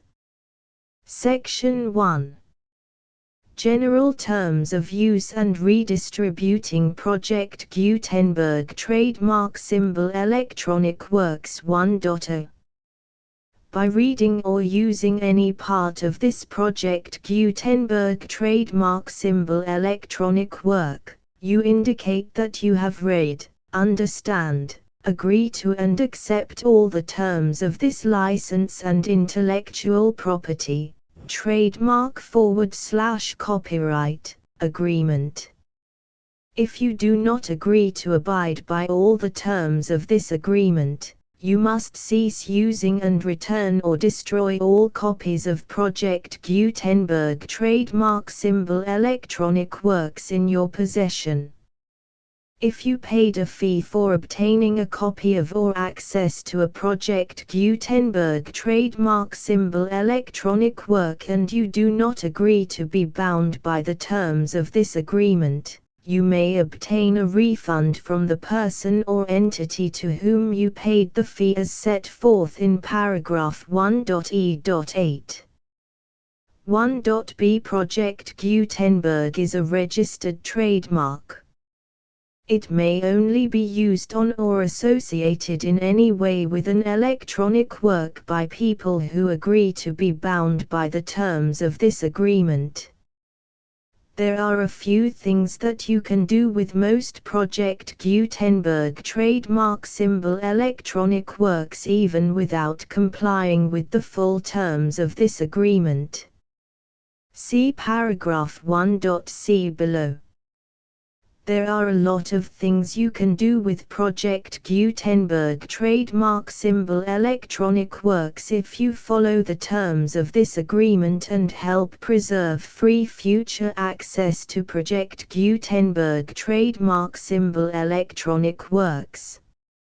See paragraph 1.e below. 1.c.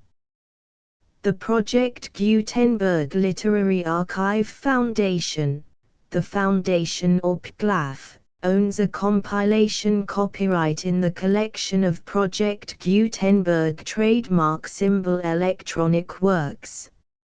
Nearly all the individual works in the collection are in the public domain in the United States.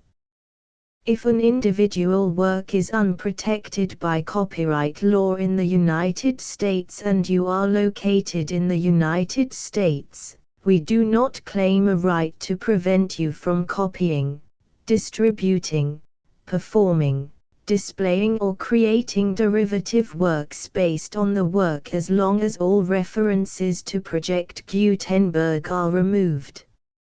Of course, we hope that you will support the Project Gutenberg trademark symbol mission of promoting free access to electronic works by freely sharing Project Gutenberg trademark symbol works in compliance with the terms of this agreement for keeping the Project Gutenberg trademark symbol name associated with the work. You can easily comply with the terms of this agreement by keeping this work in the same format with its attached full Project Gutenberg trademark symbol license when you share it without charge with others. 1.d. The copyright laws of the place where you are located also govern what you can do with this work. Copyright laws in most countries are in a constant state of change. If you are outside the United States, check the laws of your country in addition to the terms of this agreement before downloading, copying, displaying, performing, distributing or creating derivative works based on this work or any other Project Gutenberg trademark symbol work. The Foundation makes no representations concerning the copyright status of any work in any country other than the United States. 1.e Unless you have removed all references to Project Gutenberg, 1.e.1. The following sentence, with active links to, or other immediate access to, the full Project Gutenberg trademark symbol license must appear prominently whenever any copy of a Project Gutenberg trademark symbol work, any work on which the phrase Project Gutenberg appears, or with which the phrase Project Gutenberg is associated, is accessed, displayed, performed, viewed, copied or distributed. This ebook is for the use of anyone anywhere in the United States and most other parts of the world at no cost and with almost no restrictions whatsoever. You may copy it, give it away or reuse it under the terms of the Project Gutenberg license included with this ebook or online at www.gutenberg.org. If you are not located in the United States, you will have to check the laws of the country where you are located before using this ebook. 1.e.2. If an individual Project Gutenberg trademark symbol electronic work is derived from texts not protected by U.S. copyright law, does not contain a notice indicating that it is posted with permission of the copyright holder, the work can be copied and distributed to anyone in the United States without paying any fees or charges. If you are redistributing or providing access to a work with the phrase Project Gutenberg associated with or appearing on the work, you must comply either with the requirements of paragraphs 1.e.1 through 1.e.7 or obtain permission for the use of the work and the Project Gutenberg trademark symbol trademark as set forth in paragraphs 1.e.8 or 1.e.9. 1.e.3. If an individual Project Gutenberg trademark symbol electronic work is posted with the permission of the copyright holder, your use and distribution must comply with both paragraphs 1.e.1 through 1.e.7 and any additional terms imposed by the copyright holder. Additional terms will be linked to the Project Gutenberg trademark symbol license for all works posted with the permission of the copyright holder found at the beginning of this work. 1.e.4 Do not unlink or detach or remove the full Project Gutenberg trademark symbol license terms from this work, or any files containing a part of this work or any other work associated with Project Gutenberg trademark symbol. 1.e.5 Do not copy, display, perform, distribute or redistribute this electronic work, or any part of this electronic work, without prominently displaying the sentence set forth in paragraph 1.e.1 with active links or immediate access to the full terms of the Project Gutenberg trademark symbol license. 1.e.6 You may convert to and distribute this work in any binary, compressed, marked up, non-proprietary or proprietary form, including any word processing or hypertext form. However, if you provide access to or distribute copies of a Project Gutenberg trademark symbol work in a format other than plain vanilla ASCII or other format used in the official version posted on the official Project Gutenberg trademark symbol website, www.gutenberg.org, you must, at no additional cost, fee or expense to the user, provide a copy, a means of exporting a copy, or a means of obtaining a copy upon request, of the work in its original plain vanilla ASCII or other form. Any alternate format must include the full Project Gutenberg trademark symbol license as specified in paragraph 1.e.1.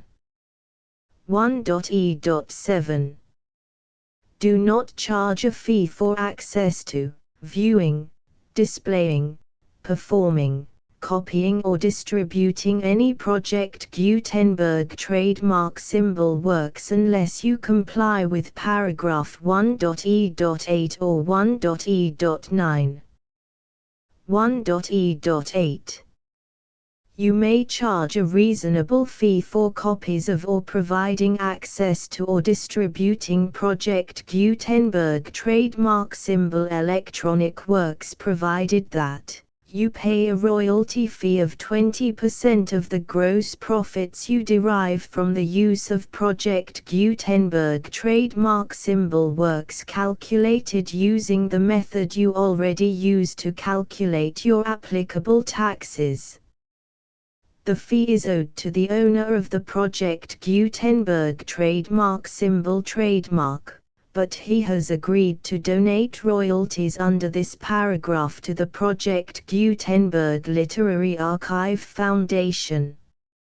Royalty payments must be paid within 60 days following each date on which you prepare, or are legally required to prepare, your periodic tax returns. Royalty payments should be clearly marked as such and sent to the Project Gutenberg Literary Archive Foundation at the address specified in Section 4, Information about donations to the Project Gutenberg Literary Archive Foundation. You provide a full refund of any money paid by a user who notifies you in writing, or by email, within 30 days of receipt that he does not agree to the terms of the full Project Gutenberg trademark symbol license. You must require such a user to return or destroy all copies of the works possessed in a physical medium and discontinue all use of and all access to other copies of Project Gutenberg trademark symbol works. You provide, in accordance with paragraph 1.f.3, a full refund of any money paid for a work or a replacement copy, If a defect in the electronic work is discovered and reported to you within 90 days of receipt of the work, you comply with all other terms of this agreement for free distribution of Project Gutenberg trademark symbol works. 1.e.9. If you wish to charge a fee or distribute a Project Gutenberg trademark symbol electronic work or group of works on different terms than are set forth in this agreement, you must obtain permission in writing from the Project Gutenberg Literary Archive Foundation, the manager of the Project Gutenberg trademark symbol trademark. Contact the Foundation as set forth in Section 3 below. 1.f1.f.1 Project Gutenberg volunteers and employees expend considerable effort to identify, do copyright research on, transcribe and proofread works not protected by U.S. copyright law in creating the Project Gutenberg trademark symbol collection. Despite these efforts, Project Gutenberg trademark symbol electronic works, and the medium on which they may be stored, may contain defects such as, but not limited to, incomplete, inaccurate or corrupt data, transcription errors, a copyright or other intellectual property infringement, a defective or damaged disk or other medium, a computer virus, or computer codes that damage or cannot be read by your equipment. 1.f.2 Limited warranty, disclaimer of damages, except for the right of replacement or refund described in paragraph 1.f.3, the Project Gutenberg Literary Archive Foundation, the owner of the Project Gutenberg trademark symbol trademark, and any other party distributing a Project Gutenberg trademark symbol electronic work under this agreement, disclaim all liability to you for damages, costs and expenses, including legal fees. You agree that you have no remedies for negligence, strict liability, breach of warranty or breach of contract except those provided in paragraph 1.f.3. You agree that the Foundation, the trademark owner, and any distributor under this agreement will not be liable to you for actual, direct, indirect, consequential, punitive or incidental damages even if you give notice of the possibility of such damage. 1.f.3 Limited right of replacement or refund. If you discover a defect in this electronic work within 90 days of receiving it, you can receive a refund of the money, if any, you paid for it by sending a written explanation to the person you received the work from. If you received the work on a physical medium, you must return the medium with your written explanation.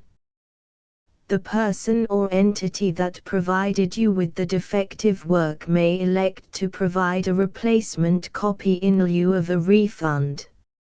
If you received the work electronically, the person or entity providing it to you may choose to give you a second opportunity to receive the work electronically in lieu of a refund. If the second copy is also defective, you may demand a refund in writing without further opportunities to fix the problem. 1.f.4 Except for the limited right of replacement or refund set forth in paragraph 1.f.3, this work is provided to you as is, with no other warranties of any kind, express or implied, including but not limited to warranties of merchantability or fitness for any purpose.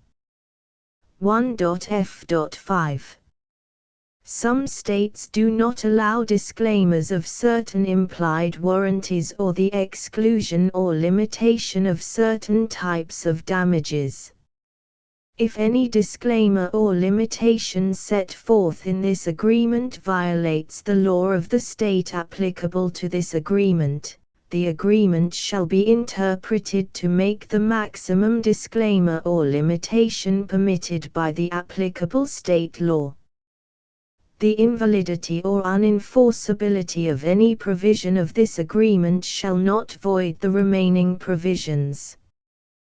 1.f.6 Indemnity. You agree to indemnify and hold the foundation, the trademark owner, any agent or employee of the foundation, anyone providing copies of Project Gutenberg trademark symbol electronic works in accordance with this agreement, and any volunteers associated with the production, promotion and distribution of Project Gutenberg trademark symbol electronic works, harmless from all liability, costs and expenses, including legal fees, that arise directly or indirectly from any of the following which you do or cause to occur. A. Distribution of this or any Project Gutenberg trademark symbol work.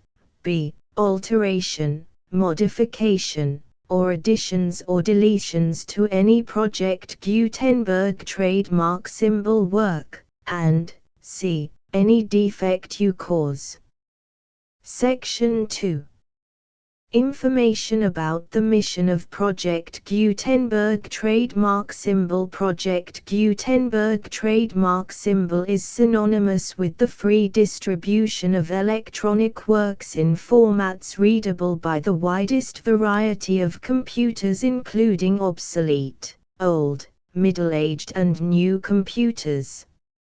It exists because of the efforts of hundreds of volunteers and donations from people in all walks of life. Volunteers and financial support to provide volunteers with the assistance they need are critical to reaching Project Gutenberg trademark symbol's goals and ensuring that the Project Gutenberg trademark symbol collection will remain freely available for generations to come. In 2001, the Project Gutenberg Literary Archive Foundation was created to provide a secure and permanent future for Project Gutenberg trademark symbol and future generations. To learn more about the Project Gutenberg Literary Archive Foundation and how your efforts and donations can help, see sections 3 and 4 and the Foundation information page at www.gutenberg.org. Section 3. Information about the Project Gutenberg Literary Archive Foundation. The Project Gutenberg Literary Archive Foundation is a non-profit 501(c)(3) educational corporation organized under the laws of the state of Mississippi and granted tax-exempt status by the Internal Revenue Service. The Foundation's IN or Federal Tax Identification Number is 64-6221541. Contributions to the Project Gutenberg Literary Archive Foundation are tax-deductible to the full extent permitted by U.S. federal laws and your state's laws. The Foundation's business office is located at 809 North 1500 West, Salt Lake City, UT 84116. 801-596-1887. Email contact links and up-to-date contact information can be found at the Foundation's website and official page at www.gutenberg.org/contact section 4. Information about donations to the Project Gutenberg Literary Archive Foundation. Project Gutenberg trademark symbol depends upon and cannot survive without widespread public support and donations to carry out its mission of increasing the number of public domain and licensed works that can be freely distributed in machine-readable form accessible by the widest array of equipment, including outdated equipment. Many small donations, $1 to $5,000, are particularly important to maintaining tax-exempt status with the IRS. The Foundation is committed to complying with the laws regulating charities and charitable donations in all 50 states of the United States. Compliance requirements are not uniform and it takes a considerable effort, much paperwork and many fees to meet and keep up with these requirements. We do not solicit donations in locations where we have not received written confirmation of compliance. To send donations or determine the status of compliance for any particular state, visit www.gutenberg.org/donate. While we cannot and do not solicit contributions from states where we have not met the solicitation requirements, we know of no prohibition against accepting unsolicited donations from donors in such states who approach us with offers to donate. International donations are gratefully accepted, but we cannot make any statements concerning tax treatment of donations received from outside the United States. U.S. laws alone swamp our small staff. Please check the Project Gutenberg web pages for current donation methods and addresses. Donations are accepted in a number of other ways, including checks, online payments and credit card donations. To donate, please visit www.gutenberg.org/donate. Section 5.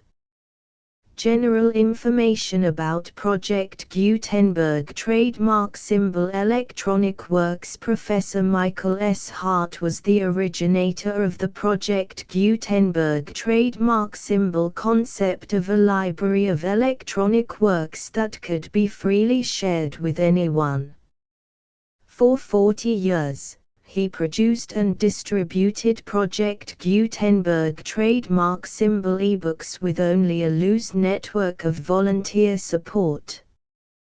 Project Gutenberg trademark symbol ebooks are often created from several printed editions, all of which are confirmed as not protected by copyright in the US unless a copyright notice is included.